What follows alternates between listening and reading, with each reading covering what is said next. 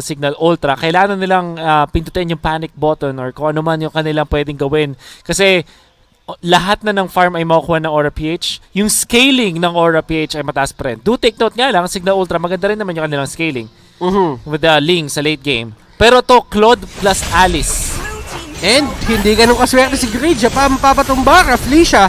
Siya naman yung pinaka-next target dito sa side ng Signal. Lord Hades blazing to it! Nahuli yung tatlo! Pero siya din ang tutumba! Aquaboy with the place! And look at this! Rhea siya ata yung next target. Felicia. Napakakunat talaga dito. Nakapag triple kill pa. Dalawang members sa side ng Signal ang buhay. While dun sa side ng Aura, isa na lang ang buhay para doon sa fight na yon. Oh, what a play coming out from Signal Ultra. Gusto ko doon yung silence ni Rhea. I think yun yung pinaka-importante ko. Bakit nga naman nakakuha ng panalo doon yung Signal Ultra. Lord Hades, nung very promising yung kanyang blazing do it. So ang ganda nung pwesto din ni Aquaboy. Ginamit niya yung terrain para mas maganda yung kanyang yung distansya na nagagawa niya away from the damage dealers ng Aura PH. Very, very crucial fight para Signal Ultra. Hindi pa tapos ang laban, sabi ni Aquaboy. I agree with you, Wolf. Ang ganda ng pasok niya doon. Kaso kasi yung problema naman doon is yung damage output. Para naka-Demon Hunter Sword ka, yes, may damage output ka pagka ganun yung senaryo. Pero kasi kailangan mo din nalalahanin na kailangan mo pa ng extra item para makalabas ng buhay sa mga ganung palagan And si Benny Cutie, ang next target ng Signal. Benny, sinubukan niya gamitin yung ultimate niya doon and it won't matter as hindi niya kakayanin i-overwhelm yung damage output na meron yung Signal Ultra. That's a very nice skill para Signal Ultra. And do take note, naka-flicker din si Benny Cutie. So yung Circling Eagle ay potent yung stun. Pwede kang gumamit ng flicker afterwards or kahit nga habang nag-Circling Eagle just to create the distance. Pero in fact na kapag na-stun ka na, dun ka na. Ang daming pang follow-up ng Signal Ultra. Tapos may silence pa na pwedeng manggaling mula kay Rhea. Kaya nakuha na kill doon kay Benny Cutie. All due fairness sa Signal Ultra. Kasi bigla no ka ng recovery. Ang liit na lang ng lamang ng Aura ngayon. And Kekedot, unang target. Binurst down siya. Ejector, stun ni Eudora. Lahat ultimate binato na. And kita nyo naman kung paano siya nag-melt. Signal Ultra, kakayanin ba nila to? Iko-contest ba nila to? It's gonna be crucial. Kailangan nila mag-decide ngayon kung anong gagawin nila kasi isa-isa silang tumutumba. Andito si Jano sa may gilid. Tignan natin kung makukuha niya ba yung kill. Hindi pinapalo ngayon ng Aura PH to. And that is going to be the Lord going to the side of Signal. Pero the punish is still there. Tatlong member ng Signal ang tumba. No, that's worth it. Kasi walang namatay sa side ng Aura PH. In fact, makakapag-push pa yung Aura dito sa may mid lane at namatay na naman si Kekedot. Kakabuhay lang din niya. Nagmamatter ba?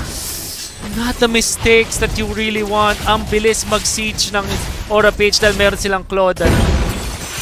Kailangan mo i-take into consideration talaga yung Claude pagka mga ganitong fight yung gusto mong hanapin Yung makukuha mo, yes, pero in terms of pushing kasi, hindi mo kakayanin yung Claude Ang bilis niyan. Ang dami din pang zone out ng Aura PH. Meron silang Barats. May threat ng ejector play. Meron kang damage ni Eudora na kapag napasama ka din talaga kahit pa sobrang taas na farm. You can see na even the back siya nasasaktan dun sa combo ng isang Eudora. Aura PH, kailangan nila humanap ng opening dito. And this is the opening na gustong-gusto nila. Imba DJ, ang baba na ng HP niya sa may pinakalikod. Janus, mahuhuli niya si Greed. Kekedot, hinahabol dito nila Claude. And hinayayakap ni JP, hinayayakap ni Hades. Benny Cutie, sumali na rin. At habang nangyari lahat yon, nangaagaw si Janus ng purple buff. Pero hindi niya makukuha yon kasi nga aware na dito yung Aura na may tao doon. A very good attempt wala sa Signal Ultra. Gusto ko yung ginawa nila na kinombo nila si Rhea with Janus. Unfortunately, yung Aura quick to respond.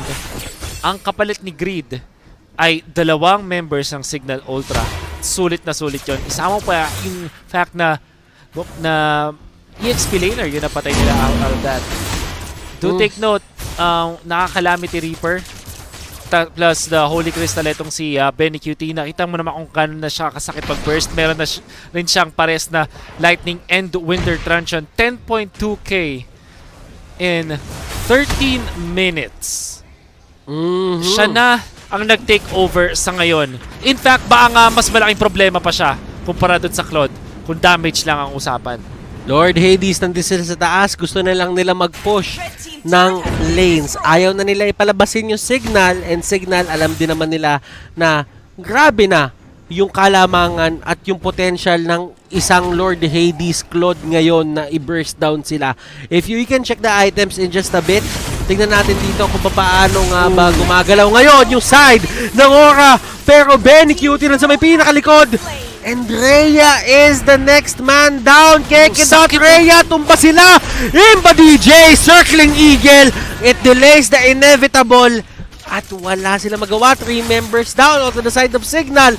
Lord Hades, gusto na ata nila tapusin to, Wolf. Ang snowball potential na ng Aura PH. Kill them or overwhelm them with damage. Yan ang pinapakita ng Aura. Magandang sumayaw yung isang Harith, yung Link kaya mang outplay. Pero kung nababurst naman ng mabilis ng Aura PH, mga members ng Signal, kahit pa yung back siya, hindi na kayang tiisin yung damage ng Aura. That's when you know that it's already trouble. Aura PH, naghintay sila ng kanilang proper timings. Hindi sila nagbigay ng mga unnecessary kills sa side ng Signal Ultra. Napakaganda na kanilang recovery sa game na to. Kekidot with the cursed helmet, dagdag lang siya dito ng extra tankiness na kailangan. And almost full items na si Lord Hades. I think Queen's Wings na yung next niya, Athena Shield for extra protection. And this is going to be a mind game para sa side ng Signal kung paano nila pipigilan dito yung side ng Aura. And I really think, Wolf, ang daming naka-rely na win conditions kay Ling at saka kay Natalia. Oo. Na kailangan nila mahuli agad dito si Lord Hades. Kasi if ever magawa nila yon, kailangan na lang nila problemahin si Benny Cutie. Oh man, a lot of problems definitely para sa Signal Ultra. And syempre yung Aura PH, masayang-masaya na sila sa mga nangyayari ngayon. In fact, pwede pa nga silang mag-chill. Hindi naman nila kailangan tapusin agad yung laban. Pwede silang magdao ng purple buff, maghintay ng Lord. They're in full control sa ngayon. Pwede na silang mag-odd potion lahat. In fact, And silang ma-ejector. And yung odd potion na yan, it can make or break you. Pero nandun sa may pinakalikod. And look at this, Aqua Boy, next target. Meron ba siyang Purify? Nagamit niya na ata. Nagamit na niya kanyang Purify. And pwede na siyang araruin dito ng Aura PH. Lahat halos ng mga members ng Aura PH ay nandun. At isang crucial kill ang pag-takedown nila sa Harith. Do take note sa ngayon, yung main source ng damage ng Signal Ultra ay nanggagaling doon pa sa Harith. Siya yung parang X-factor na makikita natin mula sa side ng Signal Ultra at kailangan nila ma-keep yung buhay ni Aqua Boy. At it's gonna be very difficult for sure. Puso kailangan pumuso talaga ng Signal I mean, kailangan nila makuha yung win na to. Yeah. And this will mean everything to them kapag makuha nila to, beating one of the best teams na nagpe-perform dito sa MPL Season 7. While on the other side, Aura naman, they need to keep their top dog status. That's right. And yung points, gusto mo talaga upper bracket Yeah, we want to as much as possible gumawa ng madaming points na lead over the third placers, which currently is Onyx PH. So, para sa Aura, napaka-crucial ng mga susunod na mga laban na nila. I mean, I think may potential pa rin talaga na mag-top 1 yung Aura PH as we can see ngayon. For Signal Ultra, ang kailangan nilang gawin ay huwag mamatay itong si Aqua Boy. And ito Aqua Boy nahuli, and Kekidot, next one down. 4 na membro para sa side ng Signal. Imba DJ, circling Eagle, talagang pinilit niya na lang yon para mapatagal ng konti. Aqua Boy, nahuli siya. At eto ang Daytona's welcome to the side of Aura. Janus, last man standing, tutumba, and this is it, Pansit. Ladies and gentlemen, the winner of the series, it's going to be Aura PH with a score of 2-1. The recovery na sana para sa side ng Signal Ultra, and even better nga lang ang reverse sweep coming out from Aura PH. In game number 1, gumamit sila ng dalawa nilang signature heroes at hindi gumana. Pero yung normal games na ginawa nila ng game 2 and game 3, na-master talaga nila. And this winning moment is brought to you by Master. Gwapong-gwapo yung plays na ginawa ng Aura PH doon. And kamuntikan for Signal. And you can see Signal is hindi, kahit sabihin natin na ang hirap ng kalagayan nila ngayon, hindi sila nagpapatinag eh. Kumbaga nakikita mo yung puso na gusto lang talaga nila mag-compete. Gusto lang nila lumaban talaga. Ang masasabi ko nga lang din sa Aura PH, mas maganda yung kanilang composure. I guess this is because of their experience. Everybody steps up and mukhang kailangan ng iban yung Barats kay Rafisha kung sino man yung team na haharap sa Aura PH in the next few games that they do have. And kailangan natin ipasa to kay Midnight para malaman natin kung anong insights na meron siya. So Midnight, the floor is yours. Niyanig at pinakabahan ng Signal Ultra ang Aura PH, ngunit sila pa rin ang nanalo sa game number 3. Welcome back to the Understand. My name is Midnight and tignan natin kung paano na i-close ng Aura PH ang game nila against Signal Ultra on game number 3. First of all, let's look at the post-game stats brought to us by Smart. Makikita natin dito si Benny Cutie bumili ng libro. Marami siyang babasahin dito. Pero ang interesting point to look at is the itemization of the Barats. Bakit? Siya ang pinaka main tank dito ng Aura PH. Looking at JP, even though siya yung main tank, the main purpose of picking up Joyd in this game is to play very aggressive. So, hindi niya magagawa yung role niya as a sustain kasi lagi siya nakalayo sa course niya. Ang gagawin lang ni Raflisha is didikitan niya si Lord Hades whenever there's an impending team fight para ma-make sure nila na hindi siya basta-basta mo-burst down ng Ling at pati na rin ng Natalia. So, very important key items here are on the Barats. Looking at the Sky Guardian's helmet, nagiging normal naman yan. Winter Truncheon into Brute Force Breastplate. Just make sure na hindi siya basta-basta mo-burst down para lang ma-maintain niya yung ginagawa niya sa team fight on sustaining the lineup of Aura PH. Pero syempre, commendable din yung ginagawa ng ibang heroes. No? Like for example, JP and Greed. Again, as I mentioned earlier, hindi nila isusustain si Claude. Ang trabaho nitong dalawang to is to make sure na itong buhay ni Natalia ay hindi ganun kadali. Kasi kapag nakita nila si Natalia, suddenly yung buhay ni Lord Hades ay madali niya. Hindi na niya kailangan bumili ng Dreadnought Armor, hindi na niya kailangan mag-adjust ng itemization. Actually, ang lupit nga ni Lord Hades. Hindi niya tinapos yung Raptor Machete. Nimble Blade lang, tapos rumekta siya ng Demon Hunter Sword. Kasi alam niya, pag dumating yung timing ng Aura PH, which is pag nag-rotate na si Ben Cutie, dapat kasali siya to supply the team fight needed to take down at least 2 heroes on the side of Signal Ultra. Makikita natin yan actually sa highlights natin, nahatid sa atin ng Smart, kung paano nilaro ng Aura PH yung pagdating ng mid-game. Again, early game, kailangan mapigilan ng Aura PH yung Natalia just to make sure na hindi ma-pressure si Lord Hades on adjusting the Claude. So, JP and Greed should play very, very aggressive against Rhea on the Natalia. Makikita naman, nagre-reflect sa score ni Rhea, no, na hindi ganun kaganda yung early game talaga niya, starting at 0-2-2.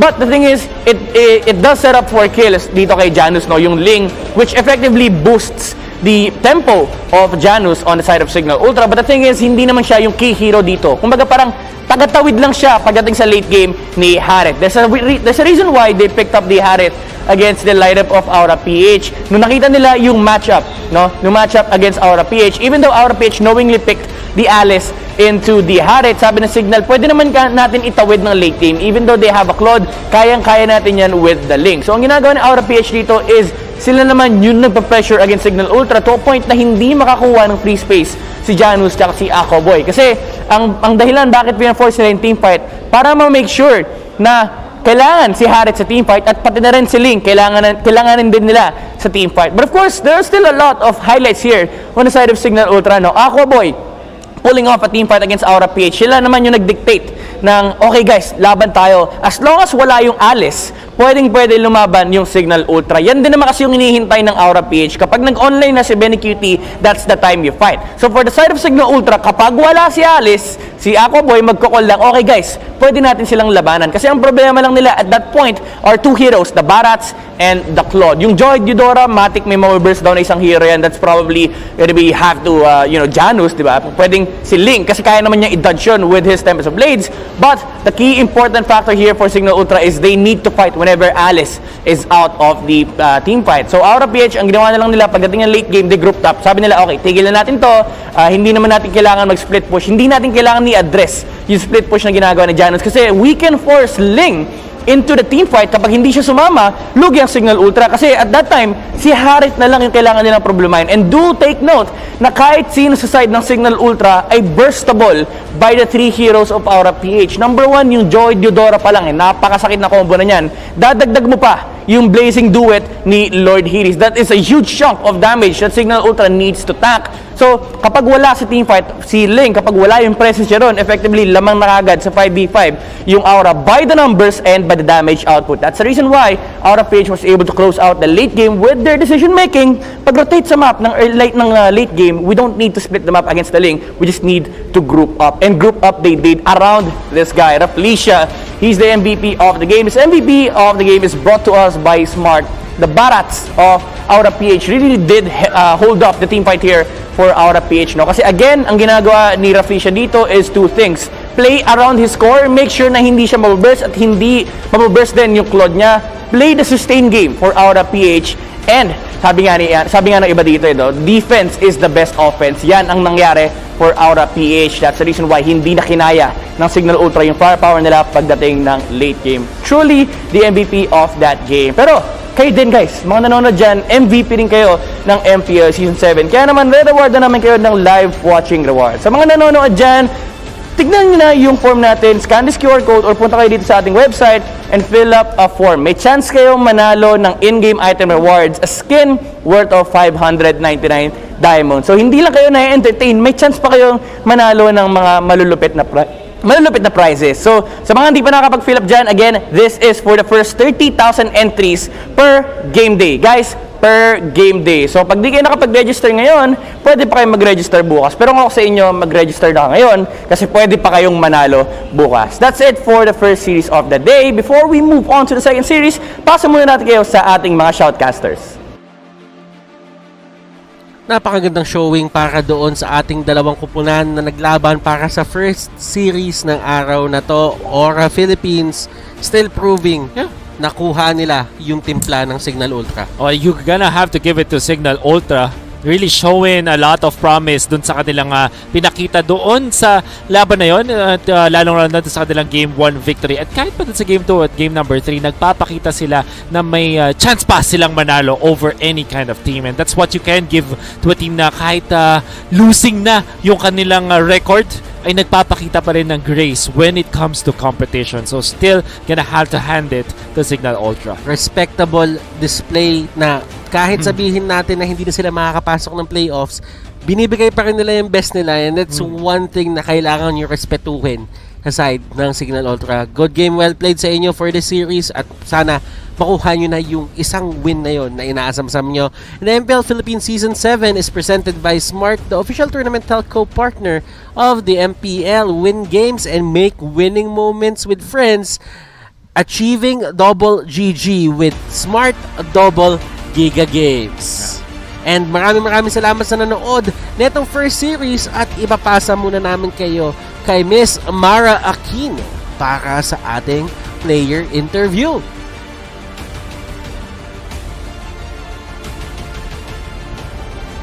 Nakakuha ng 1 puntos ang Aura Philippines para dun sa reverse sweep na ginawa nila kontra Signal Ultra, and it's now time to talk to the winning team. Benny Cutie on the phone. Hi, Benny Cutie. Congratulations! Hindi kita marinig, turn on mo yung mic mo, pero naririnig mo ako, right?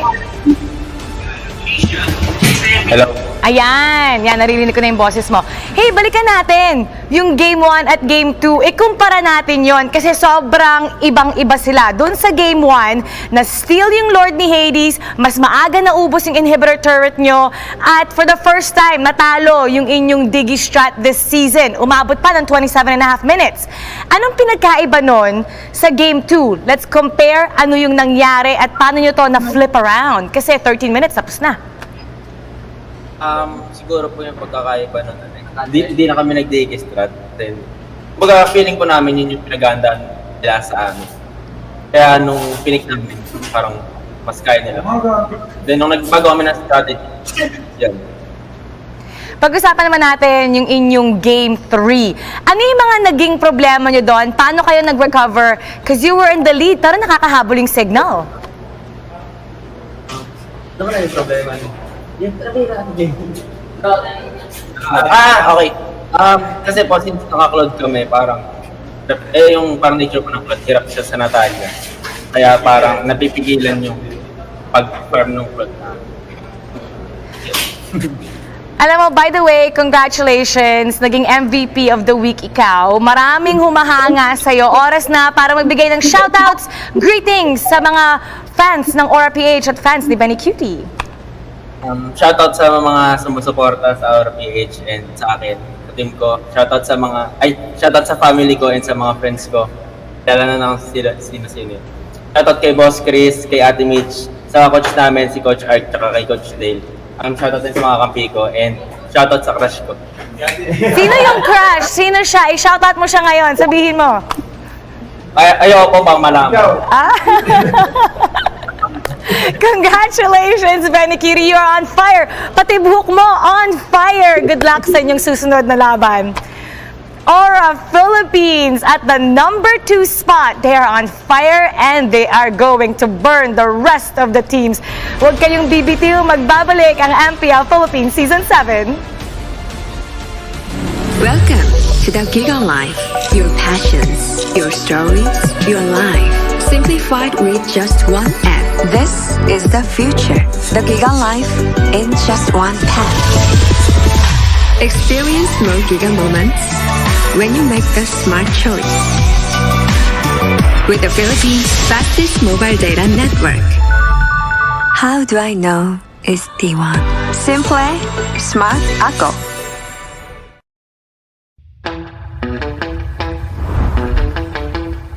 Are you keeping it real? I'm calling shotgun, wanna see my baby run.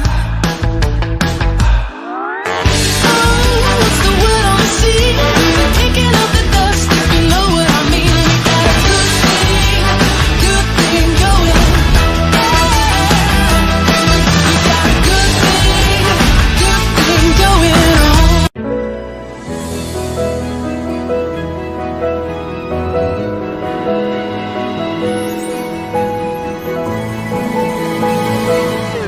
Moment na sana, pero hassle ang kati. Yung kati na yan, dahil sa dandruff yan. You need Head and Shoulders. Unlike beauty shampoos, tanggal ang dandruff that causes kati. No more hassle sa moment. Goodbye na sa kati dahil 100% dandruff-free ka. Sikreto ng mga gwapong Master Gamer? Para fresh all day, bring your clay game with Master.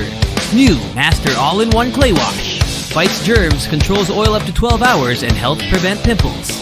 New Master All-in-One Clay Wash. Sikreto ng mga gwapo.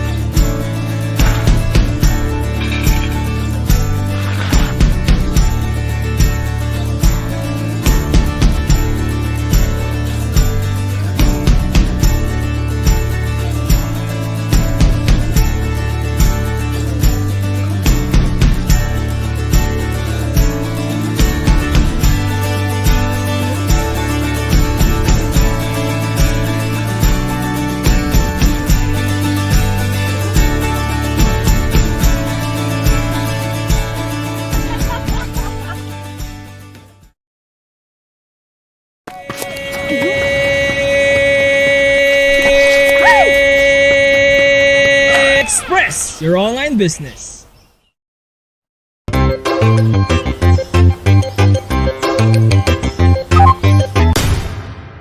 Express your online business.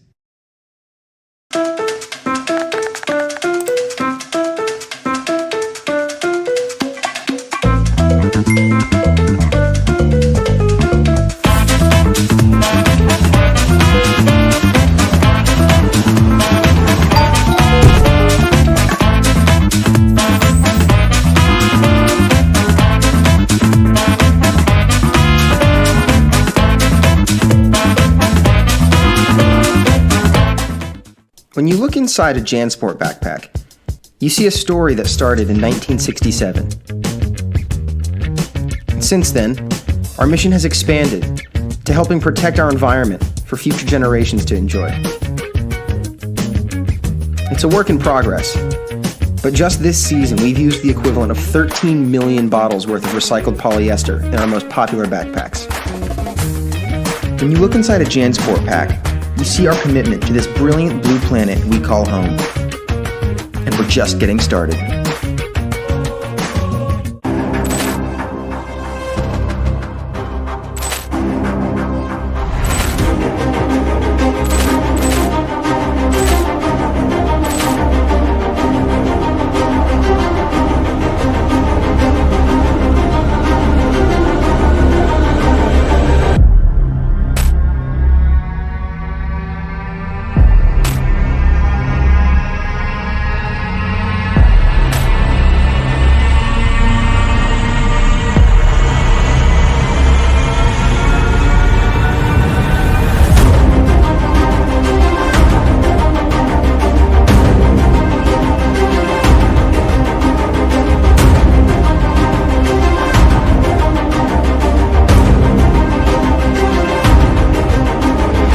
Nature is our ally, not our enemy. We rely on nature as our life support system. We are all connected. This is our opportunity for a new balance with nature. It's time to step up our game for conservation. Let's gather for a team fight. There's no other option. This is our end game. We could be the last generation to save the world. Together we can protect and conserve species and their habitat. Because together, anything is possible. Victory, victory, victory, victory, victory for nature. Together, together, together, together, together, possible.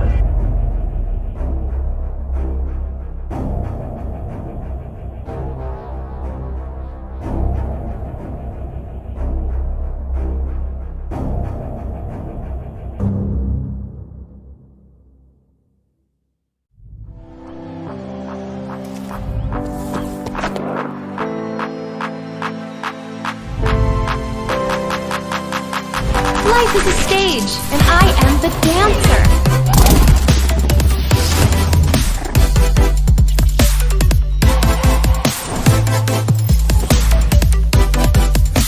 Life is too short not to dance.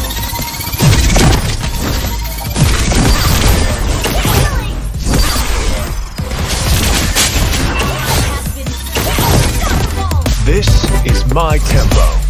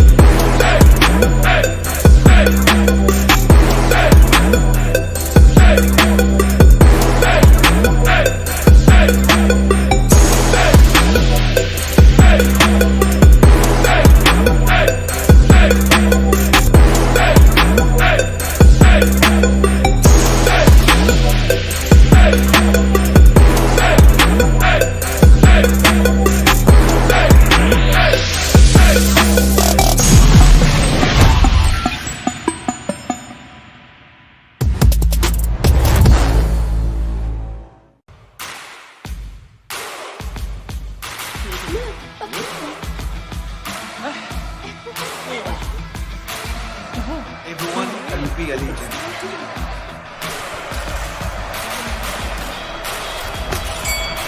I must win.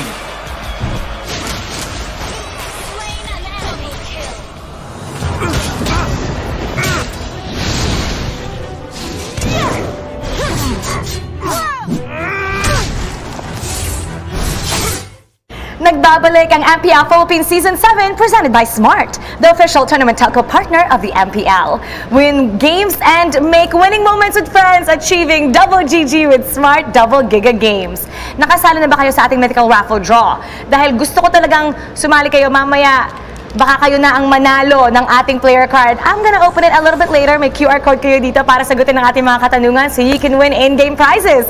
Hindi lang yan, meron din tayong live watching rewards dahil nanonood kayo. Syempre, dapat meron kayong mga regalo para sa effort nyo and for supporting MPL. So, all you have to do is scan the code first 30,000 kada game day mananalo ng ating treasure chest. At hindi lang yan, meron din tayong giveaway brought to you by Oppo A94. Experience gaming at full speed with the all-new Oppo A94. Pwede kayong manalo ng 300 diamonds. All you have to do is comment sa ating Facebook Live, how do you live your life at full speed? Gamitin ang hashtag Live Life at Full Speed at pipili kami ng mga 5 winners kada game day to win 300 diamonds. Brought to you by Oppo A94. At ito kasama ko ngayon sa panel, the hardworking at talagang sobrang talino. Nandito si Wolf and TDZ. Thank you. Hi, Wolf. Napakalupit ng introduction na yun. Parang ngayon ko lang narinig yun kahit so thank you. Thank you. Glad to be here. Yeah, that's awesome. And MPL Philippines Season 7 is presented by Smart, the official tournament telco partner of the MPL. Win games and make winning moments with friends, achieving double GG with Smart Double Giga Games.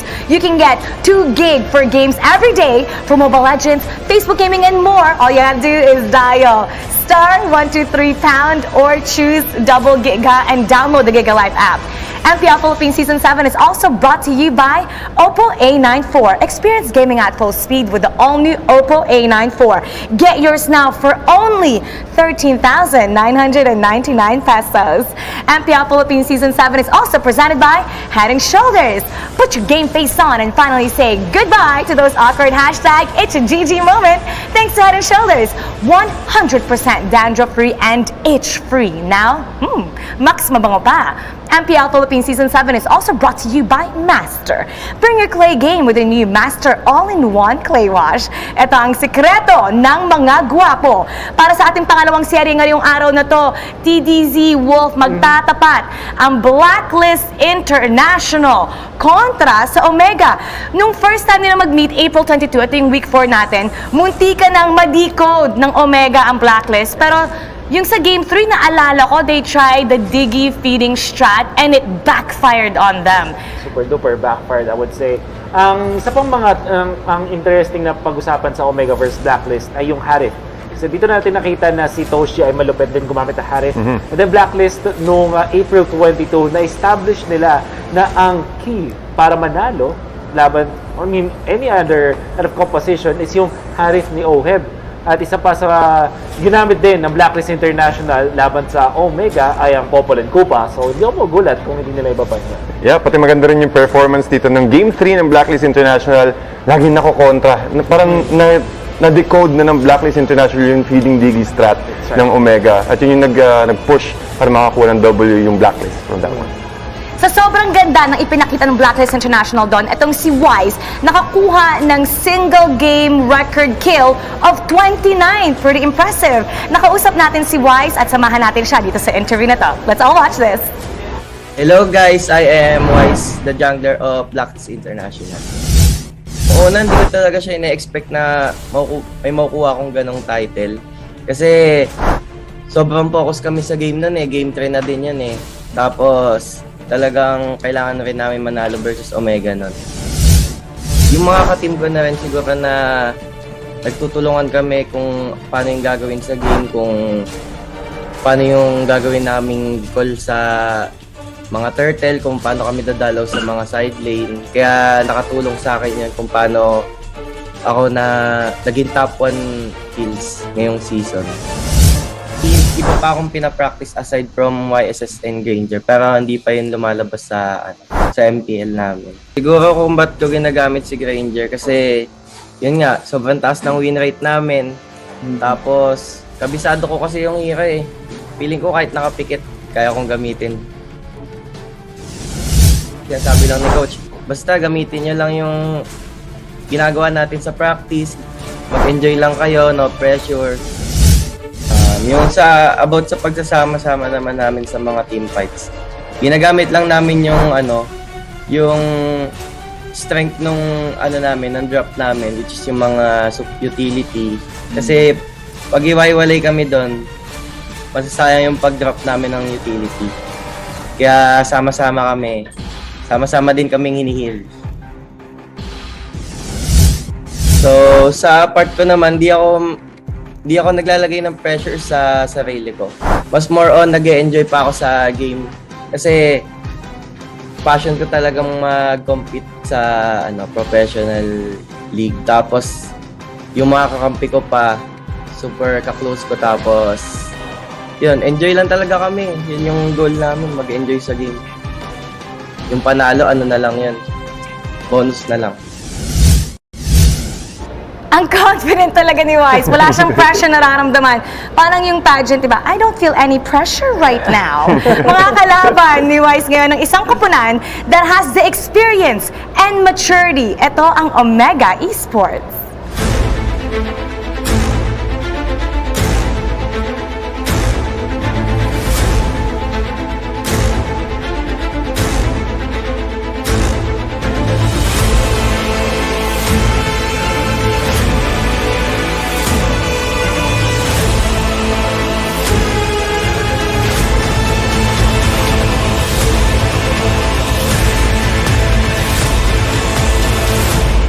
Tinignan natin yung kanilang mga previous games, Wolf TDZ, parang mas marami silang wins with Eve sa Curtizi sa kanyang Eve, plus yung kanilang geometry composition with Farsa. Beautiful! So sa tingin mo ba they need to draft around Curtizi? I wanna say, oo, tama. Kailangan nilang mag-draft around nun. Lalo na sa fact na this is Blacklist International at yung Blacklist ay magiging handa para sa kanila. Hopefully, para sa Omega Esports, hindi lang yung Eve yung kanilang handa ngayon. They can have yung mga surprising picks katulad nung nakita natin na Farsa yeah. Sa Ornate PH. Yung Jawhead na nakita natin kay Heath.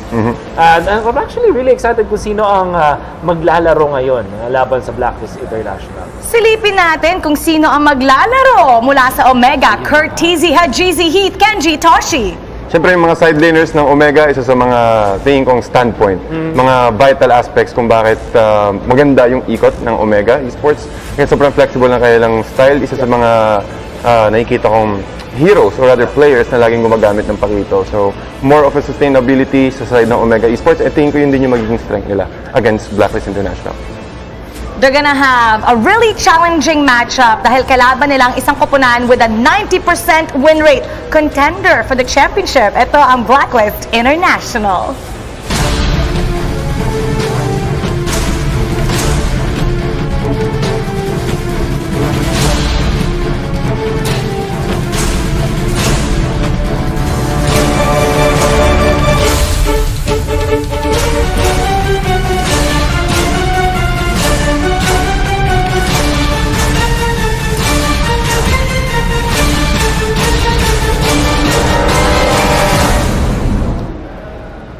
And bago magsimula, itong week na to, actually, yung Blacklist International na palagi silang nandun sa ating mga key statistics. For instance, sa KDA, number 3 si Wise, number 4 si Oheb. Sa kills, number 1 si Wise. Pagdating naman sa assist natin, number 1 and 2 si Eson and V.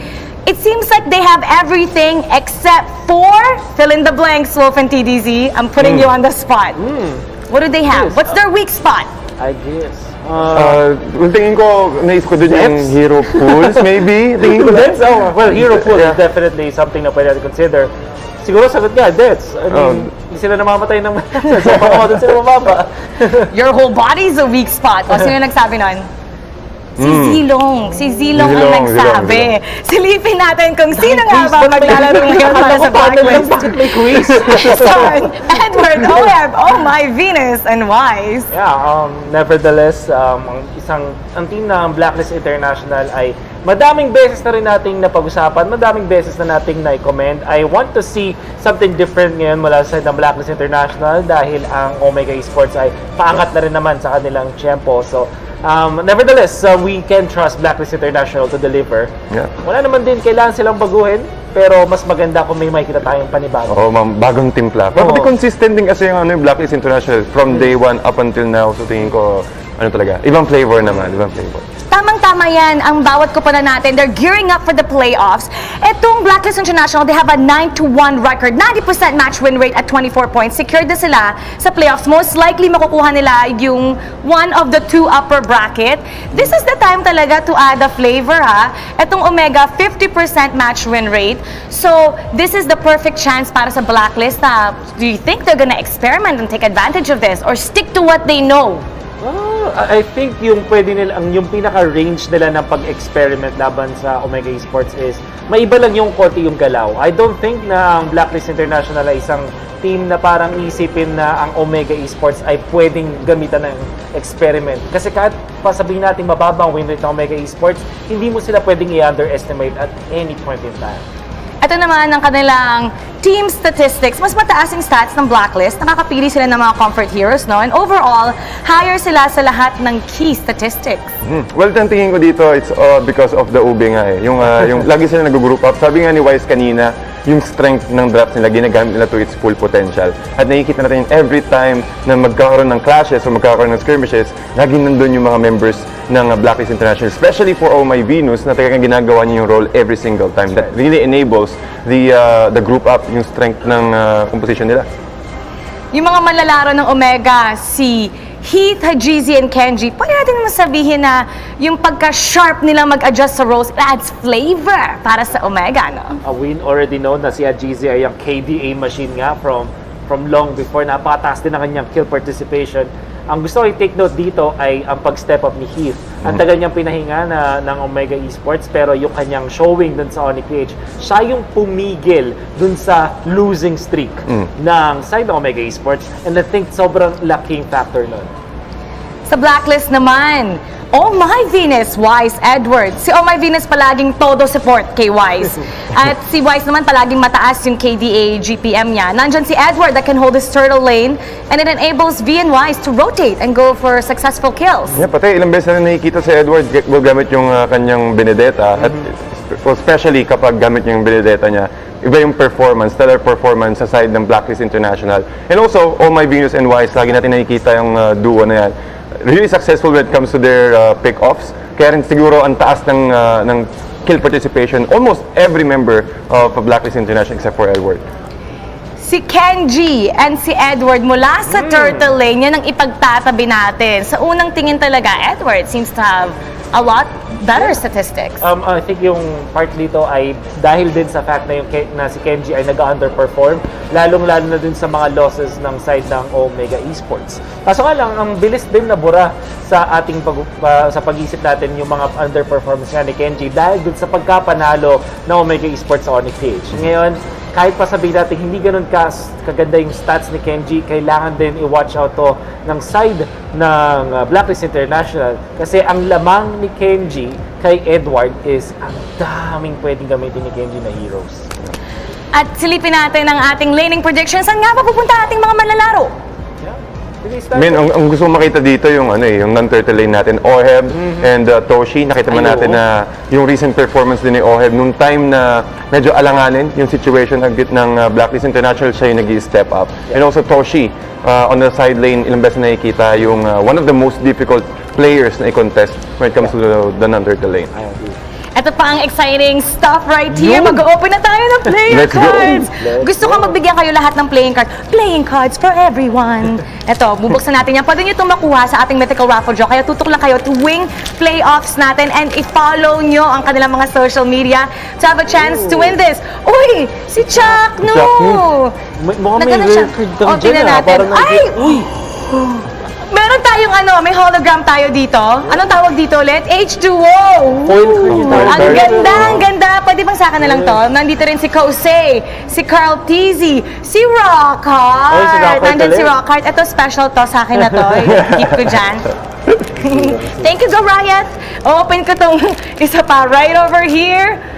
More cards. Si Heath, nandyan si Heath. Smart Omega na maglalaro ngayon. Wow, naramdaman nila. Lumabas. Is it a sign? Sign ba yun? Arms. Si 3-Mart. Isa pang tipi.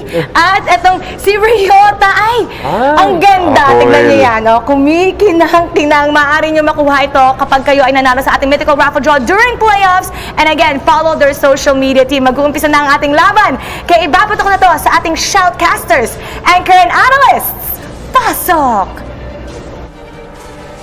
Maraming salamat, Mara and the panel. And right now, ang laban ng top 1 at top 2 dito sa ating Group B. Sino nga ba mananaig?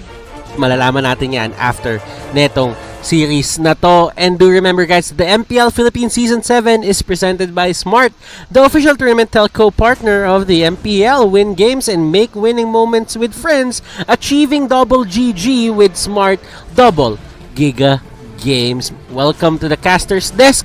Ako nga pala si Butters at ako ang inyong magiging anchor. At kasama ko naman ngayon si Rob Luna, ang inyong analyst, the body, Philippine Shoutcasting. Nabasa ko yun, Dong. Sa card yun eh. And as we continue to deal with the COVID-19 pandemic, we encourage everyone to follow the government's health and safety protocols. This includes practicing social distancing, wearing of face masks and face shields, sanitizing, proper hand washing, and staying at home as much as possible. Let's all do our part to stay safe and help stop COVID-19. Alam niyo naman, syempre, kasama ko yung The Body ngayon. So please, take care of your bodies. This draft is brought to you by Smart. Sino nga ba ang gagawa ng smart choices dito sa ating draft? Yon ang malaking tanong. And looking at the draft ngayon, Butters, Omega Esports, mapapansin mo dito, it's been targeting, of course, one of the heroes, of course, ni Oh My Venus, ang kanyang Rafaela. And hindi na rin ako magtataka if they would probably ban a Harit of Oheb or baka yung Estes ni Oh My V. Naniniwala kasi ako dito, Rob, na ang Rafaela ay isa sa mga pinaka-flexible na heroes na meron ang Blacklist International. Bakit? Nagagamit ni Venus, nagagamit ni Eson. Yun, totoo yun. And pagka binigay mo sa kanila tong hero na to, parang you are also giving them a chance to be playful enough. Kumbaga, ang daming choices doon sa mismong synergy on even chemistry of the whole Blacklist International. So, right at this point, Blacklist International, yung nagiging ban naman nila dito is somehow a little bit pag-target dito kay Heat and as well kay Curtizy. Sa mga previous matches ng Omega Esports, yung Eve, isa sa pinaka nagiging parang signature nila, nagagawa nila ng paraan in even a Farsa coming from Toshi. And right now, for the side of Blacklist International, Eve and Johed nga ang tinanggal nila, katulad ng sinabi mo, Rob. Blacklist International with the Farsa ban. Ayaw nilang makuha yan ng Omega kasi nga mahilig mag 5-man push yung Blacklist International dito. Oo, and it's a wise ban din talaga from Blacklist. Toshi has been the one who's been using this on Omega Esports squad. So right now, may choice ngayon. I mean, nakita natin sa huling series ng Omega Esports against Onyx-PH, binalik ni Heat yung kanyang Hilda. And I'm not gonna surprise kung mapipick yun. Pero of course, it's not gonna be on their first pick. Pero posible since the Matilda is already there. And this might be a Heat hero already. So ngayon, Kuya Butters, Blacklist International, parang sabi ng Omega Esports dito, okay, pumili na kayo. Ano bang gusto nyo? Pwede yung Granger ni Wise? Or pwede pa silang mag-open dito like a side lane. Even a Benedetta is still open right now. Pakito and Granger is one of the things na gusto ko sana makita from them. But they go for a curveball. Nagbato sila ng isang curveball na hindi mo in-expect. Yes. At Harith ni Oheb, nakita natin sobrang successful neto kay Oheb na hero. And syempre, Blacklist International, kung pwede kunin, Estes ni Oh My Venus. Pero hindi pa set in stone yan. Pwede din gamitin ni Eson. Pwede. And I like the 2 picks here for Blacklist International. Kung maaalala nyo mga kaibigan, during the Bren Esports game we're in, kung saan lang natalo na series ang Blacklist, naging primary ban yan ng Bren Esports. Itong Harit ni Oheb and itong Estes din as well ni Oh My Venus. So, might as well get it here on the first 2 picks. So ngayon, Omega Esports, they could potentially go for like a hero. Pwede silang kubuha rin ng Granger or a Harley. Oh! Sabi ko kanina, Butters, hindi pa kukunin agad yung Hilda. Pero sabi ng Omega, hindi, ngayon na. Nakikita ko dito, Rob, ang ginagawa ng Omega Esports since nga nag-pull ng trigger agad dito yung Blacklist International para kunin yung Harit. Ang ginawa naman nila is sabi nila, gusto nyo ng late game, gusto nyo ng mid game. Sige, ang gawin nating laro dito, bilisan natin. Harley, Hilda, Double H.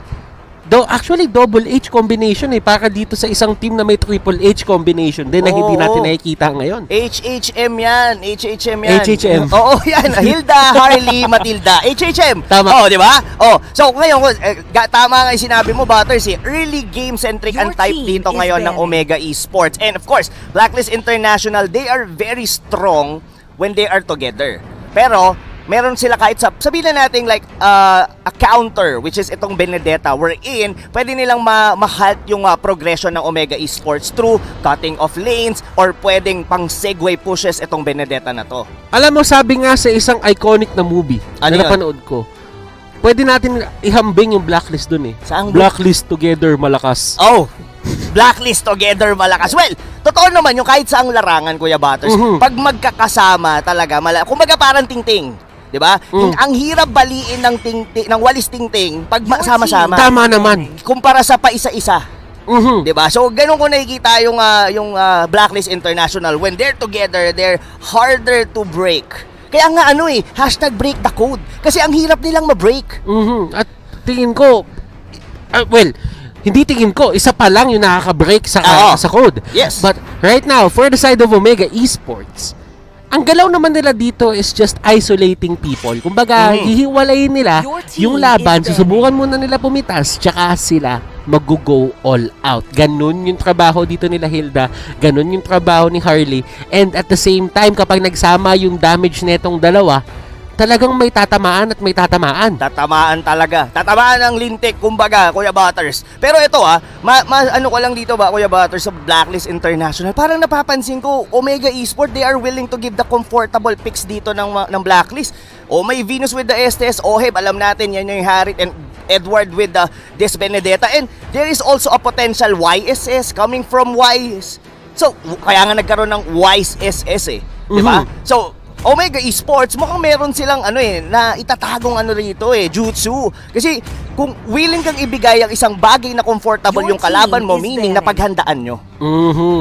Burst potential ang nakikita natin for the side of Omega Esports, and a lot of responsibility ang napupunta dito para sa Estes na kailangan na nandun siya sa area kapag may binaburst down. Kasi tatandaan mo, kapag nakita yan ng Omega Esports na naaalalayan ng Estes, ang gagawin nila naturally, is yung Estes yung susubukan nila i-burst. So, dun pumapasok yung item build na gagawin dito sa Estes na to.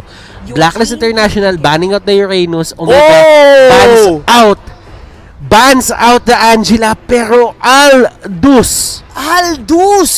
Oh my! Sakit ng suntok niya, Kuya Butters.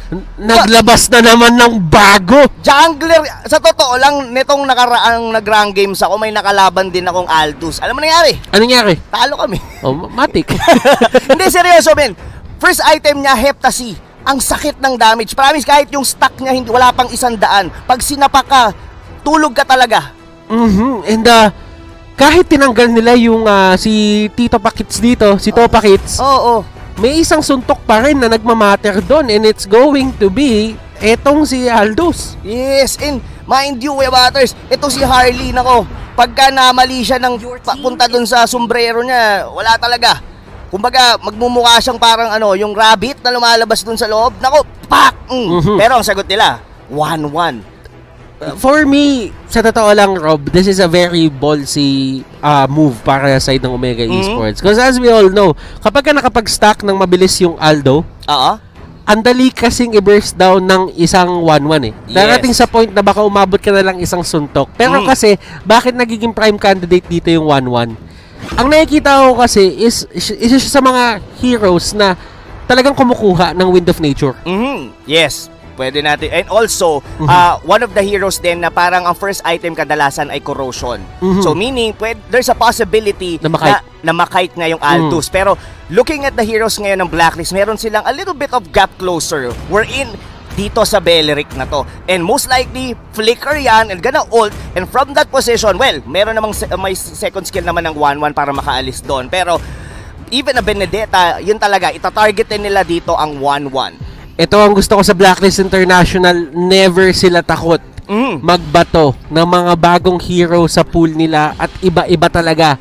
Yung iba-iba yung mindset nila sa mga heroes na to eh. Well, as for Omega, I like their draft din. Kumbaga hindi din nalalayo dun sa identity ng Omega sa ginagawa nila ngayon yung gusto nilang gawin in terms of their draft dito sa game na to. Omega Esports versus Blacklist International, game number 1. Papasok na tayo sa Celestial Palace, Rob. Butters, excited ako dito sa series na to. This is the first time here on Season 7 na makakita tayo ng Aldous. And ako ba, ito pwede natin tong i-theory craft eh. Sige, sabihin na natin 1-1 here for Omega. And syempre hindi natin pwedeng kagad yan, Kuya Butters, dahil si Toshi pa rin yan, the Marksman Lord. So, there's a point na pwede na makite niya. At there's also a possibility na magamitan niya ng crossbow of tang. Pero kasi, yung mga gap closer, meron din sila. And for sure, wala palang wala palang flicker to since jungler tong Aldous. So, hindi siya bastang makaka-jump in and sapak-sapak. So, ang gagawin niya lang, yung namamagang hotdog. Chase bait. Chase bait. Alam mo, actually, tinecheck ko nga dito yung stats in a way na parang kung paano nga ba nasi-set up ng isang Aldous yung game. And napansin ko, this is entirely new for MPL. And the last time that we've seen si Aldous na pinili was way back season 2, season 3. Season 2, season 3, ganong kalayo.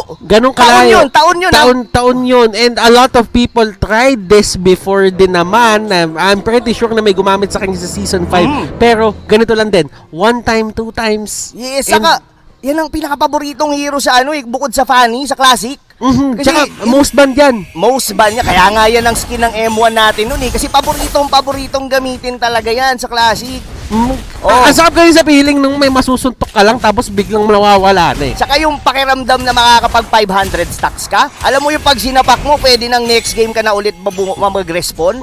Oh no. And napakaganda din kasi yung invulnerability niya in terms of physical damage. Pwede niyang gamitin yun laban kay Toshi at kay Heat syempre. Ngayon na, And ito si Heat, hindi niya mabubully out dito si Wise in terms of the jungle kasi every time gagamitin niya yung combo niya, ang gagawin ni Wise dito, i-on niya yung second skill, magiging invulnerable siya, tapos masastan pa siya pag hindi siya lumayo agad.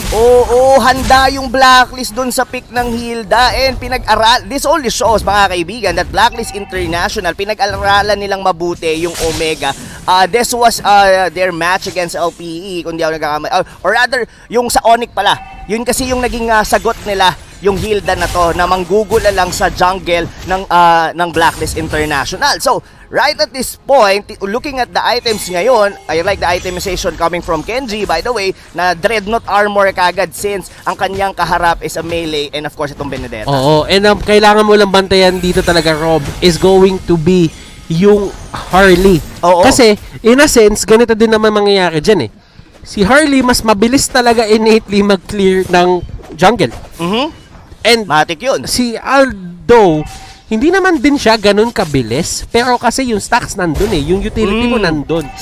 Saka scaling din kasi yung Aldo. I mean, kumbaga, taking time bomb in a sense dito ang Omega Esports. Yes, meron silang late game hero dito in the form of the 1-1 ni Toshi. Pero ang gandang huli nun para kay Haji. And lalaban na sila dito. Edward going straight for Haji. Pero si Haji, napakataas ng damage output. Tignan natin kung paano pipigilan nila Eson to. Flicker out! Slow! Para kay Oh My Venus, napilitan si Kenji gumamit ng flicker. And si Wise going straight for that purple buff. I like what Wise did. Yes, nanalo in the team fight doon yung Omega Esports. Pero look at Wise. sabi niya, wala pa naman akong gagawin as early as 2 minutes. Might as well kunin ko na lang yung purple buff. And that's, habang nangyayari yung mismong team fight. And this only show that Blacklist International know their winning condition. Omega Esports, they are on a ticking time bomb right now na kailangan nilang mag-snowball. And hindi mo hahayaan na magkaroon ng stock itong Aldous na to. And kung napapansin nyo, sinusubukan talaga nilang pigilan si Wise, pero si Heath din, hindi din talaga siya makapasok ng basta-basta lang. Kung nakita nyo dun sa baba, nakuwaan pa ni Edward ng kill yung back siya bago siya nung after niya tumumba because of that cannon. Napaka-value nung play na ginawa doon ni Edward kasi unang-una meron siyang Festival of Blood. Oo, nasustain niya rin yon and a comeback kill din with this execute. So, right at this point, in terms of score, of course, Omega Esports, pero kung titignan mo yung gold slowly, nakakalamang ngayon dito ang Omega Esports. Kailangan nilang ulit-ulitin to, Butters. Rinse and repeat. Kailangan nilang magbasag or gumuha ng mga objective against Blacklist International. Kumbaga, kailangan nilang paliitin ang mapa ngayon dito ng Aldous. Gusto ko lang itanong sa'yo, Rob, ano yung tingin mo dito sa layering ng stuns and disables na meron dito ang Blacklist? Kasi kapag na-stun nga ni Wise, pwedeng latagan ng carpet dito ng Beleric ni Eson. Ang dami. So, kumbaga, like what you've said, layering. So, sabi mo, pag stun nung skill to nung Aldous, pwedeng ilabas yung mga ugat ni Beleric. O, pagkatapos nun, meron pang slow yung Estes. So, from that position, magiging libre na para dun sa Aldous manapak-napak. Tingnan mo rito si Oh My Venus. Oh, look at that. Oh, getting a kill on Toshi. And sinimulan niya sa kanyang ultimate para matanggalan agad ng buhay dito. Si Venus, pero hindi enough ang kanyang damage. Edward, sinesecure niya etong turtle, hinahatak niya para si Wise ay pupunta na lang doon for the retribution. Pero handa ang Omega, mobility wise. Ang bilis tumakbo ng isang Hilda, ang bilis gumulong ng isang Baksha. And here comes the fight. Tignan natin dito kung pipilit pa ba ito ng Blacklist International.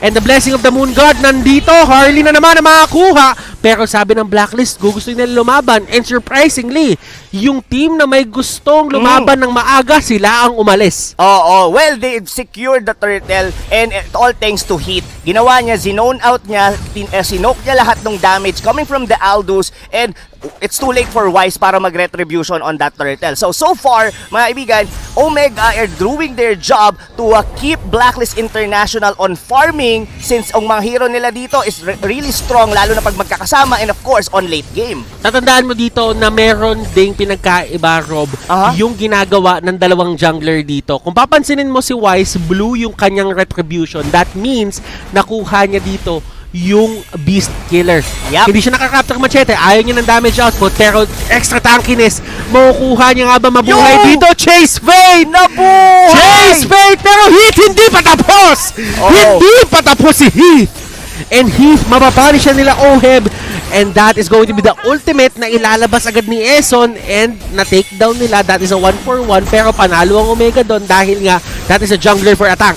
Yes, and we really thought na makakatakas na doon si Wise, and well, time na flicker in from that Hilda, getting a kill from that Aldous, and going back to sa sinabi mo, yung Beast Killer na binuo na rito ni Wise. Kung iisipin mo si Kuya Butters, hindi naman kailangan mag-build ng any attack items ang isang Aldo Kung papansinin mo, there's most likely ang susunod niyang maging item is it's either an endless battle or a Thunderbelt. Kailangan lang magpakunat ng Aldous, and from that, kaya niya nang ubusin yung mga squishy heroes dito ng Omega Esports. Napakagandang timing for Edward. Yung eye for an eye, ginamit niya doon sa may deadly magic, and saktong-sakto yun na deny niya yung kill. Ngayon, Blacklist International, hinahabol nila si Harley, and sabi ni Wise, pang-vision lang natin yan. Pang-vision, parang yung galawan din niya pagka nagwa-YSS So mukhang magko-contest sila dito, Butter, sa turtle na to, ha? Nakikita mo naman yung damage output ni Wise. Mas maganda na as compared dun sa first two turtles, and right now, nasa gitna siya dito ng madami. And Wise will get the first turtle of the game for the side of Blacklist International. Toshi dito with the crossbow of Tang. Nagbabatuhan talaga sila. Kenji, siya ang next target. Edward with a sliver of HP. Wise, hindi siya nabawasan doon. Hindi siya nabawasan, and not only that, Omega Esports, ang tina-target nila doon was actually Oh My Venus, Hit, and as well with Kenji. Talagang ang target nila yung Estes lang. Sabi ni Mamshu, pak, si alis kayo dito. Diba? Parang gano'n. So, ngayon, hindi halos nila nadikitin si Kuya Wise. And Oheb sabi niya, sige, Sige, paprotektahan ko sa si Venus. Lagi niya kami pinoprotektahan, pero ngayon ako naman. Oh! And hindi nila makuha yung kills, Rob. Ito mga kaibigan. This is, kung titignan nyo, even yung gold natin, even yung kills. Pero, in terms of map, halos kahit yung Torre, pantay pa din. Pero kasi, scaling yung Blacklist International. So, ngayon, medyo yung Omega Esports, kailangan nilang isipin ng mabuti yung approach nila ngayong mid-game. Ngayon, napakaganda ng build path or item build path na ginawa dito ng isang Aldo. Kumuha siya ng Azure Blade pero hindi niya agad binuo papuntang Endless Battle. Katulad ng sinabi mo kanina, Rob, hindi niya na kailangan ng damage output kasi nag-stack naman siya. Pero may nakita sila dito. Babalikan natin yan mamaya. Haji, ang hinahabol! Edward, nandun sa may pinakadulo at bumalik si Haji. And yun, yung isa sa mga downside ng hat-trick ng Space Escape. Kasi babalik ka lang din at telegraph lahat yan. Saka inabangan na rin siya doon ng mga members ng Blacklist International. And yeah, like what you've said, Batters, kanina, atomization dito ni Wise, nabuo niya na ngayon yung Thunderbelt. And kung isipin mo, Rob, ibig sabihin dito, hindi niya kailangan mag-isip sa mana, kailangan niya lang spam yung first skill at hindi siya mawawalan para sa stacks. And right at this point, medyo hirap ngayon ang Omega Esports and mas nagiging komportable na ngayon ang Blacklist International in even invading the jungle of Omega right now. So, at least, ito Boya Butters, pag nabasag tong outer turret sa gitna ng Omega, mukhang delikado na sila rito. Napakaganda ng huli galing kay Eso, nahuli agad nila si Kenji, pero Matilda with the utility para makapag-dash out. Si Heath, nahuling nila dito sa may gilid. Oh my Venus! Siya talaga yung main target pero hindi talaga makapasok, hindi makabreak ng line yung Omega. Ang hirapan nito, Butters. I mean, nawawala na ng value yung Hilda ngayon ng Omega Esports. It's all about the vision. Nakikita niya kung saan gumagalaw rito yung Blacklist, but we are already in the point of the game na puro sama-sama. But this is a good pickup if they could be able to get Oh My Venus. Oh My Venus with the sliver of HP. Makakatakas ba siya? Yes, makakatakas siya! Eston with a 3-man ultimate! Huling! Curtizi! Ito siya ang tutumba. Toshi dito lumalaban. Crossbow of Tang. Eto, kinasanap. And nandun sa may pinakadulo, Wise, Chase, Faithful, huli si Harley. And tignan mo yung damage output niya. Wala siyang invulnerability at makukuha ni Kenji at ni Toshi yung kill doon kay Wise. But the thing is, buhay si Oheb. Buhay si Oheb, and not that only that, even Toshi. Look at here on the instant replay that brought to you by Oppo A94. Nagsimula na atakihin nila rito si Oh My Venus, hindi sila naging successful. So right at this point, namatay ka agad dito si Hit. Pero ang nangyari kasi dito, Kuya Butters, nag-overextend yung Blacklist Internationals dahil buhay pa yung outer turret dito sa gitna kaya mas naging madali yung pag-kite dito ni Toshi. And look at that crossbow of Tang, naka-double kill pa on the backlane at na-kite na lang nila dito si Wise. Before pa lahat ng shenanigans na to, Rob, na mga side lane sustain, side lane duelists, tatandaan mo na si Toshi is one of the best marksman player na nakita natin dito sa MPL. And eto, nagagamit niya ulit sila 1-1, nagagamit niya ulit yung mga Claude, and it's time for Toshi to shine. And eto yung nagiging problema para sa side ng Blacklist. Hindi nila mapasok ngayon dito si Toshi. Is actually having a good time and even a positioning as well. So, medyo kailangan maging mindful ng Blacklist International. Yes, meron silang solid damager dito coming from the Aldous, pero kung hindi naman madikitan ni Wise, that's a different story. Yun yung pinakasagot talaga nila sa slow ni Oh My Venus, yung dash out ni Matilda. Kaya nila i-bail out lagi si Heath. Kaya hindi rin sila masyado nag-iisip in terms of face checking. Eso, nakahuli ng 4 sa kanyang ultimate. Haji, pumasok siya dito. Sinusubukan talaga kunin yung kill kay Eson. Pero sa lahat ng binato yung resources, isang hilang ang katapat. Pagka nandyan si Oh My Venus. Ang tanky na rin talaga nung Beleric. Omega Esports were the one who actually initiated. Pagtama nung Shield of Unity ni Kenji, sinubukan nilang ma-pick off doon yung Beleric. Kaso, grabe yung kunan. Ang maganda pa dito, no, para sa side ng Blacklist International, pwedeng humiwalay lang si Wise. Kasi pwede naman niyang gamitin yung namamagang hotdog para sumama sa laban So, pero kung isipin mo, pwede rin yun maging double-edged sword. Paano kung siya naman bigla yung sugurin, tapos mag-isa lang siya doon? And right now, Rob, kung nakikita mo yung itemization dito ng 1-1, napaka-importante. Wind of Nature, naka-Deadly Blade, may DHS, so talaga yung damage output niya makatinayan. Pero kung titignan mo yung ginagawa ni Wise, Thunderbelt, Brute Force Breastplate, naka-mask. Extra movement speed yan na kaya mong gamitin anytime na off cooldown. Saka tatapang ka dyan, Kuya Ters. Bakit? Courage mask Courageous mask yan tama naman. di ba? Tignan mo si Kuya Eson, mask.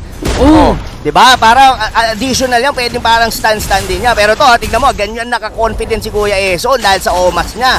Ang ganda ng ginagawa ng Blacklist International dito in terms of utilizing the mask. Tatandaan nyo, yung mga mask na to, may iba't ibang utility. Yes. Yung mask, kailangan mo masapak ng ilang beses yung kalaban para ma-stun mo siya. Edward, tinamaan ng Deadly Magic, pero it won't matter, hindi siya tutumba dyan. At yun, yung ginagawa ngayon ng Blacklist International. They're banking on the fact na infinitely scaling ang isang Aldo. Yes, and to the point na pwede siyang umabot to a maximum of 500 stocks. Ikaw, Butters, isang mabilis na predict, ilan na kaya ang stock ni Kuya Wise ngayon? Ako, naniniwala ako, nasa 300 something 300 something? Ikaw? Pwede, kasi ang dami niya na rin nabasag ng mga tore, plus 10 yun mind you pag nakakalasit ka ng tore. Tapos nakakuha pa siya, yung turtle nakuha niya ng retribution, pero right at this point, medyo maingat yung dalawang teams natin, and heavily favored ngayon, medyo lumamang na ng at least 2,000 gold, pero ngayon it's all about positioning, Rob. Kung napapansin mo, yung dalawang teams dito hindi talaga nag-hold back in terms of just securing yung mga brushes, yung mga bushes na yan. Kasi napaka-importante nga ng pwestuhan ngayon. Kasi if ever makita ng Blacklist International na may nakahiwalay, automatic tatalon doon si Wise. Exactly. And kung papansinin mo yung draft ng Omega dito, wala silang like a hard crowd control that could be able to get someone and burst down. Meron sila, yes, circling eagle, pero wala sila yung exact na burst Kumbaga, kailangan pa nilang papanapanain muna ni Toshi. Pero look at this on the top lane. They're going for Wise right now. Ayun! Hindi pa kasama. Oy! Oy! Nabura! Ganon! Binura! Ito, hinilo. Round 2. Pak! Kotong. Tumakbo yung gulong. Ito na si Oheb. Ginamit na yung Zaman Force. Fertizi caught in between. Caught in the middle. Genji, isama mo na yung slow ni Oh My Venus. Enchanted Talisman. And the concentrated energy coming out from Blacklist International. Heath, Toshi, silang dalawa na lang. Edward, sumama na rin. Looks like this might be it, Kuya Butters. Pero kaya pang depensahan to ng Omega Esports. Toshi, kailangan nila mag-regen dito. Now, clear pa naman ng Omega with hit, pero may minion wave pang parating sa top at sa mid. Butters, kaya pa ba? At hindi na ata kakayanin, nag-lock na sa turret. Dito ang Blacklist International, and good luck sa mga rank games yung mamaya. This winning moment is brought to you by Oppo A94. First pick, Aldous sa rank games, Matic. Sabi ni Kuya Wise, kayang-kaya. Tingnan mo, nakita mo yung ginagawa ni Kuya Wise. Sinasabak niya ngayon yung unan. Ganon katindi yung Aldous ni Kuya Wise. And ginamit nila yung stacking potential ng isang Aldo. At yung Aldo na yon, kahit hindi siya binilad ng ni isang damage item, nagpakunat lang siya para hindi siya ma-takedown ng 1-1. Ayun, nag-stack. Naramdaman natin, sinubukan nilang igang si Wise. There's a potential. Kumbaga, hindi siya makakapag-ultimate para makapunta sa, kumbaga, sama-sama doon yung Omega. Kaso, paano nyo gagawin, paano nyo ipipick off ang isang Aldous na puro tank item? Tapos the only damage ay nanggagaling from the stack itself. Tapos umabot pa doon yung mga tropa, of course, ng Blacklist International, to the point na halos na wipe out nila ang Omega. And that is technically a throwback doon sa mga early seasons natin. Ang Aldo, Harley matchup talaga hindi nag-work sa favor ng Harley kapag nag-late game na. Bato na natin to kay Midnight para malaman na natin yung kanyang insight.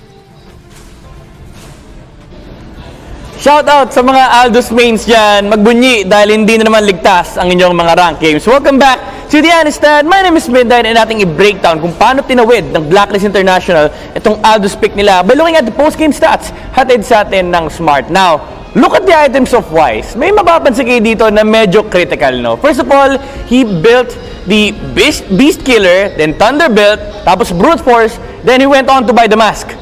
Something na medyo hindi ginagawa ng mga junglers. Actually, hindi talaga ginagawa ng mga junglers yan. Kasi the main point of being a jungler is to get the farm priority. Ikaw dapat yung pinapanelan ng gold ng mga kape mo. Pero sabi ng Blacklist International, isa lang din naman kasi talaga ang kailangan ng Aldous. Stacks lang. So, medyo nag-make sense yung Courage Mask. Kasi, essentially, hindi naman siya sasama sa kampe niya. Meron naman siyang ultimate or yung Chase Fate to join the team fights. So ang kailangan gawin ng Blacklist International dito is sustain with the 4 heroes that they have. Tapos pakunatin lang nila si Aldous dito habang kumukuha siya ng stocks. And the thing is, the lineup of Omega Esports, they don't take objectives that well. Even though meron silang 1-1 dito, it's for the late game. Yes, meron silang heal that to provide the vision, but their heroes don't take objectives that well, especially against the lineup of Omega Esports because of the presence of the Benedetta. Saan yun? Ayun.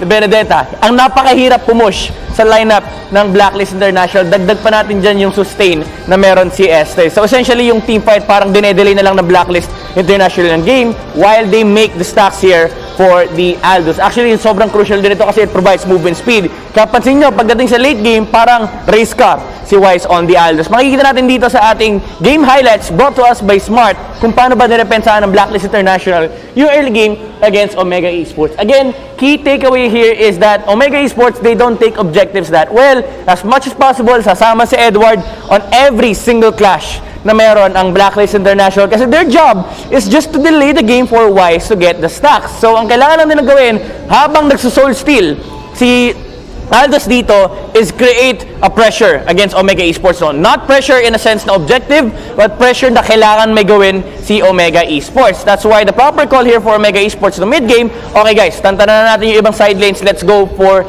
the Aldous kills. Pero napakahirap ng gawin yan kasi napakaraming ang sustain from Blacklist International. Heath, even using the flicker just to secure the kill, no? Kasi alam nila kailangan nilang gawin to against Blacklist. Pero may isa pang problem, no? May underlying problem pa yung Blacklist International, the presence of the Harith on the side of Blacklist. So, si Oheb, again, the key idea here is to team fight every single time against Omega Esports. It's just to delay. Hindi sila nag-hope manalo sa team fight. No? Of course, nag-hope sila manalo, but the main plan is to win and to get the stacks here for the Aldous. Paulit-ulit lang yan, sustain lang nila yung team fight, lalaban sila as 5, tapos hihiwalay lang si Aldous. So dito na nag-make sense yung mask pickup ni Wise, no? It gives movement speed. Kapag kasama mo yung kampi mo, sa kanila yung gold and XP. Kapag mas mababa yung gold mo compared to them. So parang ang nasa mentality ng Blacklist dito is talagang kunin lang natin yung damage output. And you don't need damage items on the Aldous with this kind of playstyle, no? As long as you're getting stacks, you are dealing damage during these team fights. Pero Omega Esports, of course, they still managed to hold on to some team fights against Blacklist International on the back of 1-1 or Toshi's play on the 1-1. But then again, the amount of sustain on the late game is really too much to handle, no? Nagpatong na yung Oracle regen, pati na rin yung shield na kukuha niya. Dagdag pa natin yung shield from the Aegis, tapos yung sustain ni Estes. Literally unkillable si Aldous at that point. And after that, sabi ng Blacklist, tama na, tigilin natin to, baka maparami pa lalo yung mga Aldous mains, and they ended up taking the game in a dominant fashion by 15 minutes in on the back of a new meta Aldous 100% win rate. Kaya naman si Wise ang ating MVP. This MVP of the game is brought to us by Smart. KDA of 335. Damage left medyo mababa, no, for an Aldous, pero okay lang. It's to secure lang naman the damage output on the clashes. Hindi naman all the time part ka ng team fight here for Blacklist International. Kaya medyo mababa din yung kill participation. Pero the damage taken, 73,299. Yan yung factor na sustain items lang yung binili na Wise dito. Beast Killer, Thunderbelt, Brute Force Breastplate, just to make sure na kaya mong mag-deliver ng punches on the clashes. Napakalupit na pinakita sa atin ng Blacklist International, pero may isa pang malupit na pinapakita ang ating tournament, the live watching rewards. So, sa mga nanonood dyan, nag-enjoy na kayo ng game, meron pa kayong chance manalo ng mga in-game rewards. All you need to do is scan this QR code or punta kayo sa website natin, fill up nyo yung form, and if you are one of the first 30,000 entries of the day, guys, remember, every game day, 30,000, may chance kayo manalo ng in-game item rewards. Huwag natin paragalin pa, let's move on to game number 2 as we throw you back to our casters. Maraming salamat, Midnight, dun sa insight na pinakita mo, and wow, oh wow, Aldo, ginamit na sa MPL. Congrats. Congrats. Kumbaga, mamaya sa ranking, wag na kayo magtaka, guys, pag may mga pumik ng Aldous. May nabasa nga ako, nagbasa ako ng mabilis sa mga comment. Galit daw si Kuya Wise, dito kasi na-pick yung Granger niya ng answer. Sabi, di ba, usually kasi pag sa, di ba ganun, guys, makaka-relate dito yung mga mahilig sa rank game. Pag di nila na-pick yung hero nila, wala. It's either Mia or Aldous. Mga ganyan. It makes perfect sense sa akin eh. Kasi sa totoo lang, Rob, kung iisipin mo pwede kang bumili ng Oracle. Pwede mong pakunatin yung sarili mo. And kapag ka nandun si Venus sa paligid mo, parang lahat ng ibabato sa'yo ng Omega, Yes. kayang i-heal ni Venus. Oo, saka gets ko yung idea nung ginawa ng Omega Esports kanina to target Venus. Kaso hindi enough yung damage. There was two. That was Hilda and as well the Baksha. And of course, pwede mong the skill 2 of the Hilda, yung tatlong proc noon, tapos pwede mong spaman ng Shield of Fate. Pero hindi enough yung damage yun kasi ina-out-sustain lang sila nung Estes eh. And this draft is brought to you by Smart. Makakita ba tayo ng isang pick Oo. or cheese pick na naman galing sa Blacklist International Omega Esports. They still ban out the Rafaela, while for Blacklist, Selena ang tinanggal nila. Oo, ngayon kung papansinin mo ngayon dito yung Omega Esports, para yung draft ng Blacklist International, kahit pinag-aralan mo lahat ng mga naging games nila dito sa MPL, ang hirap i-anticipate doon eh. Aldous. Well, Beleric nagagamit siya sa ibang region na like Indonesia, kadalasan siyang nagagamit. Pero that Aldous pick, na pag-aralan, sabihin na natin na practice yon ng Blacklist International, pero you wouldn't anticipate na ipipick nila yon dito. Kasi Rob, nakikita ko ngayon sa social media, ang pinag-uusapan lagi pagka Blacklist International ang usapan. Oh, yan, magusto ko yan. Is parang lagi na lang ganun yung ginagamit nilang strategy. Pati yung kay Y, sabi nila, ang hero lang daw ni Kuya Wais, YSS, saka Granger. Kayo ngayon? Ang akin naman, hindi ko naman pinapamukha sa kanila na ganun nga. Hindi. Pero, ang sinasabi ko lang dito is, merong isang strategy ang Blacklist International. That's for sure. Pero, the way that they play, yung heroes na kaya nilang gamitin, hindi limited. Totoo yan. Meron nga ako nakitang, hindi ko alam kung meme yun like a photo, parang iceberg. Kumbaga, ang nakikita lang daw nating hero is the tip of the iceberg ni Kuya Wais. Pero kung titignan mo sa ilalim ng dagat, malalim. Hindi lang kasi ganito yung Kuya Butters eh. Bakit mo papalitan yung hero mo kung di naman kayo natatalo? So guys, always remember, pati kaming mga casters, analysts at hosts, nakatutok din kami sa social media sa mga bagay na sinasabi nyo. And kasali din kami doon sa mga grupo ng mga favorite team nyo. Oo, totoo. Well, we are definitely a fan of each and every team and each and every player. So, pinaka the best, follow nyo na kami. Follow nyo din yung mga teams. Lahat ng team sa MPL deserve yan, i-follow nyo. Yes. But right now, let's focus on the draft, Rob, kasi matatapos na yung first phase ng banning natin. That's Selena, the Uranus, and the Eve. On the side of Omega Esports naman, it's still the same bans from game number 1. Meron silang Rafaela, meron silang Diggy, at dito ba magbabago sa third pick yung ban nila? Kasi pwede nila iban yung Estes dito eh. Pwede. And kumbaga gugustuhin ko na iba nila rito yung Estes pero Benedetta. Naging problema rin sa kanila yung Benedetta ni Edward kanina. So right now, Blacklist International, they have a choice in between. Well, kung gusto nila, kasi at this point kasi in terms of ito kasi the battle of the upper brackets to eh, and secured na ang upper bracket position ng Blacklist International. Most of the time you would see a Blacklist International, they might want to get yung hero kagad ni Wise, wherein a Granger or even a Paquito dito ni Edward. Pero at this point parang they could play it a little bit soft. Sabihin na natin magiging playful sila dito sa kanilang draft. Blacklist International, nasa kanila ang bola dun sa pinakaunang power pick. Pero tignan mo si Kuya Curtis, napapangiti siya rito. Kuya Butters, may something silang naisip bigla eh. Estes pa rin. Ang difference nga lang ngayon, Rob, is walang Farsa ban. So, pwede mapunish ng Omega dito yung kumpul-kumpul mechanic na ginagawa lagi ng Blacklist International. Pwedeng Granger Farsa na kagad, no? Para talagang balagbagan in terms of damage. Kung isipin mo, ano na magiging sagot doon ng Blacklist International just in case na gano'n ang maging pick ng Omega rito? At pinakauna kinuha ng Omega dito, tignan mo si Eson, nagtitiktok na. Oo nga, no? And, pero napik na kanina eh. If I'm not mistaken, narinig ko si Parse. Pero the teams are definitely taking their time. Jawhead! Is this the Farsa in the Jawhead para sa side ng Omega Esports?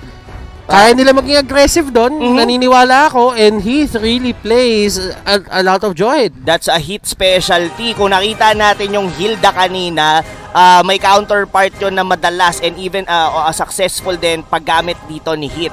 So, medyo na-delay lang dito yung ating graphics and pwede natin sigurong isipan dito now since Blacklist International already secured their este. So, masasabi natin dito, this draft that they are trying to do is more on a team fight centric lineup. Like, pwede na nating like a mid-game.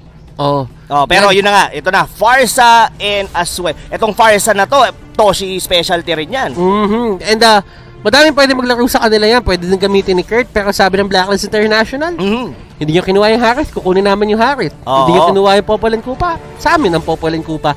And Popol and Kupa is strong against heroes na yung mga pure tanks, yung talagang puristang tank talaga na katulad ni Johed. Oo. Kasi yan yung nangangat-gat eh. Kumbaga, hindi kanya kaya i-take down, pero kaya niya pababain yung buhay mo. And sa hindi mo napapansin, kaka-face check mo at kakangat-gat niya, kailangan mo na umuwi. Totoo. Most likely si Kupa ni Popol talagang naka-target lang dito, especially dito sa Johed na to. And well, hindi naman na ginagawa ngayon ng mga Johed yung naging invade tapos binabato-bato yung mga buffs. Pero for sure, like what you've said, Butters, nakatutok sa kanya ang Popol and Kupa. Pero looking at the first 3 draft ngayon dito ng Omega Esports, they are, kumbaga, in terms of arsenal, heavy nuke yung meron sila. Death Sonata, Feathered Airstrike, and ngayon, at this point, tinatanggal na lang nila dito yung mga sustain heroes na pwedeng gamitin dito ng Blacklist International. Or rather, heroes na ginagamit dito ni Edward. I'm not gonna be surprised kung tatanggalan pa nila dito ng Lapu-Lapu si Edward. Ngayon, burst potential, I agree with you, Rob, nandito sa side ng Omega Esports. Yes.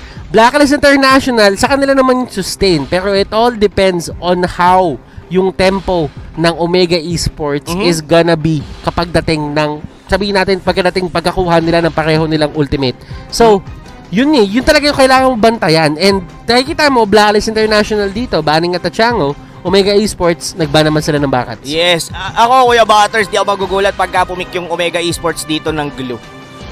Kasi they are one of the teams, aside from Signal Ultra, na gumagamit ng glue. And looking here sa mga hero ng Omega, nakita na natin here, of course, GC on the Granger, hit on this Johed and Toshi dito sa ano. So, ano pa ba ang mga kulang? It's gonna be Crit Easy on the mid, possible. Pwede siyang gumamit ng possible Lunox or anything na pwedeng sumabay sa gitna. That's one of the reason bakit ang mga ban ng Blacklist International is Louie and Chango. Kasi it's a courtesy hero na yung kukunin nila. But, as for Kenji, ang dawak pa ng kanyang pwedeng mga gamitin. He could potentially pick up a Baksha once again. Pwede pa rin naman siyang pumik dito ng glue.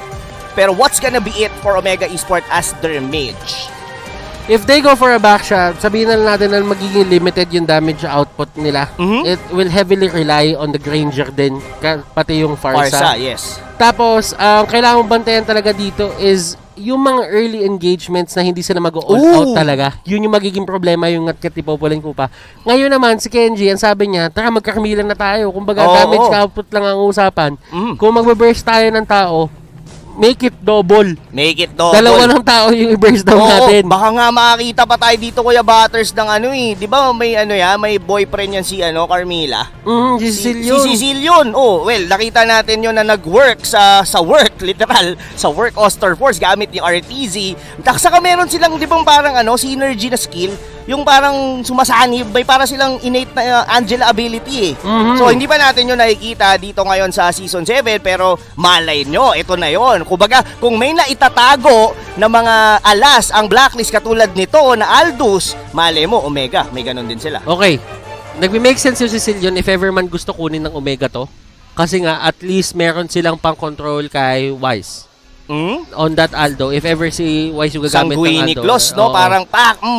Tapos kaya nila i-burst down eh. Kumbaga, kung si Aldo, pareho lang siya ng isang Sicilian na nag-stack din yung Sicilian at lumalakas din kapag late game. Ang problema nga lang, if kukuha sila ng Sicilian dito, automatically, wala kasi yung priority sa Sicilian. Totoo. Saka it's a little bit squishy on the part of Omega Esports if ever they would like to take that route. Saka kasi kayang talunan ni Aldo din yun eh. Oo, yung namamagang hotdog, diretso lang yun doon kay Cecilio. Call me Nostrarobmus. Sabi ko sa'yo, Kuya Ters ito yung Vampira Gaming. Nag-all out sila dito and this is going to be very interesting.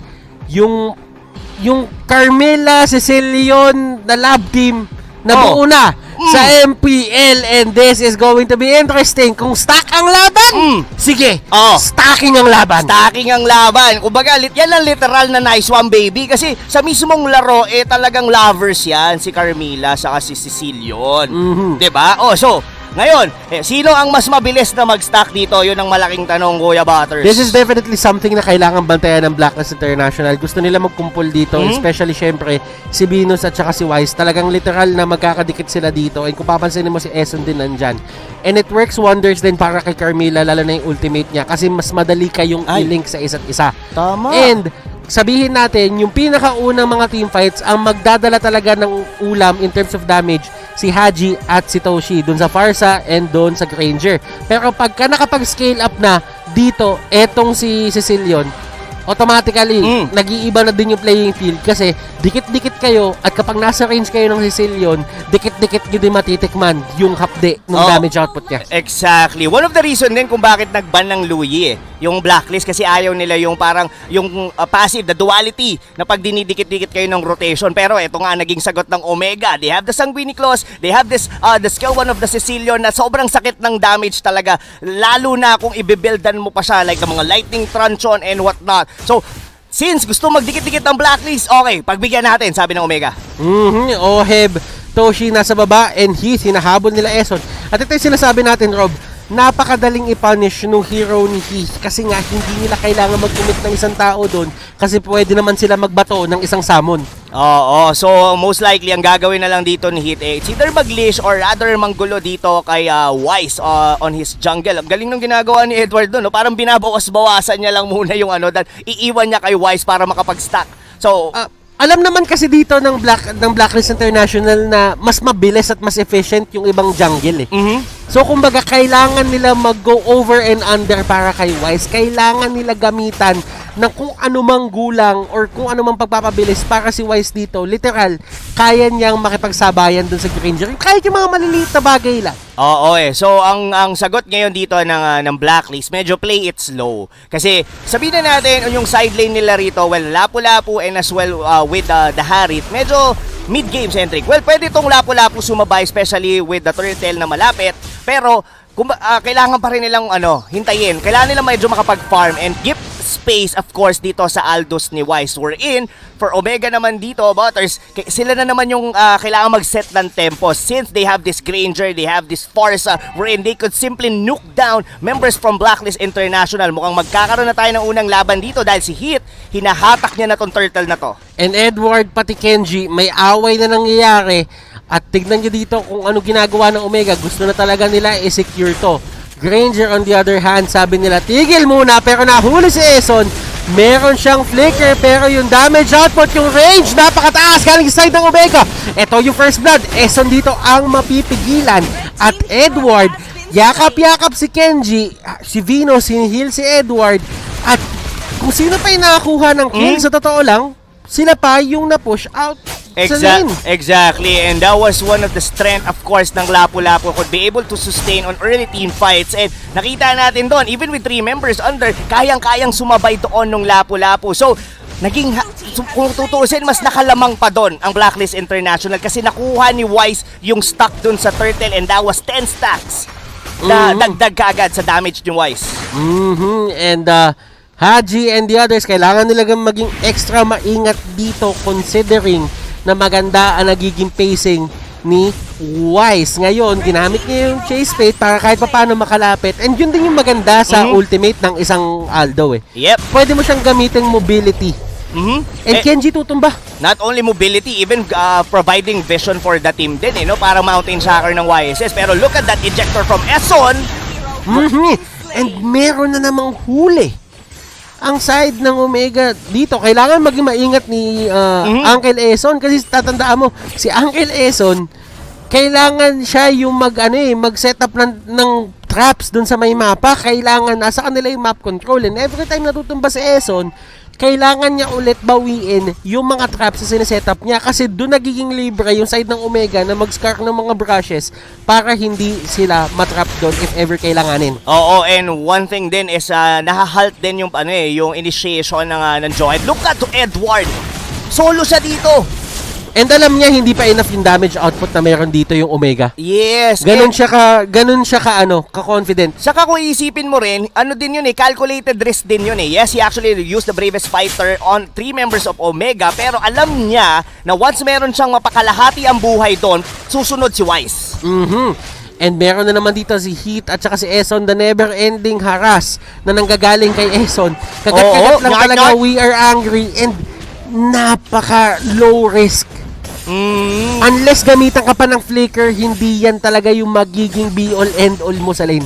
Exactly. Kaya rin willing ang Blacklist na ibigay yung Johed kasi they have this option na mag-pick ng Popol and Koopa. Pero we're in dito sa may bottom lane, Butters, kahit papano maganda ang farming dito ni Toshi, pero may bakbakan na naman dito sa Turtle. And eto nakapwesto ng maayos yung Blacklist International. Ngayon, ano nga ba yung nakikita natin na pwede gawin dito ng side ng Omega? Wala yung Farsa, nasa baba, tumututok talaga siya in terms of securing etong etong Turtle. Yes. Ngayon, kailangan natin pasinayin kung saan pupunta dito si Wise. And look at this, si Heat, yung pinaka main target nila. And Turtle is going to be their target. Masyadong malayo dito si Toshi, hindi siya makalapit. And that means Turtle will go to the hands of Blacklist International. Another 10 stacks na solid para kay Wise. Ang ganda nung pag-zone out doon ni ni Edward. Pinasok niya even doon sa may brushes yung 2 members from Omega. That was Kenji and even with Heat sinubukan niyang tulungan doon yung Carmilla, binato niya and with the flicker, and that's the reason bakit nabuhay. Pero it's all about getting the Turtle, and ito's Blacklist International once again. Ito medyo slow phase tong nagiging laro natin ngayon dito, Butters. Pero we all know, itong si Wise, regardless na wala siyang kill, ang nakakapag-stack siya ng libre. Napaka-importante dito nung Moonlit Waltz na babato ni Omega mamaya. Pero mamaya natin pag-usapan yan, si Heath ang mahanap, and nagigits na ng Blacklist International dito. For some reason, ang hilig ni Heath tumambay dun sa brush na yan, and that is going to be a habit na kanina pa natin din napapansin sa kanya. Edward pumasok! Ang daming nahuli! And Edward lapu-lapu, hindi mapipigilan ng feathered airstrike. Oheb dito with the Zaman Force. Oh my goodness, Blacklist International. Mind you, Kuya Butters, hindi pa nga kinailangan dun si Wise. Si Kuya Edward lang, sabi niya, Wise, itabi mo na, ako na. Wise, itabi mo. Itabi mo, ako na. Pinasok niya yung mga members ng Omega dun. And kayang gawin to. And if you would look at the items right now, I think kaya din naghihiwalay si Wise is because meron na siyang Courage Mask ulit. I'm not really sure about it kung meron na talaga siya ngayon. Pero considering yung movement nila at kung paano sila gumalaw, I'm really thinking na meron na. Meron na, no? Wala pa. Yes. Pero not only that, I mean, with the Brute Force Breastplate and with the Beast Killer, parang ang hirap ng patayin dito ng Aldous at this point. This is a 7-minute match. This is the time na hindi pa ganon kalakas yung mga magic damage ng Omega. Okay, so right now, Brute Force Breastplate yung inuna niya, hindi yung Thunderbelt. At kapag nakuha niya yung Thunderbelt, it might be time to actually go for that Courage Mask. I really think na napaka-tech item nun para sa side ng Blacklist International. Yes. But then again, hindi kasi ganun din kahirap hulihin yung mga members ito ng Omega. Baka i-pass up na niya. It could be something na palaisipan. Pero alam mo si Edward dito, BOD yung kinuha niya. And ito yung mga privilege na magagawa niya kasi nga 6-0 siya. Well, nakita mo naman kung gaano katapang si Edward doon with its lapu-lapu. Talagang kahit sino pa, tatalon niya sa likod. And even Toshi, hindi niya magamit with the full extent yung kanyang ultimate na feather airstrike kasi sinasaktan siya agad ni Edward. Kenji, grabe yung damage output. Curtizi, kinagat. Feather airstrike para mataboy lahat ng members ng Blacklist International. At yun palang makukuha na dito ni Haji yung kanyang item. But still, is that enough? Yun yung tanong eh. Nako, mukhang ang Blacklist International, alam nila kung paano labanan yung the Vampira strategy eh. Edward, mapapano siya dito and makukuha ata yung kill streak niya. Yes, makukuha yung kill streak. Kenji ang makakuha nun. Haji, hindi siya makalapit. Feathered airstrike. Oheb dito, nagwawala. Zaman Force, and look at the damage. Oheb dito, showing his Harith prowess. Grabe, sumayaw-sayaw dun yung Harith. May sabi niya, di kita titigilan when she comes. Shoot! Diba? Shoot lang eh. Pinag-shoot na lang yung mga members ng Omega, min. Oh no! Blacklist International with the Aldous play, with this lineup na meron sila ngayon, what else ang hindi kayang gawin ng team na to? Oheb and the others, sinakantay na lang nila yung Lord and actually kinukuha na nga ata ni Wise yung Lord doon sa my Lord area at grabe yung stacks. Kaya niyang tangkihin mag-isa yan kasi nga nakatutok siya sa brute force breastplate. Grabe. Nakatutok siya sa Thunderbelt. Exact. Mag-isa lang si Kuya Wise. Kumbaga sabi niya, ayoko ng kabanding. Lord, kami lang ni Lord. Di ba? Hindi na nga siya kumuha dito ng ng Beast Killer agad. Pinilagers axe niya muna. Villagers lang. Kasi hindi na kailangan eh. Sabi niya, snowball na ako, okay na ako, diretso na ako sa mga mas makunachi na mga items. And syempre, nakakuha na naman siya ng stock doon sa Lord. So, sa ano mo ngayon, sa Nostra mo ngayon, Kuya Butter, sa 10 minuto na meron tayo ng laro, ilan na kaya ang stock ni Kuya Wise? Ayun na, naka-rage mask na naman. Ayan na. Okay, Dalawa pa sila. Basta, Look at the V-Wise. Pareha silang matapang. lagi din naman sila magkatabi. So kung isa gagamit ng rage mask, naubos yung isa, pwede pa gamitin yung isa para round 2. Round 2, no? Grabe. Ang tapang. Ako, naniniwala ako yung stocks ngayon. Kasi 10 kanina. Tapos 10 ngayon. Ang galing mo mag-math. Tapos 10. Ano yun? 320. Ang galing mo doon. Kasi yung lapo-lapo, pag 1 plus 1, lapo-lapo. Tapos i-add mo yung stock ngayon dito ni Kuya Aldous. Alam ko si lapo-lapo, 2 plus 2 eh. 2 plus 2 ba yun? Kasi kanina yung 1-1. 1-1. 1 plus 1, 1-1. Okay, so ito na. Kayang depensahan to. Nakita na natin to, Kuya Butters. And Wise, natapon sa may gitna. Kakayanin ba yung sustain? Kaya i-sustain pero tutumba pa rin siya. Edward dito, siya ang haharap sa lahat. Oheb, sinusubukan niya i-take down dito yung base turret. Eson, trabaho lang, wala personalan pero wala siyang damage output dito and wala rin malapit na minions. Pero sabi ni Oheb, anak, itabi mo, ako na. And here is the victory for the side of Blacklist International. Make that a 2-0. Wow! This winning moment is brought to you by Head and Shoulders. And look at that, how happy Blacklist International is with a very creative lineup, Butters. Aldous, dalawang magkasunod na ipanalo ng Blacklist International. Same strategy, different execution and different there is a variation on how they do things. And it's okay to be a master of a certain strategy, but make sure na i-grow mo yung strategy na yun. Yes, I like the word na ginamit mo. Nag-grow. Wala pa partida, wala silang Winter Walang Trancho Winter no, pero nag-grow sila, 'di ba? Pero kidding aside mga kaibigan, wow. Gusto ko lang malaman ngayon, no. Well, for Blacklist International, one of the teams na gumagawa ng mga press con. Excited ako na malaman yung mga thoughts ng mga players ng Blacklist kung paano nila na-formulate yung draft na yun. It is going to be very interesting pero alamin naman natin kung ano ang masasabi dito ni Midnight sa game number 2. Midnight, take it away.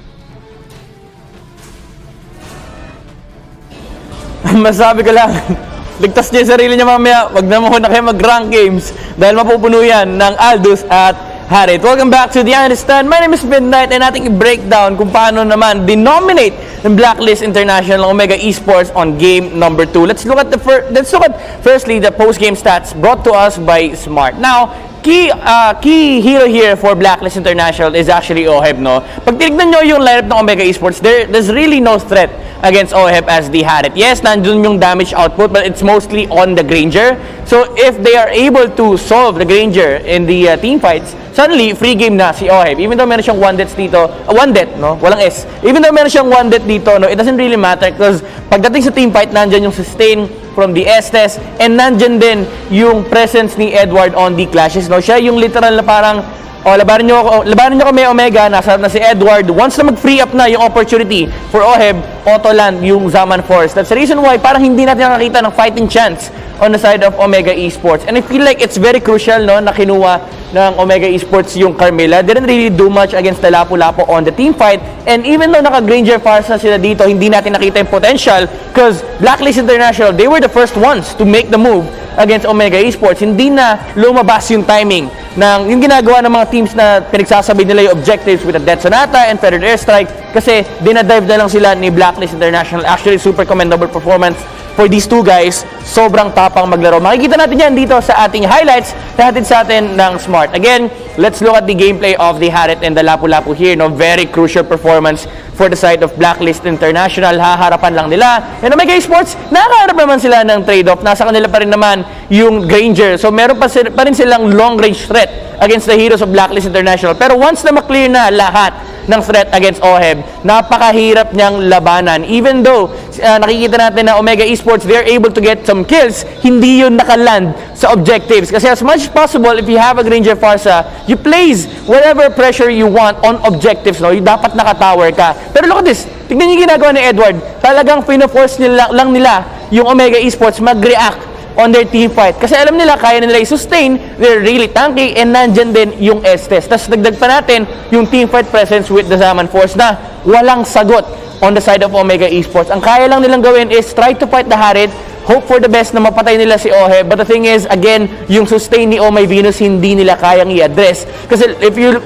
gonna look at the damage output of Omega, it's in bursts, no? Ito yung type ng lineup na magkakaroon ka ng bursts, pero magpapahinga ka kasi nagko-cooldown yung mga skills and at the same time nagdi-reset yung mga heroes nyo. Pero sa side ng Blacklist International, go lang ng go. We have only poke with the Pop and Koopa, we have only sustain with the Estes, and teamfight lang yung hinahanap dito ng Blacklist International. Dagdag pa dyan yung presence ni Edward on the front line. That's why Omega Esports didn't really have any solution to what Blacklist International was doing. And the MVP of that game, of course, brought to us by Smart. It is gonna be OHEB on the Harit. 6-1 and 4 in KDA. Damage dealt of 62,000 for a 11-minute game. Napakataas ng damage output ni OHEB dito on the Harit. Kill participation of 79%. And of course, damage taken 49,000 with the sustain of Estes. I don't think it's gonna really matter for Blacklist International. Tatanggihin nila lahat ng pwede nilang tangkihin. And that's why they're able to get a clean victory here against Omega Esports. Tinapangan lang nila yung mid to late game. Now, the series over. Bago tayo mag-proceed sa last series natin of the day, may chance muna kayong manalo ng mga live watch, ay ng mga pa-premyo dito sa ating live watching rewards. All you need to do is scan this QR code or punta kayo dito sa ating website, fill up a form, and if you are done, if you're one of the first 30,000 entries per game day, guys, remember, per game day, kapag party kayo nun, ay may chance kayo manalo ng in-game rewards, a skin worth of 599 diamonds. So, nag-enjoy ka na habang nanonood ng MPL, meron ka pang chance manalo ng in-game rewards. But that's it for game number 2 and that series. Pasa na muna natin kayo sa ating mga casters. Maraming salamat, Midnight, and wow, 2 Aldous games dito sa Omega, and Omega, alam naman natin yung scores nila dito, and they're at the second place doon sa kanilang group, and they are certainly no pushovers sa ganitong liga. Pero Blacklist International, nagdala sila ng bago and sila ang nanalo. MPL Philippines Season 7 is presented by Smart, the official tournament telco partner of the MPL. Win games and make winning moments with friends. Achieving double GG with Smart Double Giga Games. Maraming salamat sa panonood. Netong second series, kami pa rin yung mga naging casters. Ako si Butters, kasama ko si Rob Luna, and ibabato namin kayo sa panelist para sa ating winners interview. With that sweep, Blacklist International is now at 27 points ahead of everyone else. And it's now time to talk to the winning team, the coach himself, Coach Bon Chan. Hi, Coach. Coach, congratulations. Thank you, Mara. Hey, last time nagkaroon tayo ng Aldous sa MPL, I believe it was Season 2 pa, and Execration yung gumawa nyon. At dahil sa inyo, siguradong madadama na naman ang Aldous sa rank. Now, why did you decide to do an Aldous of all days today? Is this like an experiment and safe na kayo? Isa na siguro yun sa mga factor kung bakit matapang kami maglabas ng bagong hero. Tsaka redemption na din ni Wise. Dahil kasi sa sinasabi nilang Granger lang only, ayan. Ooh! Panakandang balance ni Wise. Pero hey, last time, di ba, 29 points, record para kay Wise yung ginawa niya last time nagtapat kayo sa kalaban niyo today. Now, bakit ang bilis yung tinapos yung laban? 11 minutes lang. May lakad ba kayo? Ay, meron bukas. May kami. May get together. Kaya nagmamadali sila. So coach, ngayon na talagang sobrang layo nyo, actually 10 points ahead dun sa susunod sa ating number 2 spot. How do you keep your team motivated in times like this na they're still on their toes kahit alam nyo ang layo nyo from the rest of the teams? Yun lang, wag lang kami mawawala sa composure, although secured na namin yung upper bracket. Patuloy pa din kami lumaban. Syempre sayang pa din yung prize. Tsaka pang-boost din ng confidence ng mga player going to the playoff. And lumalakas din ang inyong blacklist agents, coach. Now it's time to do a great shoutouts. Meron ka bang gustong batiin? May mensahe ka ba sa lahat ng mga manonood? Ito kay EB tsaka kay Danica, Happy Mother's Day. And sa lahat ng taga-Bataan, hello sa inyo. And sa lahat ng mga mothers, Happy Mother's Day. Hello din sa mga blacklist agents, yung mga supporters namin. And walang sabang nagtatanggol sa mga nagbabash sa mga players namin.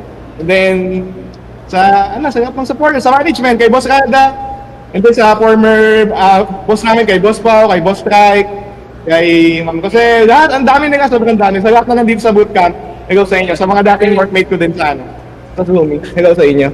Enjoy your get-together bukas. Regards kay Danica and Happy Mother's Day sa kanya. Bye, Coach! Bye! Thank you, Mara! Blacklist International, still so strong. Huwag kayong maalis. Susunod na ang laban ng Work Oster Force at ng Brand Esports sa pagbabalik ng MPL Philippines Season 7. Welcome to the Giga Life. Your passions, your stories, your life. Simplified with just one app. This is the future. The Giga Life in just one tap. Experience more Giga moments when you make the smart choice. With the Philippines' fastest mobile data network. How do I know it's T1? Simple, smart ako.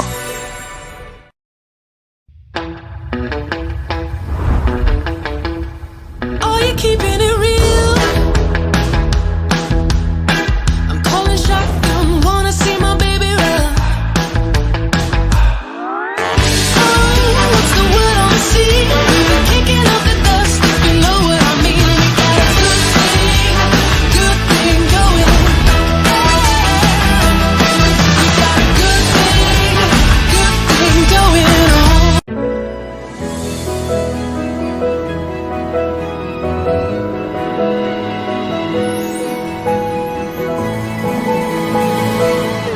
Moment na sana, pero hassle ang kate. Yung kati na yan, dahil sa dandruff yan. You need Head and Shoulders. Unlike beauty shampoos, tanggal ang dandruff that causes kate. No more hassle sa moment. Goodbye na sa kate dahil 100% dandruff-free ka. Sikreto ng mga gwapong Master Gamer? Para fresh all day, bring your clay game with Master. New Master All-in-One Clay Wash. Fights germs, controls oil up to 12 hours, and helps prevent pimples. New Master All-in-One Clay Wash. Sikreto ng mga gwapo.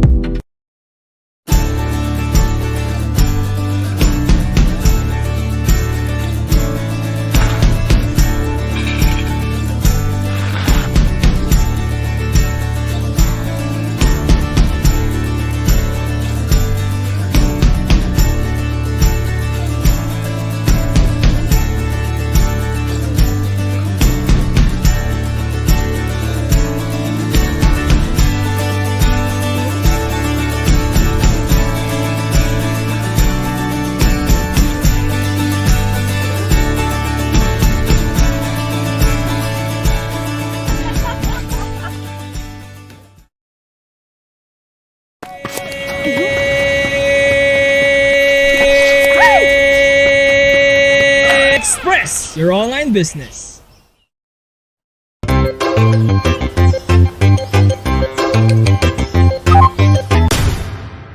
Express your online business.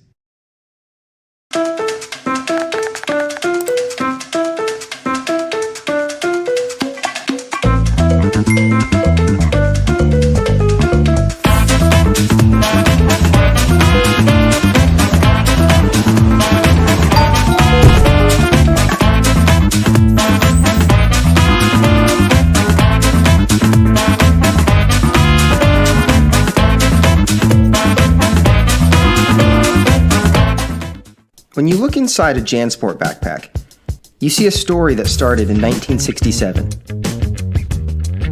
And since then, our mission has expanded to helping protect our environment for future generations to enjoy.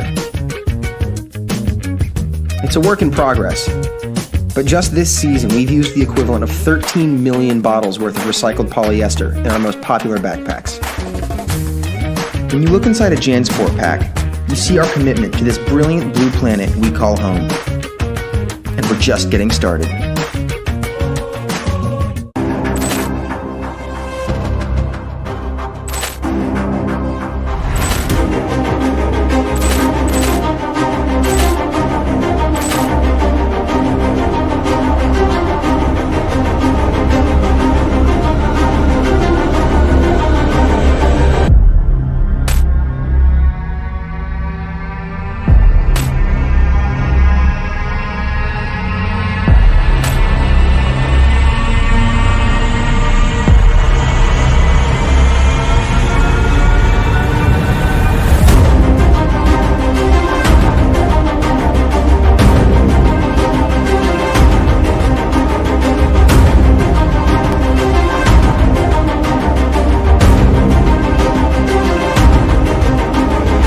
Nature is our ally, not our enemy. We rely on nature as our life support system. We are all connected. This is our opportunity for a new balance with nature. It's time to step up our game for conservation. Let's gather for a team fight. There's no other option. This is our end game. We could be the last generation to save the world. Together we can protect and conserve species and their habitat. Because together, anything is possible. Victory! Victory! Victory! Victory! Victory for nature! Together!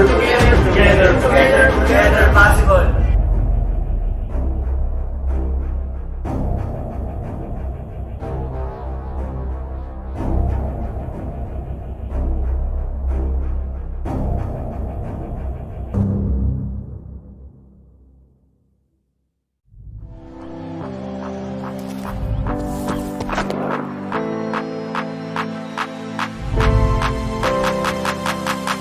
Life is a stage, and I am the dancer.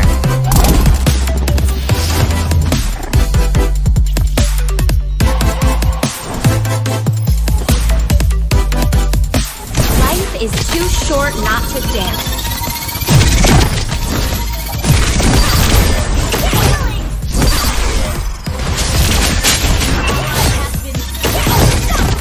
This is my tempo.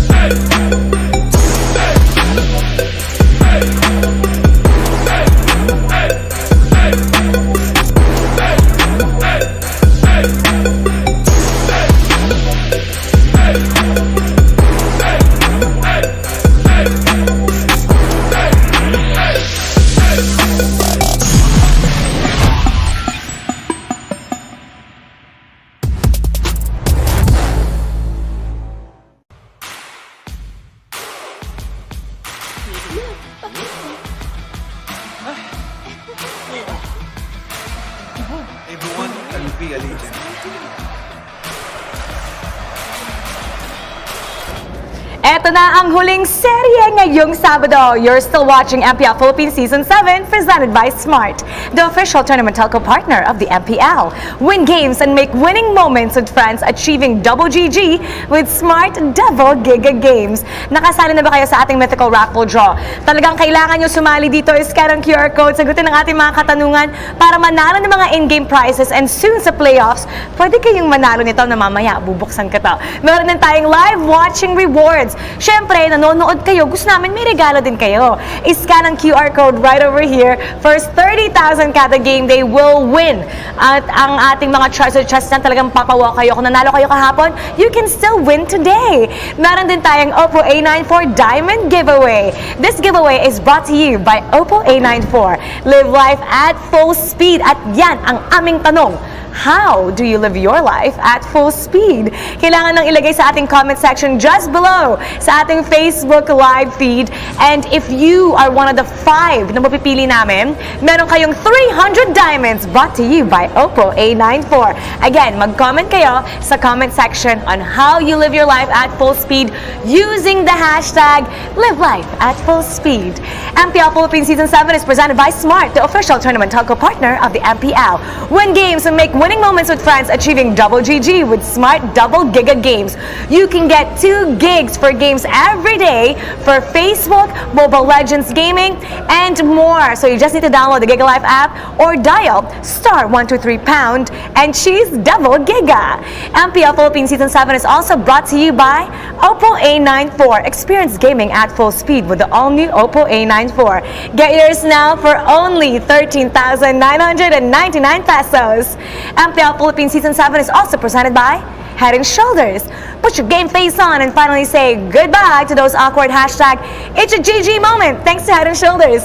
100% dandruff-free and itch-free. Now, max mabango pa. MPL Philippines Season 7 is also brought to you by Master. Bring your clay game with the new Master All-in-One Clay Wash. Ang sikreto ng mga gwapo. Kasama ko ngayon sa panel, walang iba kundi si Awoof and Butters. What's up? What's up?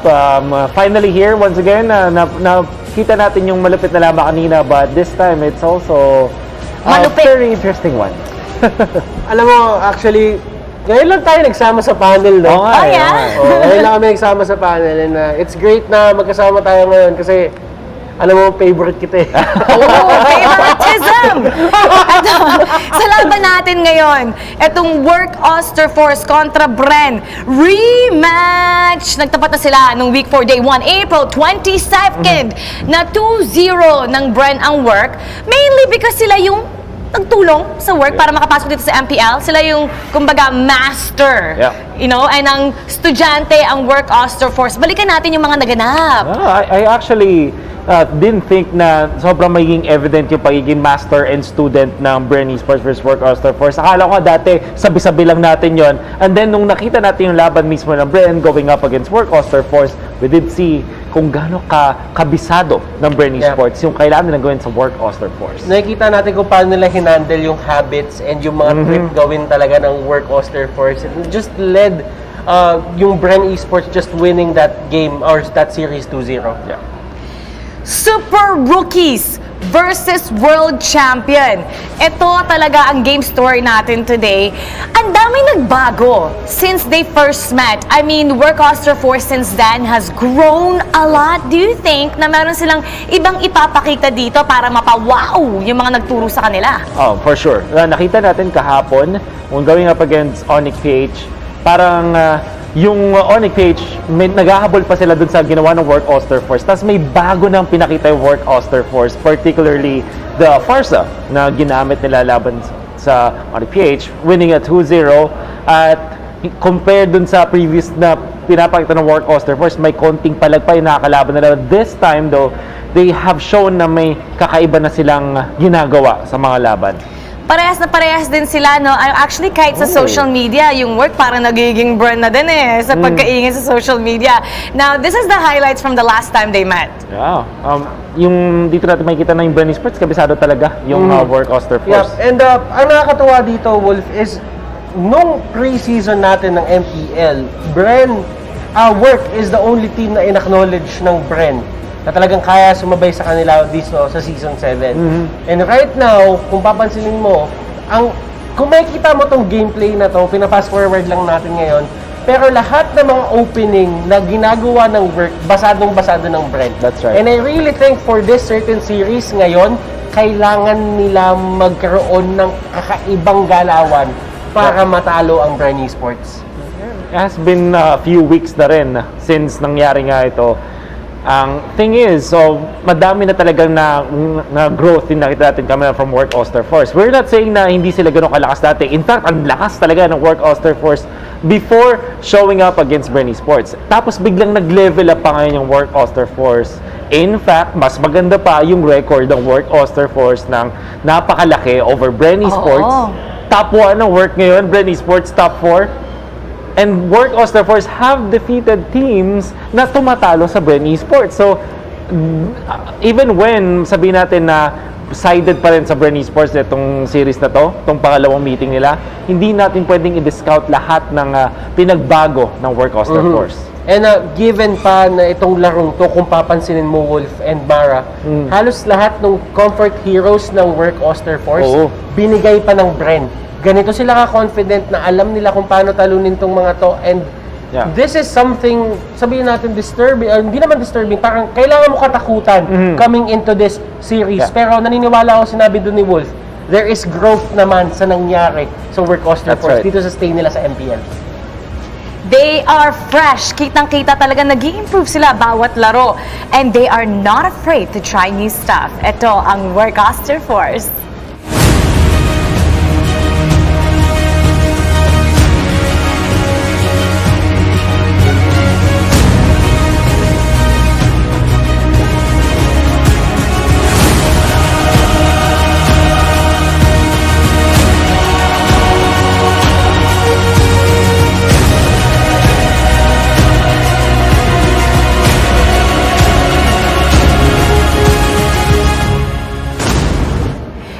Work Oster Force, they don't seem to have the exact recipe sa kanilang draft. And actually, that's a good thing kasi ibig sabihin, mahirap sila basahin. Now, can this be a factor para itong Bren to keep them on their toes? Oh, factor in a way na ang Bren Esports ay nabasa naman ng Work Oster Force. But then again, ang nakikita natin advantage ng Work Oster Force over other teams is that they play like a veteran pero they fight like contenders, like rookies, na wala masyadong pressure, that everybody they just want to defeat, di ba? Pero yung paglalaro nila, yung parang may expertise pa rin kaya nakakatakot talaga yung Work Oster Force. Coach Lift has a lot of creativity sa kanyang malalaro dahil sobrang flexible nila. Unravel, True, RTZ3, Martizi, and Kose. Alam mo, considering pa na nakikita na natin tong lineup na to, na Unravel showing na ang dami niyang kayang gamitin heroes, yung Mathilda play niya is excellent. You could say for Chu, yung mga jungler heroes niya, napakaganda din. Pero may isa akong tao na usually na hindi nakikitang napupuri dito. And that's going to be Kose. Kose has been, sabihin na natin, he's not that consistent dun sa play na pinapakita niya. Sometimes mainit, sometimes hindi. Pero I think he is the X factor na kailangan ng work ngayon para matalo ang Prem. Oh, one thing na masabi ko na magaling kay Kose is he always wins or evens up yung kanyang matchup. Rarely natatalo or na quote-unquote baog itong si Kose. Bren Esports showed a lot of dominance during their last matchup together. Can they repeat this sweep again? Ito ang Bren Esports.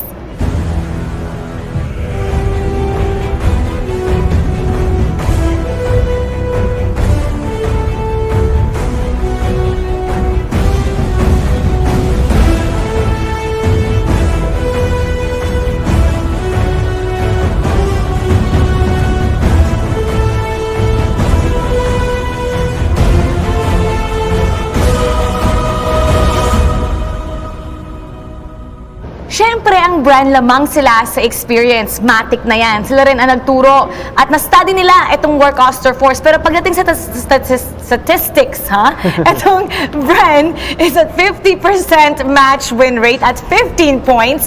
Ang Work Oster Force naman, 64% match win rate. And they're at 21 points. So, sobrang galing nila. Nasa stutter ako. Yeah, I really think na yung nangyari sa Bren Esports was just a factor na it was probably fatigue din, na kailangan mo din magpahinga because yung yung road ng Season 6 papunta ng M2, napakahirap. We know, nandun kaming dalawa. And yung quarantine pa lang, hindi na nakakatuwa. And to be honest, yung pinagdaan nila doon, hindi ganun kadali. The factor, yung training pa nila na ginawa doon sa buong season na yon, grabe. Kaya kung gusto nilang pumasok doon sa isang season or sa season 7 na nagpahinga muna sila ng onte, nag-chill muna sila, okay lang yon. And nakikita naman natin yung Bren Esports, although natatalo sila ng ibang mga teams, nakikita mo pa rin na sumasabay pa rin naman sila. Sino nga ba makikipagsabayan ngayong araw na to mula sa Bren, Lusty, Remo, Carl TZ, Few, and Flap TZ? You know, and one thing that we can say about Bren Esports, hindi nila hinayaan na tuloy-tuloy yung kanilang lose streak, and we can never underestimate the heart of the champions. In fact, yung team na dapat ay undefeated so far, yung pinaka-highest points ngayon sa buong MPL season, sila lang ang nakatalo. Which kind of tells us, hindi mo pwedeng i-attribute sa Bren Esports yung mga una nilang pagkatalo. Normal at natural na matalo ka, but Bren Esports knows na when it's showtime, they really show up. Ako nga naniniwala ako na Bren Esports, once they put something or their heads into beating a team, parang gusto namin sila talunin. Parang kaya nilang gawin. Ganun lang talaga sila, feeling ko. They have their game face on in this head-to-head matchup, Super Rookies versus World Champions. The rematch! Are we gonna expect the same things for today? Ano kaya mga surprises na makikita natin? I don't think so, ma'am. May mga bagong pinakitang work Oster Force, and parang yung midterm nila, nakita natin pagbabago ng nadagdag na mga heroes, pati yung playstyle nila, nagbago na. May mga times na nagiging overconfident ang work Oster Force, but nevertheless, iba din talaga yung playstyle. Masasabi ko na may mga pare-pares pa rin from what they have been doing, pero malayo na yung work Oster Force from the first time that I met Bren Esports. And a bit of a fun fact dito, yung pangalan ng work nung qualifiers is World Challengers. So, technically, World Challengers versus World Champions. Tingnan natin ang kanilang statistics. Ayan, mas lamang ang work Oster Force in a lot of this. Yeah. KDA, kills per game. Wow, this is probably because of the fact na mas maganda record ng work Oster Force. Mas marami silang naipapanalo. Do take note, Bren Esports, however, parehas yung mas mataas yung kanilang unique heroes picked, and as well as Lords secured. Ang interesting dito, yung average win time nila ay parehas. What it tells us is may similarities sa playstyle ng parehas na teams na to, na naghahanap ng tamang timing for their snowballs. Alam nila kung paano ipapanalo yung draft nila, and that usually happens in the start of the late game. And I'm really seeing right now na yun nga yung nakakagulat, average win time nila hindi nagkakalayo. So talagang nakikita mo there's some similarities in their gameplay. Etong key players ng work Oster Force, ang taas ng kumpiyansa nila. RTZ, True, 3 TZ. And definitely magiging key itong tatlong players na to in the upcoming matchup. Like 3 TZ, siya ang nakatokang tapatan si Flap TZ. O si Chu naman para kay Carl TZ, and alam natin na kaya nilang makipagsabay sa isa't isa. RTZ going up against Few eventually.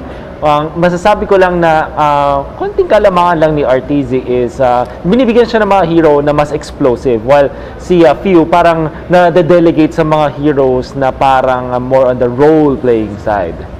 Ang mga nagturo sa work, ito ang key players natin mula sa brand Few, Carl TZ, Flap TZ. Now, these 3 players, naniniwala ako, these are probably the best players in their roles. And ano naman yun, pwede nyo akong i-argue doon. And sa totoo lang, kung nakikita ko sila ngayon, Few is more of a control type katulad ng sinabi ni Wolf. Like RTZ is somewhat of an aggressive type ng mage. While for Carl TZ, ito naman yung gusto ko sa kanya, hindi sila nagbaback down in terms of unusual jungle picks. Kahit yung alpha gagamitin nila once na tama yung kanilang setup for that. And for Flap, kahit ipagamit mo sa kanya ng dire-diretso yung isang hero, never mo siyang makikitang mauumay doon. Gagamitin niya yun kasi yun yung sabi ni Coach. Butters, wolting natin, how do you like this matchup right here? 3 and Flap. Oh, interesting. Masasabi ko sa ang crucial ngayon ay tama nga, siguro yung turtle lane, because both teams they like to control the early game at isa sa mga reason kung paano nakaka-control ng early game ang isang team ay kung ang EXP laner nila or yung turtle laner nila ay maganda yung simula. So, it's gonna be up to Flat TZ and 3 More TZ kung paano nila tutulungan yung teams nila na mag-control ng tempo ng early game. And Paano nga ba magsisimula ang dalawang koponan? Titingnan natin ang ating lane prediction. And these two players talaga kasi, focus lang ako kay Flap and kay Trimmer ulit. Kaya nila, alam nila yung timing in terms of just cutting the waves. Alam nila kung paano gagamitin yung kanilang skill set kapag dating na dun sa mga big objectives. And ito yung napapansin natin pareho sa kanilang dalawa. Never sila nagpa-farm ng dire-diretso. What they want to do is contribute agad doon sa may laban niya. At ito din ang panlaban namin ngayon, itong MPL player cards na pwede niyong makuha sa ating Mythical Raffle Draw. Kaya kailangan mag-participate kayo, iscan nyo ang QR code, lalo na sa playoffs. Hindi ko pa nakikita kung anong nasa loob. Makakakuha tayo ng legendary ng gold. Dexstar, nandiyan si Dexstar. Si Kyrie, The Prodigy, JP, Renjo. Uy, ang ganda. Uy, ilan lang to? Ilan kaya na-print ito? I'm not sure, pero konti lang yan. Yung kumikinang-kinang. Parang yung necklace ko, ayan. But wait, there's more. Buksan natin. Ang saya. Napanood niyo ba yung mga post ng ating mga casters, pati na rin yung mga malalaro natin? Ang saya magbukas. Kanina, si Wolf, nag-live siya. Riota. Papanoorin ko, tapos trade tayo. Edward! Ayan. Oy! Onic PH! Nasaan si Ocho Gaba? Andito na yun si Ben Sanity. Uy! Aqua Boy! Nakakuha na naman ako ng isa pang rare. Ang ganda niyan. Pwede kayong makakuha niyan once again para sa ating Mythical Raffle Draw, lalo na sa ating playoffs. So, keep on tuning in. Keep on scanning that code. Good luck sa inyo at good luck din sa ating dalawang koponan. Work Osterforce kontra Bren Esports. Is this gonna be another sweep? Is it gonna be a reverse sweep? Makikita natin yan. Sisimulan natin ng ating laban. Shoutcasters, pasok! Maraming salamat Mara Aquino at ating mga panelists Butters and Wolf. Siyempre, nandito na naman tayo sa ating third series of the day. And MPL Philippines Season 7 is presented by Smart, the official tournament telco partner of the MPL. Win games and make winning moments with friends, achieving double GGs with Smart Double Giga Games. And siyempre, inaabangan natin the rematch, Super Rookies versus the World Champions. At siyempre kami yung mga casters. Ako si TDZ. Kasama ko naman si Rob Luna. Pare, kamusta? Okay na okay ako, and this might be the final series of the day, pero tingin ko itong dalawang team na to, sabi mo nga, rematch.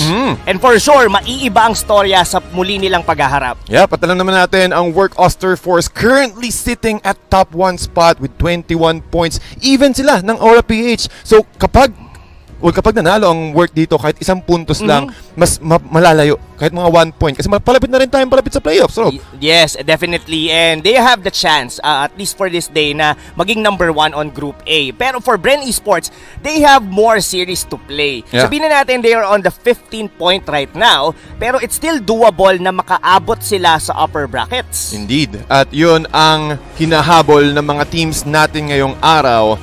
Tingnan natin kung makakabawi nga ba ang Work Osterforce, the Super Rookies against the World Champions. At syempre, wag natin kakalimutan that as we continue to deal with the COVID-19 pandemic, we encourage everyone to follow the government's health and safety protocols. This includes practicing social distancing, wearing a face mask and face shields, sanitizing, proper hand washing, and staying at home as much as possible. Hindi biro to, mga kaibigan. At isa sa mga pwede natin gawin is sundan ang mga nasasabi na ito at sumunod, and as we do our part to stay safe and help stop COVID-19.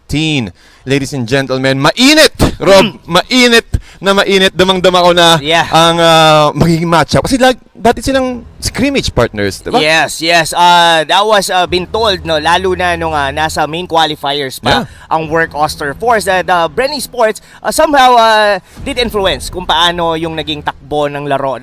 Sabi nga ni Butters kanina, they were once called World Challengers. Now they're about to challenge once again our world champion, of course, ang Bren Esports. And this was mentioned during the panel na Bren Esports, sabihin na natin na in the first half of our regular season, parang they were been losing. Kumbaga, umabot nga sila to the point na parang na 0-3 pa sila ng sunod-sunod before pa silang naka-bounce back. But, kung iisipin nyo, Brain Esports lang din ang nakapagbigay ng talo to our number 1 or overall in terms of points sa buong MPL Season 7, ang Blacklist International. That was the doing of Brain Esports. Wow. Siyempre, sabi nga nila, never underestimate the heart of a champion. Kumbaga parang sa diesel, parang kotse, diesel lang na medyo matagal uminit. Pero pag uminit, dire-diretso na. Kumbaga, pero sa form ng Brain Esports ngayon, I completely agree, Rob, no? Na talagang makikita mo pa rin yung prowess ng mga champions. Again, this is the M2 World Champions.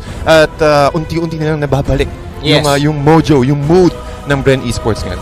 And not only that, sobrang excited ako sa match-up nito, specifically on the side lanes of both teams. Of course, Flap TZ going against Tremor TZ and Rebo naman with Kusei. And for Work Oster 4, sa mga nakaraang mga series nila, itong dalawang to were actually the pillar of the team, why they are literally winning. Kung papansinin mo, yung mga match MVPs nila kadalasan, it's either you go for a Kusei or Tremor TZ. Yeah, talagang makikita mo, action-packed ang series natin na ito, mga kaibigan. Habang naghihintay tayo sa draft, gusto kong makita yung yung mga comfort heroes ng Brain Esports before. Kasi gusto kong i-point out yung isa sa mga nag-shine rather, si Rebo sa Brain Esports, right? Every single time, yung Chang niya. Si Chang, yes. Well, this was mentioned by even with our one of the players dito from Blacklist. Oh my Venus, nabanggit niya to. So mga this happened nung press con nila. Kasi nanonood ako ng mga press con ng mga team. So, nung time na natalo yung Blacklist, ang sabi ni Oh my Venus, sa mga team na makakalaban ng Brain Esports, kailangan yung bantayan ang Chango ni Rebo. Laging ganun. Mayroong part na nagkakasta ko before na hindi pumili ng Chang'e ang Brain Esports, dun sila natalo. Pero nung pumili sila ng Chang'e for twice, na turn around nila yun. At talagang, ang ganda rin kasi ng control ng Chang'e. So you were saying for Brain Esports, Chang'e wins games? Chang'e wins games. Kung merong Roger wins games, sa Brain naman, merong Chang'e wins games. Pero nagiging priority ba na rin ng mga kalaban nila? Nakikita na nila yung, yung strength ng Chang'e sa current draft, sa current composition ng Brain Esports. Yes. Well, sabi nga ni Oh my Venus, kailangan bantayan ng mga teams. And hindi ako magtataka kung Work Oster Force would do the same. Pero going to Work Oster Force, may mga hero din na parang nagbibigay ng kinang dito sa team na to. Like for example, yung Uranus, ni Tremor TZ, nakita natin from time and time again, pagka nagkakaroon ng magandang laro ng Uranus Tremor, hirap kahit sinong team talaga tapatan itong Work Oster Force. Box out, no? Mga parang sa una lang, sige, okay lang. Pero nung pag-team fight na, nako, Tremor TZ talaga on the Uranus. Especially, we're talking about Tremor TZ, Pakito. Diba? Isa sa mga nakikita natin na kapag ginagamit ng Work Oster Force is mataas yung chances of them winning. So, tingin ko, yun yung mga heroes to look out for dito sa game natin na to. Yes, ang something to note with Work Oster Force, even the way they draft, is that they go heavy, they have a heavy emphasis on their side lane. And kadalasan nila iniiwan yung on their situational pick, rather the 4th and the 5th pick yung kanilang jungler, were in si Chu. Kasi ang daming hero pool Kumbaga kung kanina sa second series natin, si Kuya Wise, nagpakita siya ng Aldous. Nakakakita tayo ng mga bagong hero. For Chu, ang dami niyang choices. Kahit iban mo yung Granger, iban mo yung YSS, iban mo yung Ling, ang dami. May Claude, may Hayabusa.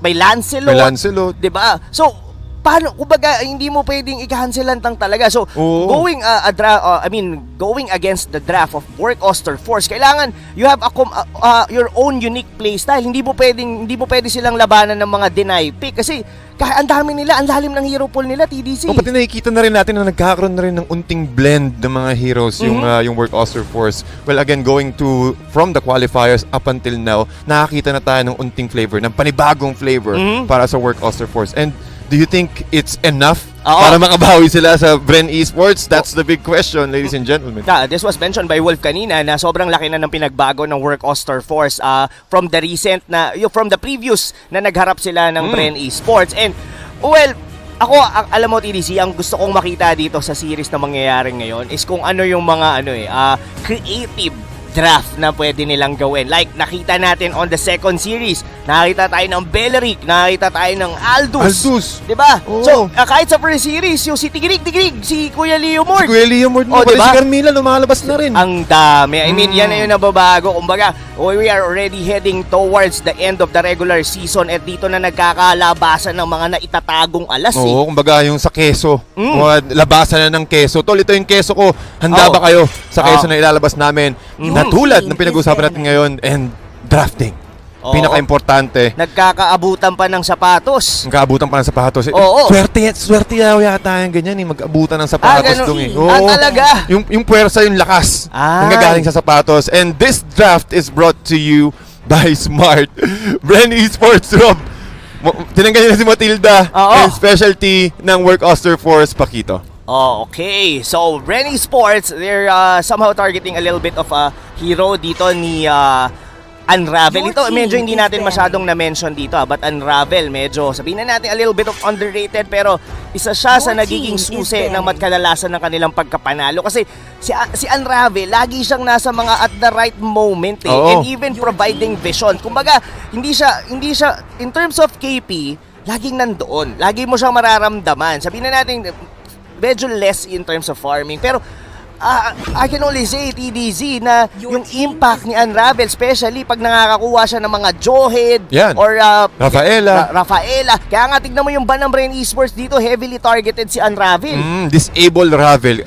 Alam mo, Rob, I completely agree na sinabi mo kanina Lagi siyang meron pang check. Lagi siyang nandun sa core hero which is si Chu na nagbibigay sa kanyang sustainability, especially kapag meron siyang Rafaela, and always checking the brushes every single time para mag-provide ng information sa Work Oster Force. So respect sa side ng Bren Esports dito, again giving the or removing rather the bans or the heroes of Unravel. Pero ang sabi ng Bren Esports, Selena. Yes, this is a few specialty, diba? With time and time again, nakikita natin yung early impact ng Selena. Pero I would like to point out, Work Oster Force, they get two of their most comfortable picks sa mga recent na mga series nila. Itong Benedetta ni Trimmer TC and this Farsa of Kuzey. Nako, si Kuzey, since nakikita natin since yesterday na ang Farsa hindi na siya nilalagay sa mid lane. Hindi. Binupunta na siya ngayon sa gold lane. Tingin ko, sa power spikes kaya yun, Rob? Or sa itemization timings, no? Power spikes indeed. Kasi like, for example, you put it on the gold lane, so magiging mas mabilis yung clock of destiny mo na pagbuo. Not only that, is yung Farsa kasi, parang ang bilis lang niyang mag-clear ng sarili niyang ng wave. Then, pwede siyang mag-wings by wings para tumulong. Doon sa, mobility-wise, pwede siyang makasama kagad sa mga team fights. So, going back here for Bren Esports, they have this Granger and as well with Barats. And we all know how this works. Okay? So, Granger from Carl TC, magiging aggressive ang Bren Esports and as well with this Selena. So, it's good na binan ngayon dito ng Work Oster First yung Popol and Kupa kasi most likely yan ang magiging hero ni Lasty. So, this leaves Bren Esports dito to a point na pwede silang mag-tank Chu wherein gamit na gamit dati pa ni Lasty. Or, they could pick a different type of a tank dito on the side of Bren Esports. Which is really good kasi meron na rin tank ang Work Oster Force and they will go for the Kufra, one of the best CCs. Kasi lahat ng mga skills niya, disable, lahat CC. But looking at Bren Esports now, removing the Kagura, since they understand na okay, magiging Kosei Farsa to, so they need to have another hero who can contribute or pwedeng mag-dish ng damage sa backlines ng mabilisan. Yes, it was RTZ, the one na gumagamit ng Kagura para sa Work Oster Force. Well, Work Oster Force, sabi nila, ayaw nilang ibigay ang tank Cho ni Lusty. Pero, kung iisipin mo rito, kung magbaban ka pa ng hero for Work Oster Force, Lunox, ay mapato sa yung Lunox. Kasi, kumbaga, mapapansin mo rito, heavily targeted yung mga heroes dito ng, I mean, the single player from Bren Esports. This is RTZ on these two heroes. Pero ang sagot nila, sabi nila, bakit namin ibibigay ngayon yung Chang'o ni Kuya Ribo? Kung pwede naman natin gamitin yun against kay Ribo, di ba? Alam mo Kuya TDC, parang sabi ng Bren Esports dito, ready sila na ibigay ang Chang'o na to. Or rather, itong sagot ng Hayabusa na to, kailangan maging maingat dito ni Kusei kasi Kung bakit? Of course, laging malayo yung minions. And for that position, kayang-kayang mag-pick off ng isang Hayabusa, specifically with squishy mages katulad ng Farsa. Yes, and nakikita natin yan every single time na iikot lang yung Hayabusa when it comes to team fight. So yun yung magiging sagot nila against those artillery ng Work Oster Force.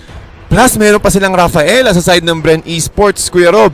So, ano talaga to? More on high impact plays. Makakita tayo ng aggressive play from Bren Esports. For sure, for sure. Early to mid-game centric type of lineup coming from Bren Esports. Ang bilis din ng rotation nila dito, TDZ. Given that this Rafaela together with the Granger, tapos few, yan na yung parang magsiset ng tempo eh. So, right at this point, Work Oster Force, they have these two nukes. Coming from the Farsak, coming from the Chang'o, meaning hindi sila basta-bastang mapupush. Because they could definitely clear minion waves. Meron pa sila ritong Benedetta together with this Lancelot. Nako, action, Jackson talaga ang early game natin dito, TDZ. Yep, makakita tayo ng early team fights or early skirmishes sa dalawang teams na to since aggressive ang paparehas na playstyle or draft ng dalawang teams natin dito. Lancelot, I really like it. Access sa may backlines using the puncture kapag kaya niyang itahi yan papunta sa likod, and also with the burst potential na pwedeng ibigay ng Lancelot. So, Rob, tingin ko dito, bukod dun sa early game, once na nag-hit tayo ng 20-minute mark, sobrang importante yun. Doon na pumapasok yung TikTok timers natin. So, they Work Oster Force, marami silang wave clear, which is really essential pag tumapat tayo dun sa may TikTok timers, 20 minutes.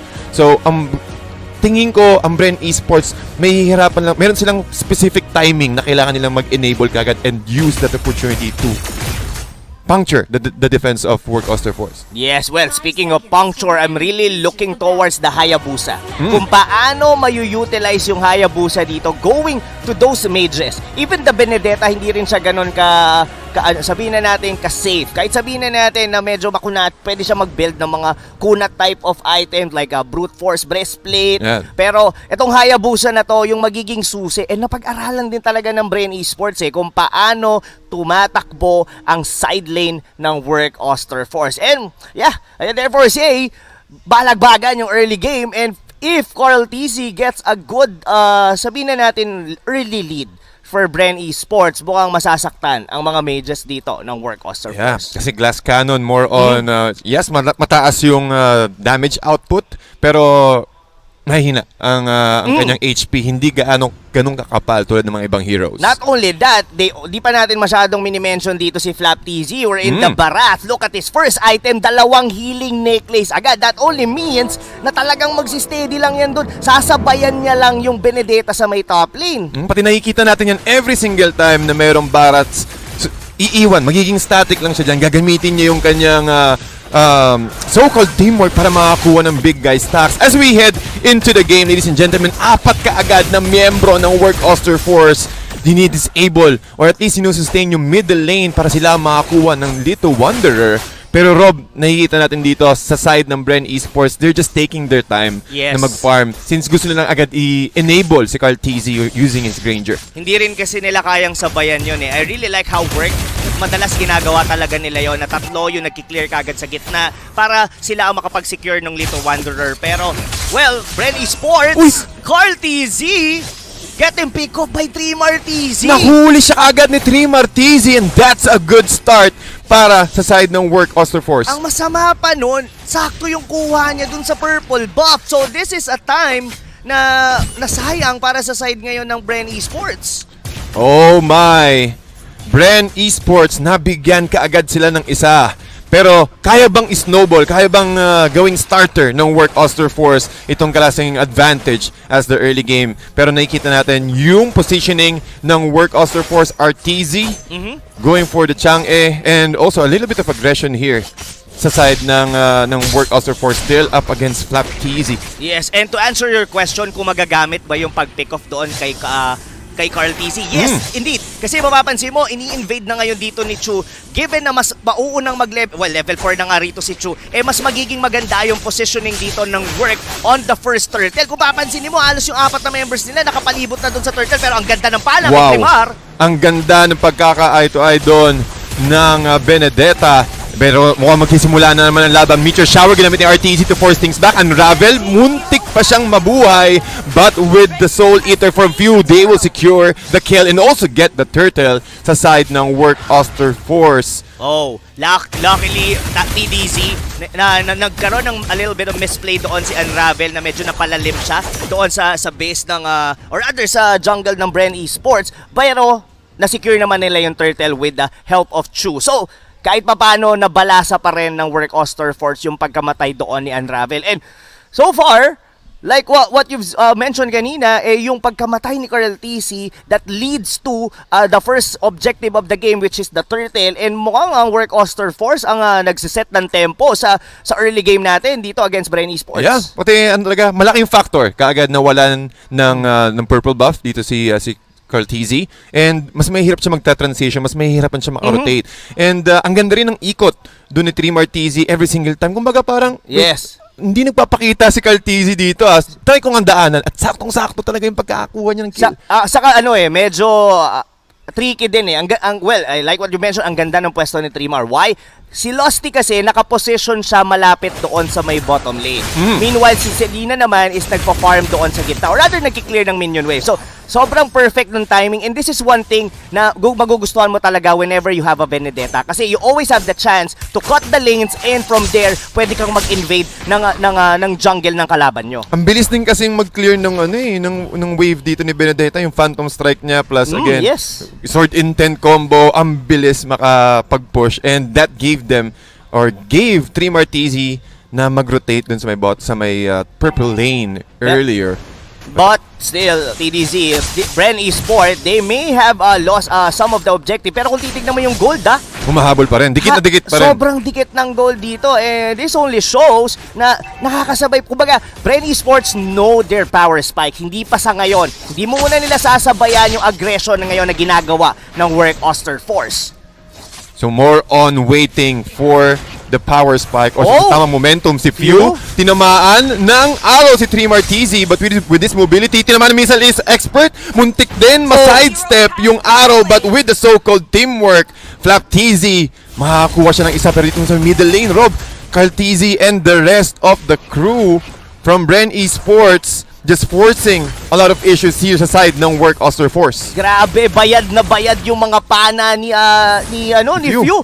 Look at that. Talagang in-anticipate niya na laging nagka-cut lanes doon yung Benedetta. And not only that, kahit yung tinamaan nila sa gitna, Carl TZ, hindi nagdalawang isip. Ginamit niya yung kanyang Death Sonata regardless na hindi niya mapapatay. Ang mahalaga doon mapauwi nila. And they could potentially get a vision on the map. Kumbaga sila yung kailangan talagang mag-set dito. Look at this, even Flap TZ, zoning out the members ngayon ng Work Oster Force. Gustong i-secure ng Bren itong turtle na to, TDZ. But with the feathered airstrike, matatamaan niya sino makakuha ng turtle. And the turtle will be taken by Bren Esports. Meteor Shower, mukhang hindi pa enough yung damage. Unravel, hindi niya na-proc yung kanyang ultimate. But Trimar TZ still alive. But with the Rhapsody sa pool, sa ulo. At matutumba dito ang side ng Work Oster Force. Wow! That anticipation coming from Flap TZ. Alam niya na tatalon si Unravel doon sa may backlines ng Bren Esports going to the Granger. So, once na pagpasok doon ng bola, kinain niya agad. Talagang timing na timing. Yes. Ang parang symphony of skills. Hindi ko nga alam, Esports, hindi ko nga alam paano nasubo yun ng dinosaur yung malaking bola na yun eh. Isipin mo yun? Di ba parang kung merong yoyo, mind blown, ibang klase talaga ang performance ito ng Bren Esports. And from that fight, sino na ngayon lumamang sa net worth? 5-1 ang score natin dito at 5 minutes na ibaliktad na agad yung tempo ng Bren Esports against Work Oster Force. Yes, na first blood nila si Carl TC pero nabawi na nila ngayon yung lead na yon. Yup.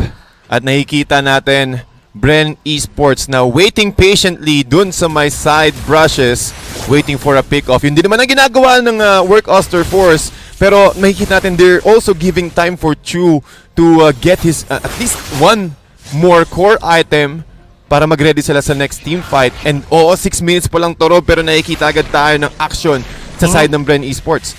So yung ba yung tinatawag mong power spikes na hinihintay ng Bren Esports? Posible dahil si RTZ dito mapipick up ni Flap TZ.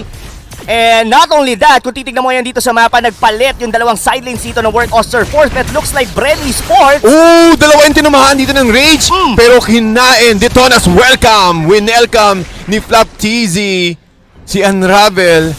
And that's a 4-4-1 exchange. Lumalayo na naman ang lamang ng Bren Esports against Work. Tingin mo ba, men, yung mga small pickups na yun talaga yung dumadagdag sa factor ng Bren Esports. For sure. And not only that, yung continuous invade na nagagawa ng Bren Esports, and another turtle will be secured here by Carl TZ. Pero ang nagiging sagot ngayon dito ng Work, since hindi ngayon sila makasabay sa team fight against Bren Esports, is nagbabasag na lang sila. And this is a good anticipation coming from this team. Dahil nakuha nila ngayon yung Torres sa ibaba, and Trimar TZ, siya ngayon na magiging X-factor ng Work Oster Force para mag-force ng reaction from Bren. So, guguluhin yung playstyle ng Bren Esports. That's the role of Trimar TZ. Kasi kung iisipin mo, Kuya TDC, hindi rin naman kayang basagin yung mid kagad din. Even the top lane. Ngayon, dito pumapasok yung dalawang mages ng Work Oster Force.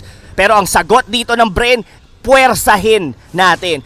Pero sanay ang Work Oster Force sa ganito eh. Look at that. The positioning of two mages dito, Feather Airstrike para linisin yung top lane, and look at that, RTZ using the Meteor Shower para hindi makapag-push ang Bren Esports. Kinokontrol ng Work Oster Force ang lane equilibrium ng Bren para makahanap din sila, para at least ma-control yung aggression ng Bren Esports.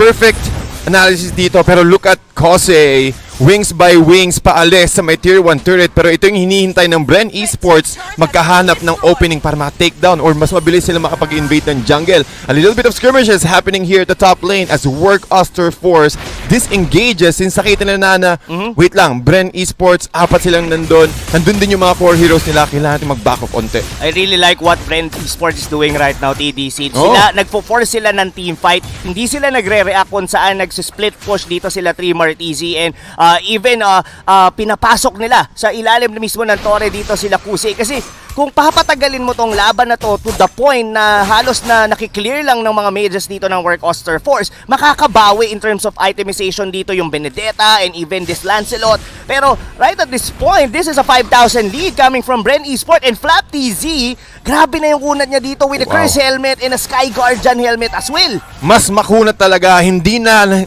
makikita si Flap TZ na uuwi, pero nagkaroon na naman ng kill dito si Carl TZ taking down RTZ, at momentum na naman ng Bren Esports. Sila makakuha ng turtle since wala tayong nakikitang reaction from Work Oster Force. Wow, TDC, this is almost a perfect, kung hindi lang na first blood doon. That is the first and only kill ng Work Oster Force, and just like that, Bren Esports, nag-snowball sila ng matindi ngayon dito, and Chu got pick off in the process. Dito mo naman kung gaano katapang si Flap TZ. Minamama niya talaga dito si Kose, and Rebo from the backline, shadow kill. Nag-force ng flicker para kay Kose at magdi-disengage kaagad safely ang Work Oster Force. Pero si Chuna takes down for the next 14 seconds. So alanganin, kaya pala nagiging aggressive lalo ang Bren Esports. Oo, Trimar TZ trying his best to clear the minion waves dito sa gitna, pero hindi enough yun dahil nabasag pa rin yung outer turret, even with a Feather Airstrike coming from Kusei. So right at this point, EDC, Bren Esports know their winning condition. Kailangan lang nilang basagin at basagin dito ang mga tore ng Work Oster Force to the point na mapilitan sila na ma-choke out ng mga resources. Kumbaga, kailangan nila ngayon gumawa ng mga risky plays. Like, Trimar TZ, mapipilitan siya ngayon ditong mag-segue to the point na baka mag-pick off siya. Yun din yung game plan ng Bren Esports. Sige, ayaw nyo lumabas, hindi kayo makakalabas ng base. Sa amin lahat ng jungle minions or jungle creeps. At I completely agree. Talagang si Trimar ang aabangan nila dito sa mga side lanes kung sakaling magpo-force ang Bren Esports ng another skirmish. And look at the itemization from Carl TZ. That Berserker's Fury. Kahit sino sa mga members ng Work Oster Force kayang-kayang tunawin, and with the help of Flap TZ yan, the TZ brothers. Tingnan mo naman kung gaano kakunat yan. Sky Guardian, Curse Helmet, Athena Shield, Dreadnought Armor. Kahit sino pa sa Work Oster Force, hindi nila kayang tunawin ngayon si Flap TZ. Pati wala rin silang burst na mage tulad ng Lunox. Kasi ang ganda rin ng pagkakaban ng Bren Esports ng unang part pa lang. And for you to take down Flap TZ, you need to expend at least 2 or 3 ultimates, mag-burn ng 3 ultimates para lang ma-takedown to. Pero alam naman natin, sa playstyle ni Flap TZ, yes, there's some point na I will absorb the damage, pero pag unti na lang yung threshold ko, baka kaunti, hintayin ko yung Sky Guardian na helmet na mag-proc. Yes, and just like that, wow, KDZ, hindi nakakahanap kasi ngayon ng magandang initiation dito. Sila Unravel with the Scupra and 3 more, TZ. Ito yung kalakasan ng isang Hayabusa against a Benedetta, specifically if you're going against a 1v1. Lalo na naka-execute yan. Oo, execute, tas meron pang high and dry. Yes. So kaya mas malakas yung damage. At sabi mo nga kanina, Rob, nung una pa lang, ito yung kailangang iwasan ng work, si Ribo, na merong Hayabusa. Kasi glass cannon nga naman talaga mga heroes ng work dito, and with just one shadow kill na merong max stats. Nakita mo yung ginawa nila Flap TZ. RTZ was just trying, or rather Kusei was just trying to clear the minion wave. Pero the moment na gamitin niya kanyang Feather Airstrike, sumasagasa, rumaragasa doon yung dinosaur ni Flap TZ para kainin agad doon yung ibong Adarna. Yup. At talagang nasa momentum na ang Bren Esports, mga kaibigan. At nakita rin tayo nung off-cam kill earlier na si Ribo nakakuha na naman ng takedown para kay Unravel. Pero look at how fast Bren Esports are doing it. Medyo sneaky na yung mga galawan dito ng Work Oster Force.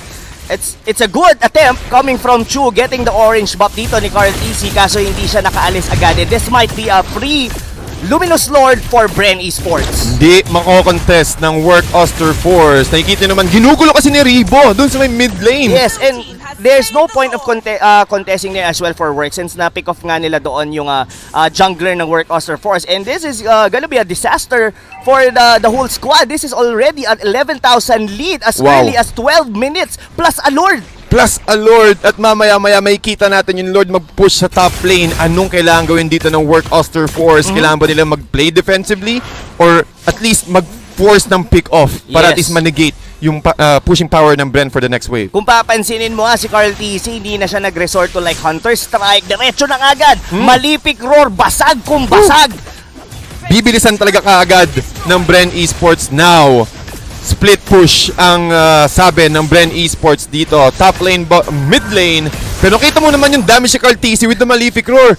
Tingin ko mga 3 o pang-4 na attack niya pa lang yun sa turret. Yes, and kung nag-proc pa doon like yung critical, yung pinakadulo nung kanyang bala. Pero look at that. Oh, Meteor Shower. Flap TZ, half HP na naman. Pero sobrang bilis lang din naman ng cooldown ng Meteor Shower, pero given the fact na na-force out mo yun out of the way para sa Bren Esports, malaking bagay since mahihirapan silang mag-push back. Wala silang magandang isa pang wave clear sa side ng Work Oster Force. You know what, ADZ? For Bren Esports, sabihin na natin they are on the number 4 spot at Group A ngayon. Pero what is with this team? Na yung mga number 1, yung lagi nilang pinupuntirya. They won against Blacklist, now they're going against the number 1 of their own group. At grabe, sobrang snowball ng laro nila dito. The straight killer. Yan ang Bren Esports. The number 1 killer. Oh Kung my. sino yung nasa taas, yun ang aming pipupuntirya. At yun din yung pinapakita ng Bren Esports.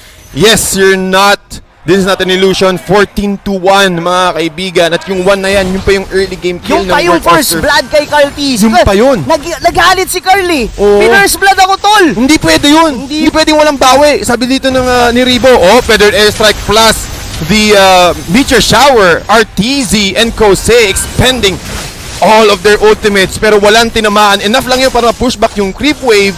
But Work are doing the best that they can para lang makahanap pa ng isa pang opportunity na makahinga. For sure, and you can say na sobra na ang lamang dito ng Bren Esports whenever you see a Holy Crystal sa isang Selena. That only means na sobrang farb na lahat ng mga members dito ng Bren Esports. So what is it for a Work Oster Force? Paano ba ang bawi nila dito? Ating alamin ngayon. Hold that thought, mukhang kinuha ng Benedetta, or rather, ng Benedetta again ng isang buhay ng Bren Esports. Ribo, top lane, meron siyang quad shadow so he can just disengage safely. Yes, kailangan pa rin maging maingat dito ng Bren Esports. We still have 2 mages that could potentially clear minion waves. And a good attempt yun kay Ribo, muntikan niyang mabasag kaso hindi tumagal yung buhay ni Flap TZ under the base turret on the bottom lane of Work Oster Force. So right now, the safe play for Bren Esports is either they freeze the lane and wait for the second Lord, or probably get a pick-off na nagagawa nila time and time from the abyssal arrows ng Selena Nephew. Yep, at yun ang kailangan nilang gawin. Pero mukhang umabante dito si Unravel, hindi tumama yung kanyang ultimate. At nagkalabasan ng ultimate dito. Lusty, siya target, but look at the damage, the stun from Few. Dinisable niya si Trey Martizzi at buhay na naman si Cartizzi. Oh my, TDZ, yung bottom lane, hindi pinapauwi ni Few. Ngayon yung mga members dito ng Work Oster Force, mukhang mababasag na. Yung base turret, kailangan nilang lakarin to dahil hinahabol sila ngayon ng mga members ng Bren Esports. And to be honest, to TDC, that was a good initiation coming from Work. Muntikan na rin nilang ma-pick up doon si Carl TZ. And I really like the play of Work Oster Force. Sabihin na natin, lugi sila, egol sila sa ngayon. Pero nakikita mo yung yung puso they are really playing to win. Kasi kung hihintayin na lang nila na kunin ang Bren, yung susunod na Lord, tapos magde-def sila and just kumbaga wishful thinking yun Mas maganda yung sumasapa ka kahit nahihirapan ka. Lumaban ka hanggang huli. Sinasabi ng Work Oster Force. Yes, and I completely agree. Nakikita natin talaga na kaya nilang pwede silang sumugal Alam mo yung mga risky plays? Yes. Yung medyo delikado, pero ano nga naman ang pwede mong gawin kapag lamang na yung Bren Esports? Again, looking at the net worth, almost, we're about to hit the 20k advantage ng Bren Esports, but showing the strength or at least the resilience of Work Oster Force dito, pumapalag pa rin talaga sila. Kailangan ipantay ng Bren Esports. Kailangan magsabay-sabay ng mga minions dito from the top, from the bottom lane, kasama yung Lord sa gitna. Kailangan hindi nila maklear to. Kailangan sumabay. Pero look at Trevor. TZ already cutting the lanes on the top lane para hindi sumama-sama lahat ng mga minions sa gitna. Kitang-kita mo naman, Meteor Shower na gamit na, plus the Feathered Airstrike. Sinalo lang ito na lahat. Tulad ng pagsalo ni Kosei doon sa arrow, he'll be able to flicker out. At maging successful siya. Unravel, muntik pang mamatay. Pero si Cartizzi, trabaho lang. Doon tayo sa main inhibitor. Pero ang Lord, buhay na buhay pa rin. Bren Esports, nakahanap naman sa mga gandang opportunity to take down the main inhibitor, main base ng Work Oster Force, and Bren Esports will secure Game 1. And this winning moment is brought to you by Oppo A94.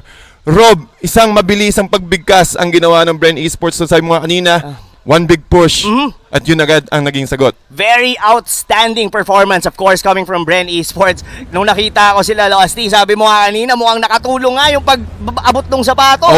Tol. Mukhang lucky charm pala yun, pero wow! Coming from the first blood, hindi na nakabangon ng Work Oster Force. Nahirapan talaga ang Work Oster Force doon. Tingin ko rin malaking factor yung pag-invade ng Bren Esports early game, kahit medyo naiwan ang Work Oster Force, rather Bren Esports ng early game. Pero syempre, ating tanungin ang ating resident analyst Midnight para himay-himayin ang nangyari sa Game 1. Midnight, let's go! The mechanics, the outplay, and the aura of a world champion overpowers Work Oster Force on game number 1. Welcome back to the Analyst Stand. My name is Midnight and ating i-breakdown kung paano denominate literal ng Bren Esports ang Work Oster Force. Pero bago lahat, tignan muna natin ang post-game stats na hatid sa atin ng Smart. Ngayon, medyo may adjustment dito na ginawa si Carl TZ. Instead of the typical Hunter Strike first item, ang una niyang binili is Berserker's Fury, which allows him to play very fast with the Granger kasi it allows him to farm junglers at a faster rate. Kasi ang gusto nila dito, hindi naman sila nakikipagsuntukan kay Work Oster Force. Ang kailangan lang is ma-amplify yung timing ng Bren Esports. So the Berserker's Fury really did a lot on the early game parts of the game kasi na-amplify nga yung jungling capabilities ni Carl TZ. Tapos typical progression after the Brute Force, went straight to the Malefic Roar for the towers and the Bloodlust Axe. Actually, binenta niya na rito yung Bloodlust Axe. Dalawang item pa nga yung gusto niyang bilhin. Nung una, Bloodlust, pinalitan niyang Endless Battle. Pero nung final Lord take, he sold the Bloodlust Axe and went for the Immortality for the safer play. So ito yung mga naging adjustments. Very important lang to see that Bren Esports really did a lot of research on this game, preparing against the lineup of Work Oster Force and a new playstyle for the Granger. Even though luma na to, yung unang binibili kay Granger na Berserker's Fury, it's just nice to see a touch of experimentation on the side of Bren Esports. Makikita natin yung sinasabi nating early game momentum ng Bren Esports dito sa ating game highlights na hatid sa atin ng Smart. Now, Work Oster Force, they felt like they can definitely maximize the advantage that they have. Sila din naman yung naka-Lancelot, and with Immortizzi getting an early kill on Carl TZ, it was very, very crucial. But the thing is, around objectives, Bren Esports is the pressure lineup. Ito yung pinagkaiba ng dalawang lineup ito, no? Work Oster Force can maximize their lineup by executing. Bren Esports lineup maximizes their heroes by just existing in the map. And ito, napakagandang mechanical outplay against Work Osterforce. Unravel with the jump in. Akala niya makakapag-land siya ng Tyrant's Rage, pero an immediate stun came out from the Rafaela. Alam ng Bren Esports na papasok si Unravel at that specific moment, and hindi nila pinaglalaro si Unravel. Literal na lahat ng setup, laging may sagot. FlapTZ was very consistent with the Detona's welcome every single time natatalon si Unravel. That's why Work Osterforce found it really hard to find team fights against Bren Esports. And Rebo outplaying every player na nagpunta dun sa lane niya. Sabi niya, no, world champion ako. Ang ginagawa nyo rito, hindi nyo ako kaya. Even Unravel didn't stand a chance. This was a very beautiful dodge from Rebo after the Tyrant's Revenge, immediately using the shadow kill to take down Unravel. And ito yung sinasabi natin kanina, yung mechanical outplay and the prowess of Bren Esports. Mukhang batak na ang ating world champions. Unravel found the perfect opportunity to jump in, pero again, Detona's welcome from FlapTZ, super consistent. Kahit namatay siya doon, okay lang. It allowed Bren Esports to reset the fight, and after that, they just straight up took the objectives after the Lord take and went for the final play. Sabi ni Carl TZ, bahala ka dyan, Tori ang gusto ko na ng Game 2 kasi tapos na to and wala na tayong ibang titignan. This is objective gaming from Bren Esports, very critical and crucial for the players. That's why the MVP of that game, Carl TZ on the green jersey. This MVP is brought to you by Smart. Even though he died once ng early game, he really didn't lose control of taking the jungles and making sure na makuha niya yung timing niya rito. Kasi again, ang gusto lang gawin ng Bren Esports is to amplify their timing and at the same time use their lineup when they exist. Kasi again, ang nakakatawa sa lineup nila is nag-exist lang sila, pressure na sila against Work Osterforce. Now, moving into Game 2, I think there will be a lot of adjustments. Pero bago tayo mag-proceed sa next game, check muna natin ang ating live watching rewards. So sa mga nanonood dyan, habang nag-enjoy kayo ng match ng Bren Esports, you can have a chance to win in-game rewards just by checking this QR code. Scan nyo ng QR code or pumunta kayo sa website natin and fill up a form. And if you are one of the first 30,000 entries, mananalo kayo ng in-game rewards worth of 599 diamonds. So please do check it out. Again, first 30,000 entries of every single game day. Now, moving to game number 2, tignan natin kung makabawi pa ba ang world contenders or will the world champions take the sweep. Casters, back to you. Great analysis na naman ang ating nakuha from Midnight, from that analyst stand. At syempre nagbabalik kami dito ang inyong mga casters. Ako si TDZ, kasama ko si Rob Luna. Rob, sobrang exciting yung nakita natin from first series. Talagang sumugod. Talagang non-stop yung action natin from the Bren Esports side. And not only that, we've used to see na makita yung Work Osterforce na nakaka-comeback sila. And most of the time, sila yung nakakakuha ng mga early lead. And from that certain game, na-total dominate sila ng Bren Esports. Domination. Talagang hindi binigyan ng pagkakataon, hindi pinahinga. All the way, all throughout the game. Early game, mid-game, late game, na-check kaagad ng Bren Esports ang kalaban nila. So again, ang hirap. Tingin ko, mga adjustments dito ng pwedeng gawin ng Work Osterforce is nakuha kasi sila ng natanggalan sila ng mga mage talaga eh. So it's either prioritize the mages, go for another Farsa play. Yung Farsa play naman nila, hindi naman maganda yung performance ng Farsa nila. That is Kusei, of course. Magiging maganda pa rin. And hindi rin siya masisisi doon sa part na hindi niya ma-fully utilize yung ulti niya. Kasi FlapTZ with the Barretts, talagang pinapasok talaga siya. Delikado palagi. Tapos, hindi pa yun. I mean, tingin ko, ang isa sa pwedeng maging sagot nila ng Work Osterforce, ban yung Selena. Kailangan nilang tanggalin yung Selena ni Few kasi, I mean, in terms of tempo, kabisado. And yun din yung naging sagot nila with 3 Martises Benedetta, di ba? Na first blood niya si Carl TZ. Kaso, huminto yun nung na-pick off naman sila nila Few with Abyssal Arrow. And from that position, nagtuloy-tuloy na yung early lead ng Bren Esports. Parang may magnet. Yes. Parang may magnet yung arrow ni Few. Kaya, yeah, I completely agree. Talagang ban.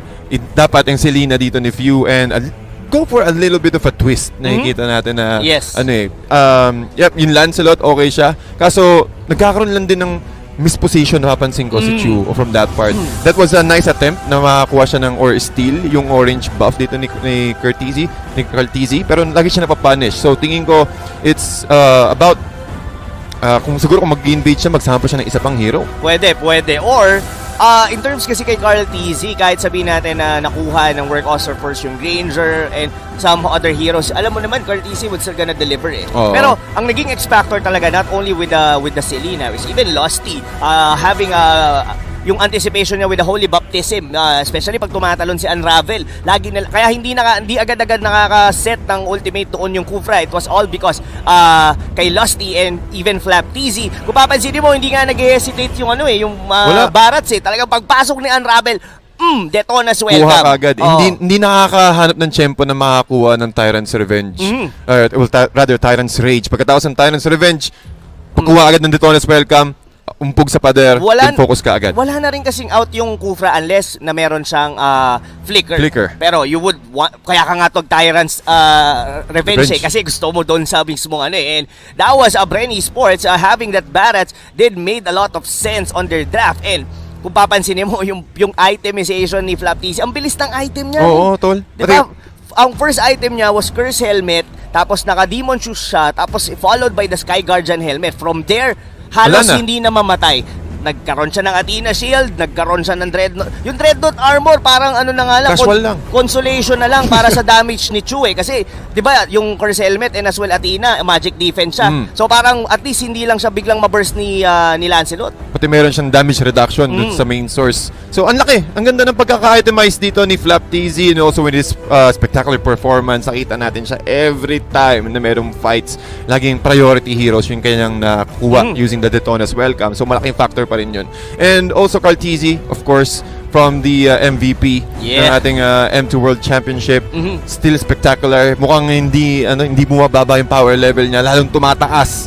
At nakikita natin na not actually individual. Yung buong players na rin ng Bren Esports going back. Na nakikita natin na from the previous weeks, ito na ulit yung Bren Esports. Nakikita natin siya kung gaano yung performance ng Bren Esports from the previous tournaments. Yes, and para sa mga manonood natin, Work Oster Force as of the moment has 21 points tied with Aura PH.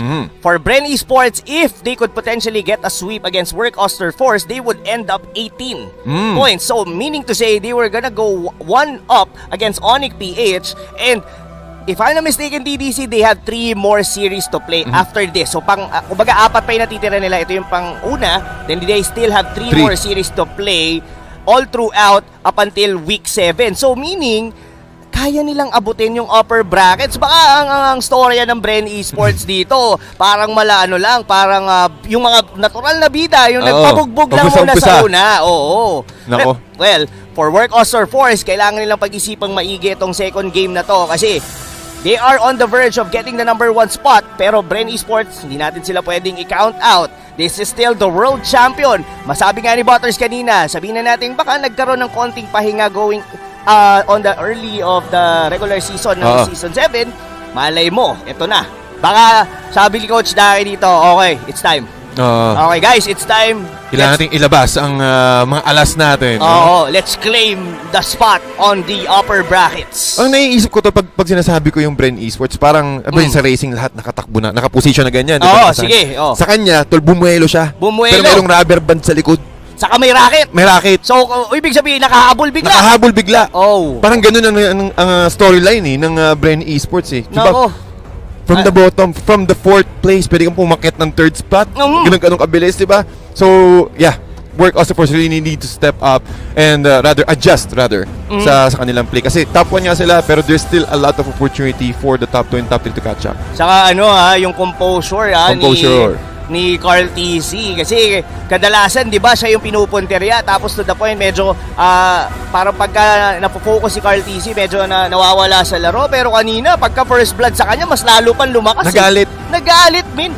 Berserker's Fury. Tapos may Bloodlust Axe pa siya. So, ngayon, pag binagbabaril mo, di ba parang bumabalik lang yung buhay nung nung Granger. Kumbaga, brute force breastplate lang, okay na. Okay na para sa movement speed. Pati na rin sa additional armor. Pero yeah, I completely checked out. Talaga na Carl TZ, pag uminit, dire-diretso, non-stop. Yes. Pero what do you think about Work Oster Force? I mean, I can say na si Unravel hindi nagkaroon masyado ng impact during this game because of course, the Kufra, hindi tayo nakakita ng mga set wherein yun yung ina-expect natin from him. And not only that, he was heavily countered of course by the Barats. Whenever he goes in, dinedetonas welcome siya. And this all states that Brain Esports, medyo pinapansin nila dito si Unravel kasi binan nga nila yung mga heroes like the Johe, the Matilda. Pero what do you think, TDZ? Pwede kaya na mag-heavy emphasis dito ang Work Oster Force on Heroes of Unravel para mas magkaroon sila ng early game presence? Kasi parang ni-rundown sila ng Brain Esports eh. 'Di ba? Parang yung buong tempo ng laro ang nagdikta Brain Esports. Ano yan?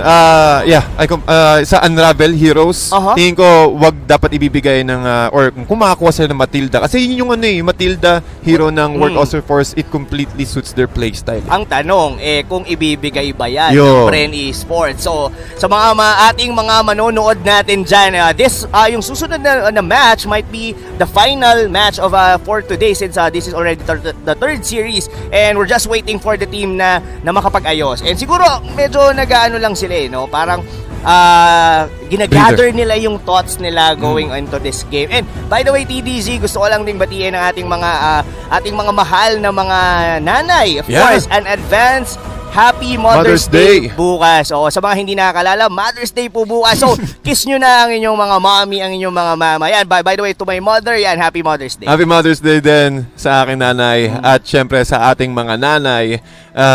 Bigyan natin yung oras, huwag natin kakalimutan na bigyan ng oras ang ating mga magulang. Ayun ako, TDC, marami akong realization in terms of time and nasabi ko to, of course, recently I lost my grandmother and gusto ko lang sabihin na if you have the time to say I love you and I miss you to a person, wag mo nang ipagpabukas pa. Say it directly kasi you'll never know what's about to happen. Ngayon pala habang nanonood kayo, puntahan niyo si Mama. Si Mama malamang nagluluto yan ngayon. Diba, nag-aasikaso kiss mo si Mama. Kiss mo. Bakit anak? Oo. Akala mo nanonood ka ng MPL. Oo, kiss mo si Mama tapos wag mo lang kahit hanggang bukas lang, wag kasi madalas pag may kiss may kapalit eh. Anong gusto mo? Airmats ko kasi ganun, no? Pagka sweet ka sa airmats mo, may something.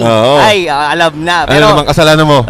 Parang ganun mangyayari. Pero as we head back to the game, ladies and gentlemen, Game 2 draft ng Work Oster Force versus Brain Esports. And this draft is brought to you by Smart. Work Oster Force, again, ayaw pa rin nilang ibigay yung Eve at Nakuha na. Matilda Airlines. Yes, pero so Brain Esports did actually ban the Selena. It's not because na gusto nilang makuha. It's more on Work Oster Force also uses the Selena wherein RTZ. Pero for Work Oster Force, they banned the Barats kasi yun nga yung nagpahirap sa kanila kanini. Halos tinangke lahat ni Flap TZ yung mga damage from the arsenal ng Work Oster Force. And right now, Brain Esports gets the Benedetta together with the Popol and Kupa. Ang bilis ng pickings natin ngayon, Kuya TDC. Totoo. Pati makikita mo dito yung kung ayaw ibigay ng Brain Esports yung Selena, meron pa rin silang isa pang hero na almost the same yung mechanic with the Popol and Kupa. Pero eto na. Mukhang napa-inda ka dun sa unti pagkakita mo Chang si Kuya Ribo yan Kuya Ribo naman pala. Si Kuya Ribo, nakuha na yung kanyang paboritong hero, yung Chang. Sabi nga natin, Tol, kanina nung pagka-start pa lang ng game. Ano yun? Ribo. Chang'e wins games. Chang'e wins games. Para sabi ng Brain Esports dito, wala nang patumpik-tumpik pa. Tapusin na natin to. Pero well, for Work Oster Force, they're also getting yung mga comfort picks nila. Of course, ito dito pa rin yung Farsa ni Kusei and of course, the Lapu-Lapu dito ni Tremor TZ. So right now, nagkakaroon ng in terms of banning naman, medyo tinanggalan nila ng Lancelot. So, para hindi makasabay sa early game. Yeah, pati mahirap yan kung sakaling makuha ni Cartesi yung kanyang Lancelot. Yes, of course, not only that, itong Granger, binan ngayon ng Brain Esports. So, what's gonna be the choose hero dito? And that's gonna be the Claude. And this might be the first time na makita natin ang Hilda under Work Oster Force. Wow. Control agad ng jungle ang mangyayari dito sa side ng Work Oster Force. Since hindi pa naman pinapakita ng Brain Esports yung kanilang main core, but that gives them the idea na okay, kailangan natin makipagharapan, we need to control the map as early as possible. Pati yung si Hilda, kapag nakakuha siya ng magandang stacks or ng early stacks, isa siya sa mga pwedeng makapag-burst kaagad. Tingin mo ba this is the alpha play coming from Bren Esports or this is a YSS perhaps? Pero parang bitin ako sa YSS, Kuya TDC Ang strength kasi ng alpha, meron siyang true damage and slow. So, posible siya sa side ng Bren Esports because they're up against a really tanky hero, but this will be a... This is definitely a Carl TZ going for the Benedetta. This is, of course, Losty's favorite tank as well. Itong tank show nito. So, right now, we are looking into Work Oster Force na manggugulo ngayon sa jungle ng Bren Esports. Pero, kung papansinin mo, ang hirap din manggulo, especially pag may kalabang ngayong Popol and Kupa eh. Matatapakan mo lahat ng mga surprises, ng mga traps, at with that, meron silang idea kung nasa na yung location ng Hilda, most probably. Saka yung poke damage from Kupa eh, 'di ba? I mean, kahit hindi mo masyadong pansin-pansinin. One of the reason nga kaya minsan okay lang i-open yung Jawhead as long as you get the Popol and Kupa kasi kayang sumabay nitong Popol nito. And not only that, this is a Popol and Kupa na mid, wherein he would definitely build items dahil ang tank natin dito ay Cho. So, possibly Demon Hunter Sword kaagad. Or the usual item na ginagawa nila for such support ng Popol, it's either you go for a Thunderbelt, O-Mask, Dominance Eyes, if kahit ano sa totoo lang pwede mong i-build dito sa Popol and Kupa nito. Pero yung pinakamahalaga was the O-Mask and the Thunderbelt. Thunderbelt with the slow, malaking factor kaagad yun para mapag-chase kaagad. Basta true damage na proc. And so, Bren Esports, sobrang flexible. Pinapakitaan tayo ng Bren Esports ng panibagong flavor. Again, saka Khalid. Ang ano dito for Bren Esports, medyo early aggression din sila eh. Kasi we all know how Carl TC plays a Benedetta.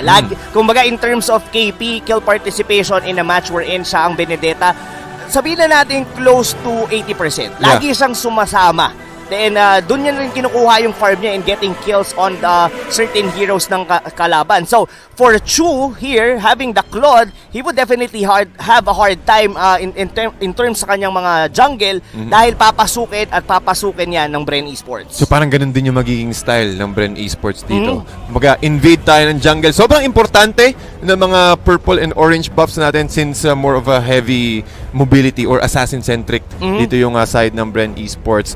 And also Work Oster Force as we head into the land of dawn. Tingnan natin kung kaya nga bang ma-force ng Game 3 ang Work Oster Force or tuluyan na nga bang ito 2-0 sweep ng Bren Esports ang Work. Yes, that's a good question. Will Work be able to force a game number 3? Pero right at this point, I am really liking, kahit hindi ko masyado nakikita yung buong mapa, yung that anticipation coming from Flap TC na sumama doon sa gitna. And ang plan kasi nila dito, TDC, is to secure the first Little Wanderer, wherein hindi nila yung nagawa during game number 1. And at sa current draft ngayon ng Bren Esports, kumbaga, mas mahihirapang mag-contest ng objective dito sa early game ang Work Oster Force.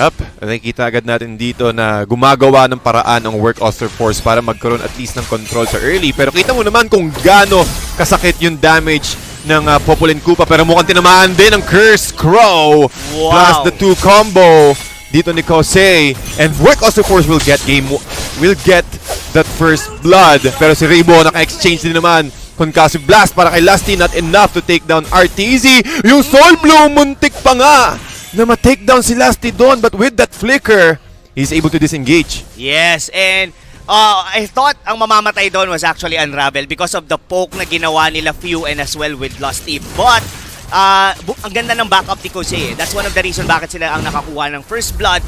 Fortunately, hindi na-invadean si Carl and as well nakabawi doon yung Chango ni Rebo.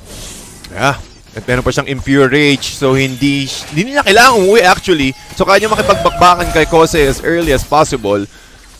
And also the Meteor Shower para pang-clear ng wave. But however, Unravel na naman ang magiging next target ng Bren Esports. Pero alam naman natin, Hilda pa rin yan. Makunat at makunat pa rin talaga yan. Pagpasok niya lang sa brushes, magpuproc yung yung blessings niya. So, kailangan lang naman maging maingat ni Unravel dito eh. Pero looks like Bren Esports, hindi na sila maghihintay pa kunin na kagad nito. They are well positioned to get the first turtle. Alam din ng Work Oster Force na hindi mo na nila pwedeng sabayan ang Bren as early as this. Dahil kailangan pa nila ng items kay Chu, kailangan pa nilang ma-secure yung mga, at least yung mga first core items na kanilang side lane. Pero may bawi naman sila. They took down Rebo on the bottom lane. And the bottom lane, they will. Kosei, mukhang hindi ata siya makakapag-wings by wings. At kinagat kagad siya ni Koopa, disabling him and giving another score for Bren Esports. This is a much better game compared to what Work Oster Force had during game number 1. Nakakasabay sila dito given that yung kanilang lineup is someone na merong Claude. We're in, alam natin na kailangan pa talaga na makapag-farm. And yun yung malaking bagay nung nawala yung Selena ng Bren Esports. Hindi sila ganon ka-aggressive katulad nung ginagawa nila nung game number 1. And ang ginawa nila more on, yes, merong aggressiveness, merong unting aggressiveness, pero hindi na ganon katulad ng game mo na parang almost sumasalubsob na sila. Kosei! Oh, tinamaan ng Wave the Dragon, pero enough na yung damage dito. Plus the Meteor Shower para masecure yung kill. Hindi binigyan ng pagkakataon si Kosei ng lumipad. 1-2-1 ang current standing at na-burn niya rin yung kanyang flicker from that engagement. Oo, and that was secured kasi nandun din yung Popalin Koopa eh. So, sabihin na natin hindi mapaperfect doon ni Losty yung kanyang Way of Dragon. Kaso nga lang, sakto. Nandun din yung bite, of course, ni Koopa. And together with the Meteor Shower, secured ngayon yung kill for Bren Esports. And so far, tempo-wise, it look like Bren Esports medyo magaan ang laro sa kanila na to. Magaan na nga rin ang ikot ng Work Oster Force. Pero yeah, nakikita natin dito yung Bren Esports na talagang nagiging reactive. O sila din mismo ang gumagawa ng mga plays. So almost bigahin lang din ng opportunity dito. Kung sakaling kung sino mag-initiate, sila yung agad yung makakalamang when it comes to fights because they have the burst capability as well. Pero talking about burst, Kosei securing another kill here at si Rebo ang mapapatumba sa side ng Bren. Nadadalawahan na si Rebo doon, TDZ. Oh, pero man. another turtle fight. Oh, Electro Final Blow. Sino makakakuha ng turtle? And that will be Carl TZ gamit ang kanyang Benedetta. 3-mar TZ with a nice stun. But hindi pa rin enough yung shield to protect against two members ng Bren Esports. RTZ trying to chase Flap TZ. Pero meron siyang quick sand guard. Si Few. Upo muna siya. Pero si Carl TZ, si Chumo ang siyang hinahabol dito. Carl TZ again with the feathered airstrike. Enough! Yung damage. Carl TZ is down. And Kosei with a nice assist. Kosei sinusubukan niya i-body block at steal rather yung purple buff gamit ang Meteor Shower ni Rebo. Pero magandang engagement. Sino lumamang dun? Well, parang balikan lang din, DDZ. Well, I can say that Bren Esports definitely won that engagement dahil na-secure nila yung turtle. Pero nakakuha ng consolation naman dito si Kosei. Diba? Getting a pick off on Bren Esports. And right now, and that was definitely Carl TZ. Kahit pa paano, nahahalt nila yung progression nitong Benedetta na to. And mind you, TDC, si Chu, hindi pa siya namamatay dito. Sabihin na natin wala pa siyang nakukuha mga, or rather objective, or even itong wala pa siyang napapatay. Pero tuloy-tuloy ang farm ng Claude na to. And somehow, itong Claude na to ang magiging problema ng Bren Esports going into late game. Lalo kapag nagkaroon na siya ng items. And looking at the items here, 3-mar TZ, meron na siyang Bloodlust Axe, so mas mataas na naman yung lifesteal niya. So, meron ding opportunity yung Work Oster Force na makipagsalpukan kaagad with that item. And talking about item here, Demon Hunter Sword, but look at Unravel. Sinusubukan niya makipaglaban sa tatlo. Meron siyang Flicker out, and Chu with the Blazing Duet. Not that much damage. Si RTC sinusubukan niya i-take down si Rebo. Almost half HP from that Soul Bloom.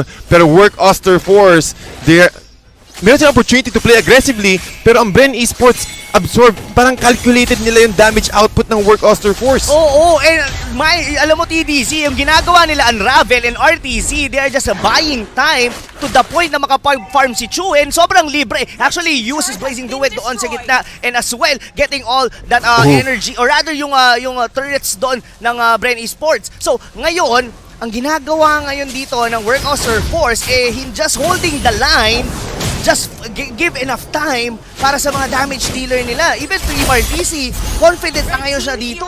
Yep, sobrang confident niya with the Festival of Blood additional lifesteal at nagkaroon tayo ng engagement dito sa may bottom lane. RTC will secure that kill using the Soul Bloom. Pero si Few ang magiging next target dito. Bite M. Koopa ang naging sagot ni Few, but Flap TZ will be the one going to secure that kill. Turtle fight na naman. And also with the feathered airstrike, muntik niya ma-take down si Few, pero enough pa rin damage, and the turtle will be taken out by Carl TZ. Carl TZ magiging main focus ngayon, pero Carl TZ hinabol din si Kosei. Kosei, he will go down sa kamay ng Flap TZ. The TZ brothers taking down Tun, making the play side ng Bren Esports. Ang daming naging mali doon sa side ng Work Oster Force. Even Kosei was about to kill Lusty dung pag-face check doon ng Cho, pero hindi kinulang pa. Even with a single normal attack, hindi niya napatay doon na Cho, just right, flicker out. Tapos yung backlanes ng Bren Esports, hindi nila in-anticipate na ganun yung damage na rito. So, right now, Work Oster Force, medyo nababawian sila ngayon ng Bren. Nabawian nga sila ng Bren ngayon, and with that, Lusty will be taken out of the play for the next 15 seconds. Pero lumalaban pa rin yung Work tol Definitely. Talagang naghahantay lang din sila na, okay, kailangan lang natin i-endure yung first part of the game, pero kapag si Chu nagka-item na, meron siyang Raptor Machete plus the Demon Hunter Sword, mas siguro isa pang item, on top of that, pwede na agad silang mag-engage. Since medyo maaga pa rin naman, Rob, it's just 8 minutes, pero talking about momentum and talking about the tempo, Bren Esports ang may hawak nun. Oo, pero kailangan nila maging mindful dito at EDC. We've all known, of course, Claude is definitely gonna scale on the lane. And not only that, even Kosei, napansin ko yung damage ng kanyang feather airstrike kanina just by 2 pops, kayang-kaya niya na kagad na makapatay ng mga squishy lineups dito from the Bren Esports. Yeah. Pero ang maganda lang sa Bren, yung aggression nila hindi humihinto. Talaga tuloy-tuloy to the point na ang Work Oster Force, kailangan nilang sumabay. And it all thanks to RTZ and Unravel kung paano sila nakakasabay ngayon dito sa mid-game.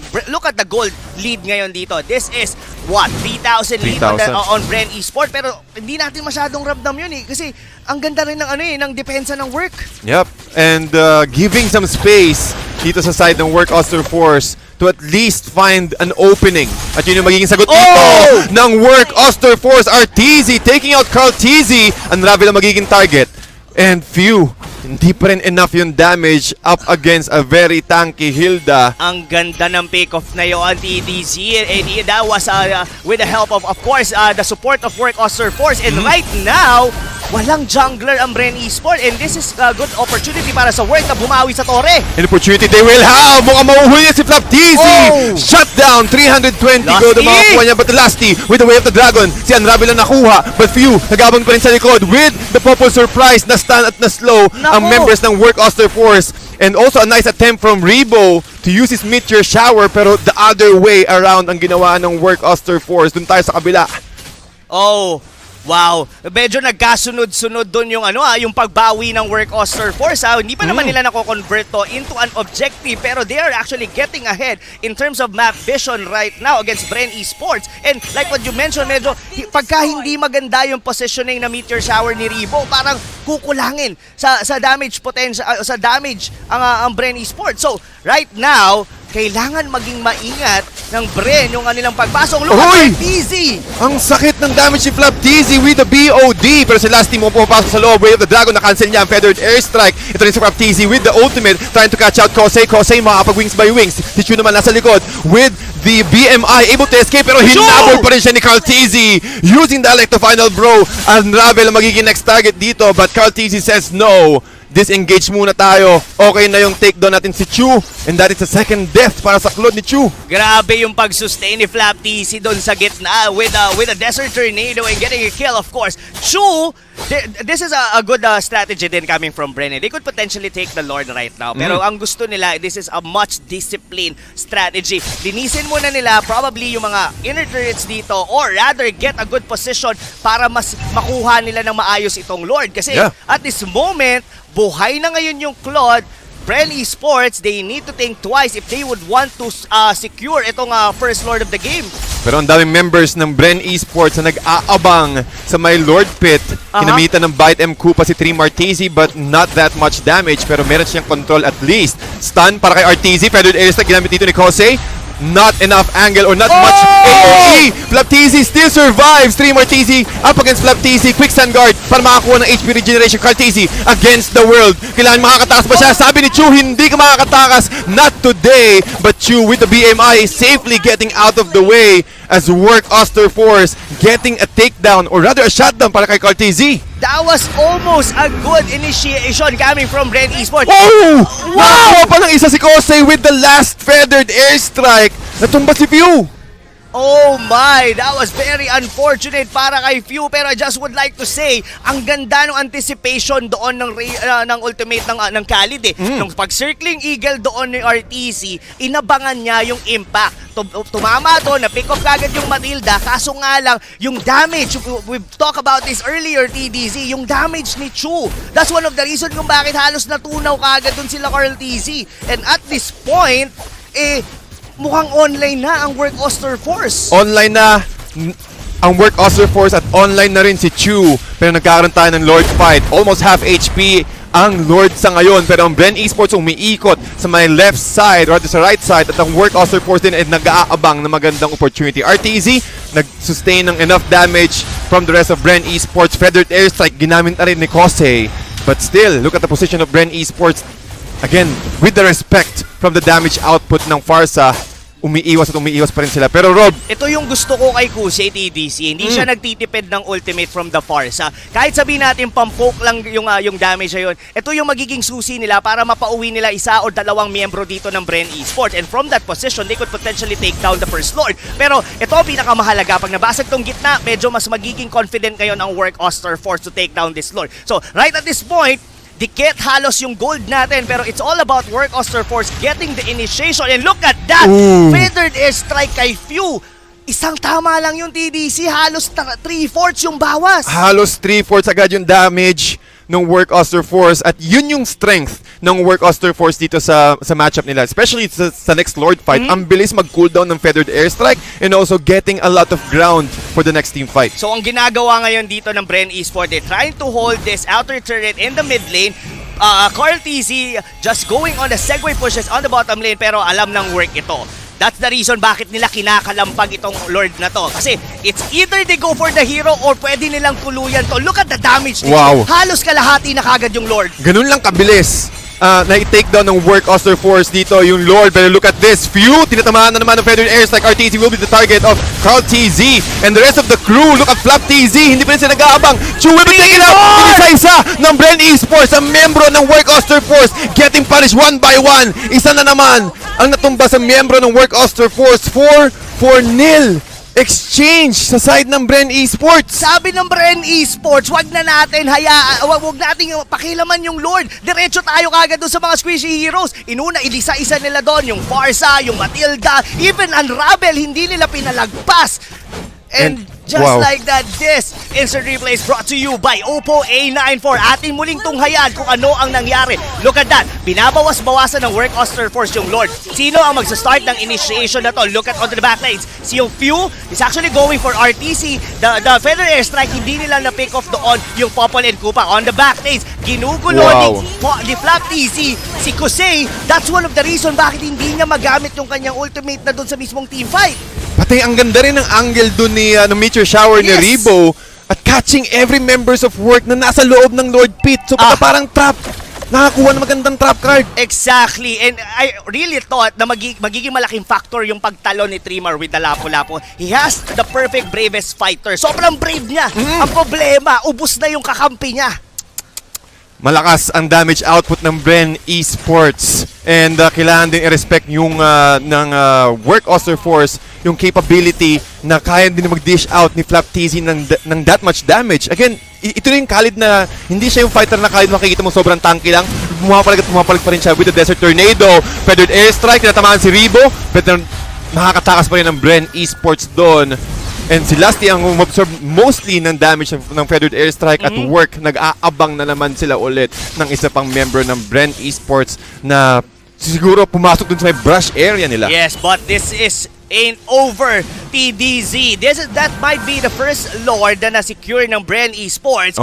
But we still have to respect the draft of Work Oster Force. They still have this Claude. Sabihin na natin medyo nagkamali sila kanina, pero they can definitely turn things around with the damage that they have. At this point is yung gold lane, or rather members nila dito, may mga complete itemizations na dito. Even with this Chu, look at that. DHS, Golden Staff, Brute Force Plate, and ang gusto kong pinili niya rito, the Queen's Wings. And this is something he might magiging malaking vital part ito sa mga upcoming team fights ng Work Oster Force. Kailangan niya rin kasi yung additional lifesteal pag nag-proc siya ng almost 50 to 60% threshold or 40% threshold.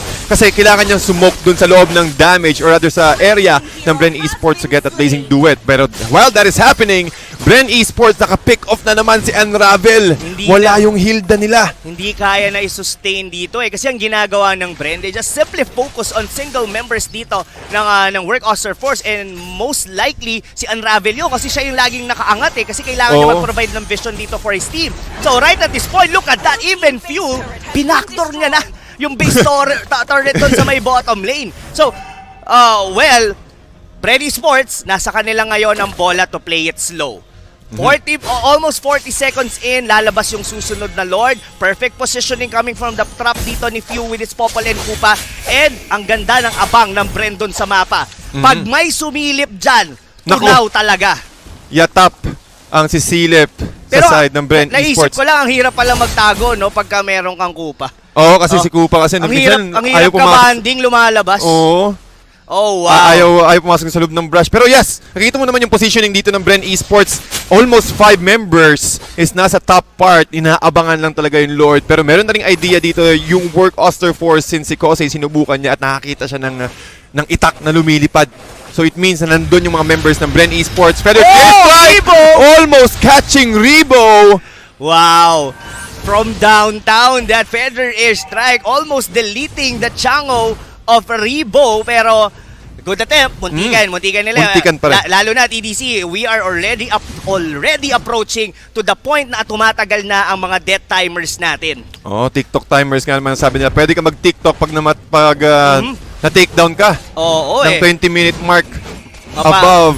Mapapaano ka ng mga when she comes in, na mapapatingin ka na lang ng mga sumasayaw. Parang si Kuya Manjin mahilig sa ganon. Pero look at this, here we go! Tinamaan na naman ng Way of the Dragon plus the Meteor Shower para kay Rebo. Unravel, not enough damage. Pero si Chu medyo sumasalubsob, naiwan siya. Hindi naka-follow through yung Work Oster Force. At matutumba si Chu for the next 55 seconds. Saktong-sakto na din yung pagkaka-respond ng Lord.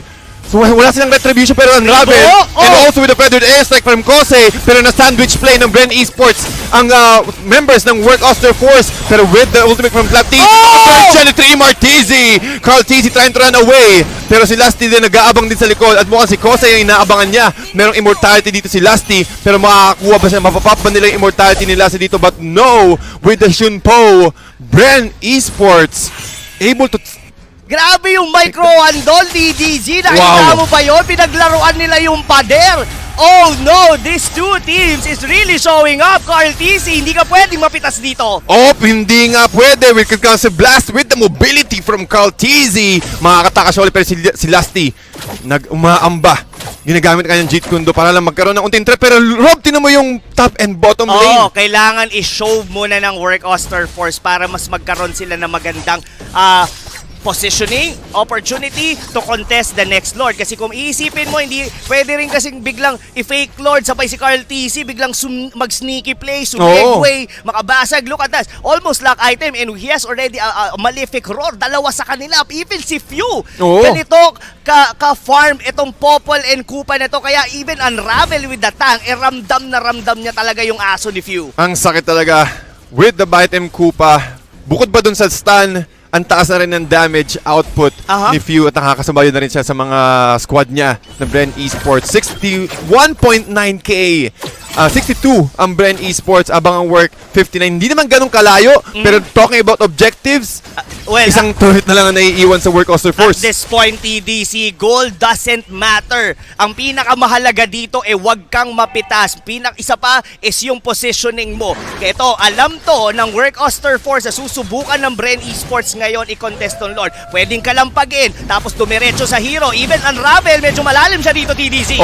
Si Flap TZ na-absorb yung damage ng Feather feathered airstrike pero na-stop siya ni Lusty. Lusty ang magiging next target ngayon ng Work Oster Force. Pinapatakbo, but with the meteor shower, Unravel, buhay pa rin, but si RTZ medyo lumalim. Hindi agad nakapag-follow through ang Work Oster Force. Si Chu is also exposed. Pero si Cartesian magiging main target dito. Chu is still trying to catch out the rest of the members of Bren Esports. Pero si Cartesi with a nice jump. Raging slash. Popping the immortality of Lusty. Pero na-isolate siya ngayon ng Bren Esports. Ito na ang turn ng Bren Esports with the way of the dragon. Plus the meteor shower.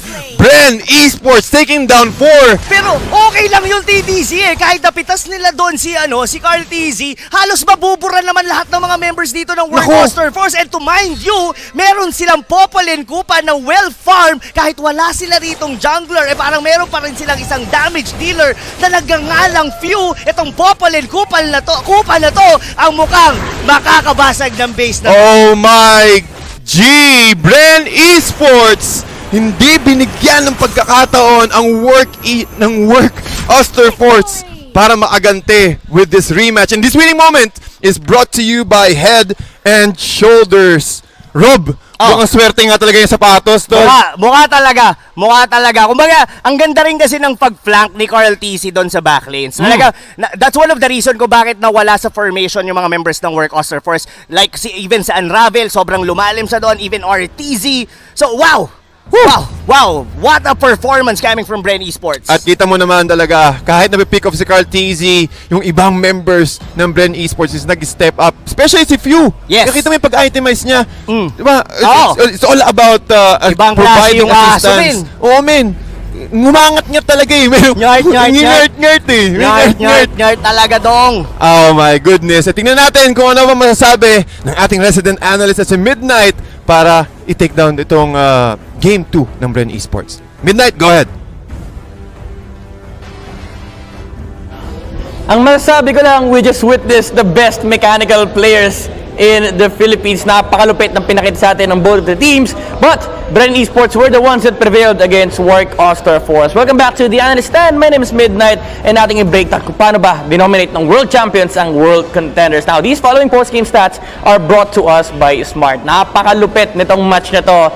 Even though it was Bren that won the game, sobrang dikit. As in, buong 10 minutes, dikit yung goal, dikit yung kills, dikit na dikit yung laro nitong dalawa. But it came down to a single adjustment on a player as to how Bren Esports was able to establish the control over the Lord Take. Makikita natin dito yung itemization actually ni Lusty on the show. Having a double mask setup on this lineup is really important for them. Yung shadow mask ni Lusty, it was used to perfection on this game. And dagdag na rin natin dyan, syempre, yung nakakairitang mask from the Popolin Kupa. Syempre, napakadaming control na nga ng Bren Esports on the form of the Cho, Khalid, Benedetta, and yung slow na galing kay Chango. Kailangan pa nilang intindihin yung mga kagat ni Kupa. So this is really just annoying for Work Oster Force kasi ang dami ring way para matapatan nila yung Claude ng Work Oster Force. Makikita natin kung paano ginagawa ng Bren Esports to sa ating game highlights natin sa atin ng Smart. Again, early game, it was really close between these two teams.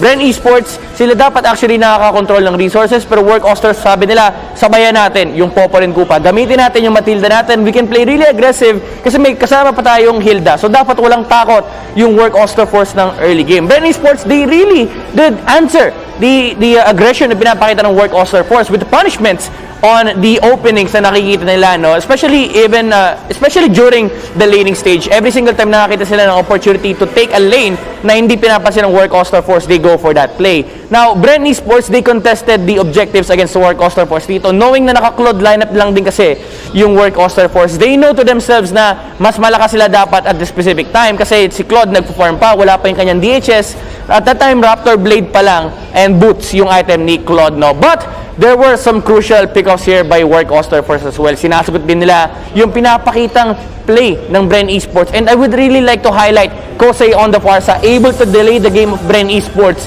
with the presence of the Feathered Airstrike. No, yung threat na laging may arsenal yung Work Oster Force against Bren Esports was really enough to provide pressure against them. Pero sabi ng Bren, hindi. gagamitin lang natin yung ating Cho.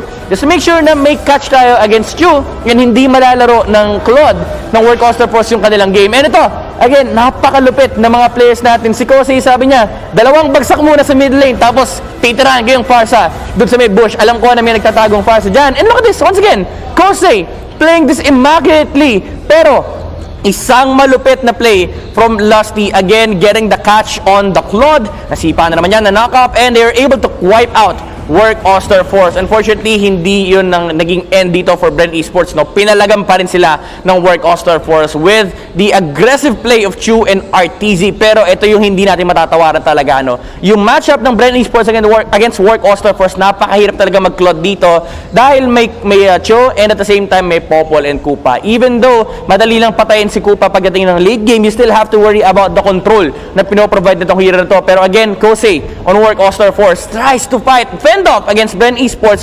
Pagbaba niya galing sa wings by wings, no, in-stun niya kagad si Flap TZ. Just make sure na ma-eliminate niya yung teamfight presence ng Brent Esports. Pero it came down to this crucial moment nung nahuli si Chu with the electro final blow. Nag-BMI siya kagad palabas and hindi siya nakasali sa teamfight. That's why nung second round na, he was forced to go in, tried to finish down Carl TZ on the Benedetta and nahuli siya sa may gilid, no? Pero may sagot din naman si MRTZ. Sabi niya, okay, magpatayin tayo ng jungler. Pinatay niya yung Benedetta while si Flap TZ took down the Claude. So nagbibigayan yung mga teams natin. Hindi sila pumapayag na walang sagot yung kabila. Pero the thing is, Brent Esports, they were able to out-survive the clash against Work Oster Force and ended up winning the game here with a 2-0 sweep against Work Oster Force on the back of this guy's performance. The MVP of this game is brought to us by Smart, Lusty on the show. Matagal-tagal nating hindi nakita to and right now pinapakita sa atin ni Lusty why he is still touted as one of the best tank in PH. KDA of 327, but it doesn't really matter. Ang pinaka-importanting aspect dito is yung kanyang initiation again with the Shadow Mask play from the Lord take na ginawa ng Work Oster Force kanina. Hindi nakita ni Chu yung pagpasok ni Lusty against him and dun na nagsimula yung shift na momentum here for Brent Esports. Sila na yung nagdo-dominate on the map. Even though it was an even team fight, again, you still have a lot of things to worry about on the side of Work Oster Force. Kaya naman nag-prevail si Brent Esports on game number 2. Napalupit na mga players natin and the teams that played on this series. Pero ito, lastly guys, malupit. Live watching rewards, no? Hindi lang yung mga players natin yung panalo, kundi pati na rin yung viewers and audience natin. Sa mga gusto makapag-claim ng reward dyan, may chance kayo manalo ng in-game item rewards. All you need to do is scan this QR code, ito nasa harap ko, or punta kayo dito sa ating website and fill up a form. Again, if you are one of the first 30,000 entries, may chance ka manalo ng in-game rewards. A skin worth of 599 diamonds. Again, this is 30,000 entries per game day. Okay? Araw-araw may 30,000, may chance kayong manalo first 30,000 entries ng in-game reward. So kung ako sa inyo, bago magtapos ng araw, fill up nyo na yung form na yan and may chance kayong manalo ng 599 diamonds worth of skin. Okay? So that's it for the last series and the day for MPL Season 7. Bago tayo magtapos, balik muna tayo sa ating mga casters. Maraming salamat, Midnight. At nakita natin yung kaninyang paghimay ng game to na talagang malakas talaga ang impact ng Brent Esports ngayon. At mainit na mainit. Mainit. Last ng Popol and Koopa. Last ng Popol and diba? Koopa. Of course. Pero yeah, excited na ako sa players interview, TDZ. Oo naman. At makikita natin to. MPL Philippines Season 7 is presented by Smart, the official tournament telco partner of the MPL. Win games and make winning moments with friends. Achieving double GG with Smart Double Giga Games. At syempre kami inyong naging shoutcasters, analyst, and also anchor, TDZ and Rob Luna. Tingnan natin kung ano pa masasabi na ating mga panelists as we pass our screen to our panelists, Mara Aquino, and I think that's Wolf and Butters. Let's go. Another sweep para sa Brent Esports. Nilagpasan na nila ang Onyx sa ating standings and they are now at the number 3 spot. Oras na para kausapin ang ating winning team and it's time to talk to Lusty. Hi Lusty! Hello po. Congratulations! Wala yung yung headband mo ngayon First of all, congratulations! Talagang ibang klase yung pinakita nyo.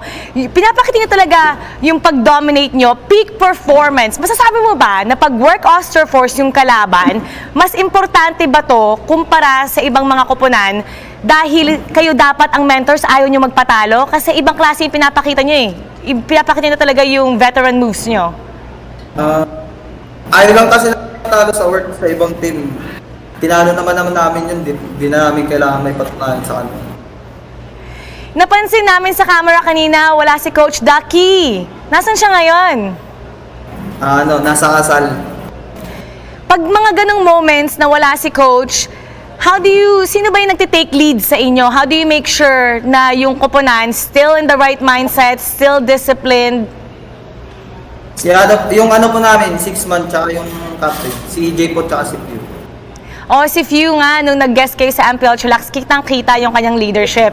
Lastly, alam ko, ikaw, mahilig ka magsalita. Marami kang gustong sabihin sa inyong mga kalaban at sa lahat ng ating mga manonood. Oras na para sa mensahe mo sa inyong mga opposing teams at sa mga nanonood ngayon sa MPL.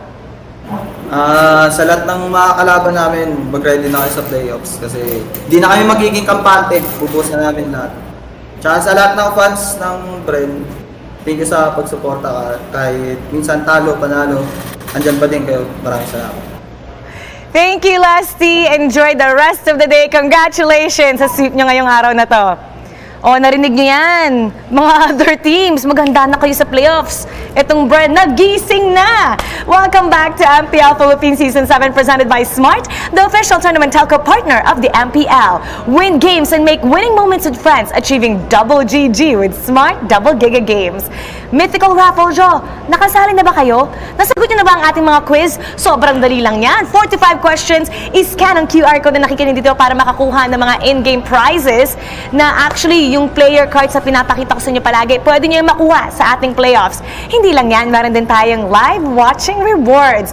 Just by watching, pwede kayong manalo ng treasure chest. May skin doon worth 599 diamonds. Good luck sa inyo, 30,000 kada game day. So scan it right here. At meron din tayong Oppo A94 Diamond Giveaway winners. Ito yung mga nag-comment sa ating Facebook section.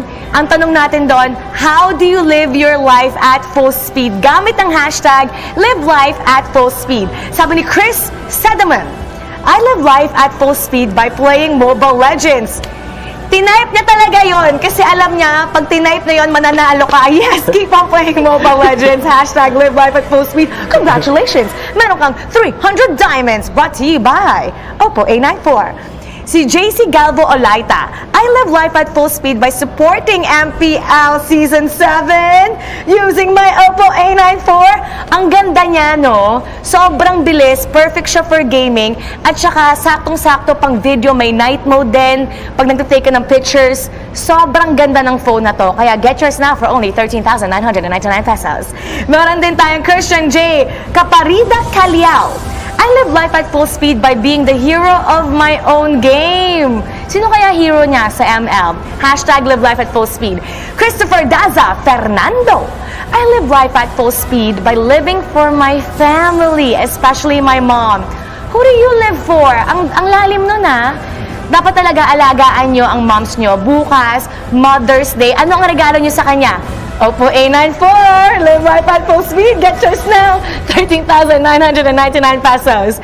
Nandito din si Cheer Earl S. Now Baldoza. I live my life at full speed by being a role model to my children. At the same time, playing ML with my hubby and my eldest daughter. It is such a great bonding experience.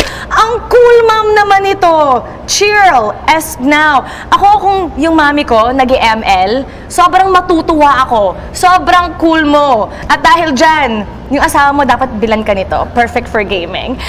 At nandito naman, balikan natin ang ating match results na naganap ngayong araw na to. Siyempre ngayong kasama ko, si Wolf and Butters. Wolf, Butters, tinanong yung mga laban natin, triple header. Yung aura na 2-0 ang signal, tumaas sila. Etong Blacklist, another 2-0. Bren, another 2-0. Na-sweep ang laban ngayon. Nagulat nga ako nung nasa baba, parang may lucky charm yata pag nandun ka na sa pangalawa. But kidding aside, very important ang victory na ito para sa Bren Esports as they do want to retain at least vie for the upper bracket. May chance pa pero medyo malabo. But with this victory, napakaganda nun para sa Bren Esports. I'm really looking towards Aura and Signal. Alam natin yung Signal talagang dehado na yung place nila ngayon to make it to the playoffs. Pero yung performance pa rin nila parang hindi pa rin nawawala yung gusto nilang manalo. I agree, Kumbaga, I agree. kailangan respetuhin yung Signal dun sa pinapakita nila. It's so good na yung integrity ng tournament nandito pa rin. Hindi porket wala ka na, alam mo yung papabaya ka na kailangan pakita mo pa rin lahat. That's right. Ito naman ang ating standings ngayon. Inaabangan talaga ito ng lahat. Napaka-importante, lalo na sa panahon ngayon before playoffs. Work Osterforce at 21, tied with Aura. Tignan niyo yung brand dahil nakakuha sila ng 3 points kanina. Umakyat sila, nilagpasan ng Onyx. They are now sitting at the number 3 spot. Onyx bumaba ng number 4, Signal. At number 5 para sa Group B naman. Blacklist International, 27 points. They are 10 points ahead sa Omega na nasa number 2 ngayon sa ating Group B. NXP right in the middle. EXE at number 4 and LPE at number 5. Grabe yung shake-up bigla doon sa Group A. We can still see na ang potential pa rin na mag-upper bracket, I would say, is Aura because they are at 8-2 when it comes to win-loss record. Yung Bren, Onyx, and Work Osterforce, although sobrang likely para sa Work Osterforce na mag-upper bracket, may chance pa rin ng Bren at Onyx kasi mas madami yung losses so far ng Work Osterforce. Yeah, and seeing how yung Group A, sobrang tight eh. Parang rock, paper, scissors sila dun eh. Si Team A natatalo si Team B. Si Team C natatalo si Team A. So parang paulit-ulit lang sila dun. Maraming mga magandang naganap na plays ngayong araw na to. Babalikan natin yan dahil alam ko yung iba sa inyo talaga wow sa ganda. This is the Smart Top 5 plays of the game at number 5. Syempre, ang Aldous ni Wise.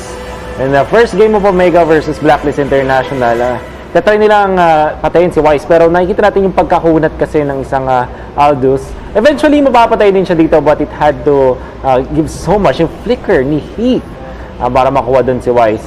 In a way, worth it pero eventually, malulugi din yung Omega because of the trades that happened. For the number 4th play, we have Aura and Signal, and as you can see, Aura is really just taking yung space na dito ng Signal Ultra, and as you can see, grabe yung damage output na pinapakita dito ng mga players, and all, talagang lahat ng sides ng mapa covered nila, and nag-delay ng inevitable si Imba DJ, pero sobra talaga yung damage output. Another important fight, ito yung itatry nila ulit i-go si Wise. Napakakunat na with the defensive items and defensive skill set. Was able to survive this, tapos may punishment yung Blacklist afterwards. Kita mo naman, ikaw yung nagsimulang patayin si Wise, pero dahil na-sustain niya, tapos ang taas na kanyang damage, nakita mo yung punish potential ng Blacklist International. And makikita mo din yung pag-step up ni Oheb in this particular game, even when it's already a signature na set na natin yan. Signature hero na talaga ni Oheb yan. But he did prove kung gano'n siya kalupit. And another Blacklist and Omega highlight. As you can see, si Edward pumasok dun sa likod and look at the damage output na meron siya. And sobrang ganda talaga kasi na-start niya sa Lapu-Lapu dito. I remember umabot siya dito ng 6-0. Doon sa early game, ang agaw niya nakuha yung Blade of Despair and hindi siya kumuha ng sustain items. Talagang Blade of Despair agad dahil sobrang kalamangan. Hindi ganun kadali i-hit yung mga spells, of course, noon. And the last of the highlights, Andavo versus Rebo into the top lane that you can see beautifully using yung kanyang ultimate para ma-dodge yung Tyrant's Rage na ultimate ni Kufra and turn the thing around. And sobrang crucial din nung paglalaro ni Rebo na Hayabusa. This is probably the first time na we see Rebo and the Hayabusa in this particular season. Pero sabi ni Kuya Rebo, hindi lang naman pang mage heroes, hindi lang naman pang matandang heroes yung kaya kong gamitin. Pati rin naman itong mga explosive na Hayabusa. Lexi Ball. Lexi Diaz. Hindi pa tapos ang ating MPL week bukas. Meron tayong another triple header, Aura versus LPE para sa ating unang serye. Sa pangalawang serye, meron tayong Signal Ultra versus Execration and Onyx PH kontra NXP. Madaming mga teams dito na naghahabol ng kanilang losing skid. In fact, yung winning team lang yata dito ay ang Aura. Yung NXP, they won against Execration, but LPE, Signal, Ultra, and essentially pati yung EXE at NXP, kailangan nila ng panalo lahat. At ito, kailangan din natin i-shout out yung mga nanonood ngayon sa ating live Facebook feed using my Oppo A94. Live life at full speed with the all-new Oppo A94. Ito, si Alexa Candelario. Sabi niya, 1 game at a time lang. Congrats, Aura PH. 1 game at a time, tama nga, kasi konti na lang. I mean, pwede silang makakuha ng upper bracket, katulad nga na sabi mo, Wolf. Sabi ni Ayla Marie, it's okay mga idol, congrats pa din. It wasn't an easy game for Aura as well. You all did your best naman. I think she's referring to Signal. Kasi oo nga naman, as long as you did your best. Actually, nakakatakot na nga kasi at one point, di ba? Natuwan eh. Natuwan. So meron silang isang game doon na napanalo. And etong Signal, they really could have affected Aura Philippines. Hannah de la Cruz Brinson. Congrats, Aura PH. Napakaangas talaga ni Kapitan. Lakas ng Barats. GG, well played din sa Signal Ultra. Ano masasabi mo din sa Barats niya? Raflesia stepping up dun sa mga... Imagine mo, we've known Raflesia as the captain of Aura PH sa isang tank role. But he's stepping up as the side laner, EXP laner ng Aura PH. I think that's marvelous. Si Jonas Arganda. Uy, ang ganda ng R. Ganda. Aldous is back. Huli kong nakita nang nag-Aldous sa MPL ay si Zap New. Tama yan, nung Season 2. Execration. Grabe, daming pasabog ni Wise at ang buong team ng Blacklist. Sabi nga ni Coach Bon Chan daw na perfect time ito para gumawa ng bago kasi secured na sila sa top spot. At for sure, ma-upset tayo sa rank game. May Aldous na naman. Sure na Lilipad na ulit yan. Jericho Reina Legaspi. Na-GG tayo sa Aldog pick. Bounce back harder, Omega. We can't afford such come playoff time. Road to championship pa din. Feeling ko tataas yung sales ng Aldog ngayon. Di ba? Alam mo kung ano pang tataas yung sales? Yung Oppo A94, bentang-benta. Bentang-benta. Live life at full speed. Nandito din. Parang Aldous, full speed. Full speed, oo. Saktong-sakto. Kay Aldous, full speed. Dudung. John Kevin Banan. Grabe. Ang galing talaga ng Blacklist. Alam na. Finals na this. Wow. Rektahan na. Gusto ko yung basa ni Mare kapag may exclamation mark. Ay, kasi dapat may ganun eh. May diin. Ba't kapag may dot, may period, ramdam mo din eh. Yung smiley face na lang yung kulang. Grabe talaga nagaganap ngayon, kaya dapat hindi kayo magpapalipas kahit isang araw lang ng MPL. So many things happening, lots of great action. Kaya bukas tumutok muli kayo at paalala lang, mag-ingat tayo kahit lumalabas na tayo. Maghugas tayo ng ating kamay. Let us all follow the government's health and safety protocols. Dapat social distancing malayo. Not so much in my face, lumayo ka sa akin. Kailangan maligo tayo, meron tayong face mask, face shield. I mean, kahit hindi nyo alam kung sino yung may sakit. So let's all be careful. Pero most importantly, let's all stay at home as much as possible. Let's all do our part to stay safe and help stop COVID-19. Dito po nagtatapos ang ating coverage. Ako po si Mara Aquino sa ngalan ni Butters, ni Wolf, pati na ng ating mga casters sa English and Tagalog version at yung production staff namin talaga nagpapasalamat sa inyong lahat sa pagsuporta sa MPL, sa pag-enjoy ng araw na to. Pero bukas, magbalik po tayo bukas. MPL Philippines Season 7 is presented by Smart, the official tournament telco partner of the MPL. Free to game great with Smart, free games for all. Keep it good vibes, everybody, and let's see you tomorrow. Welcome to the Giga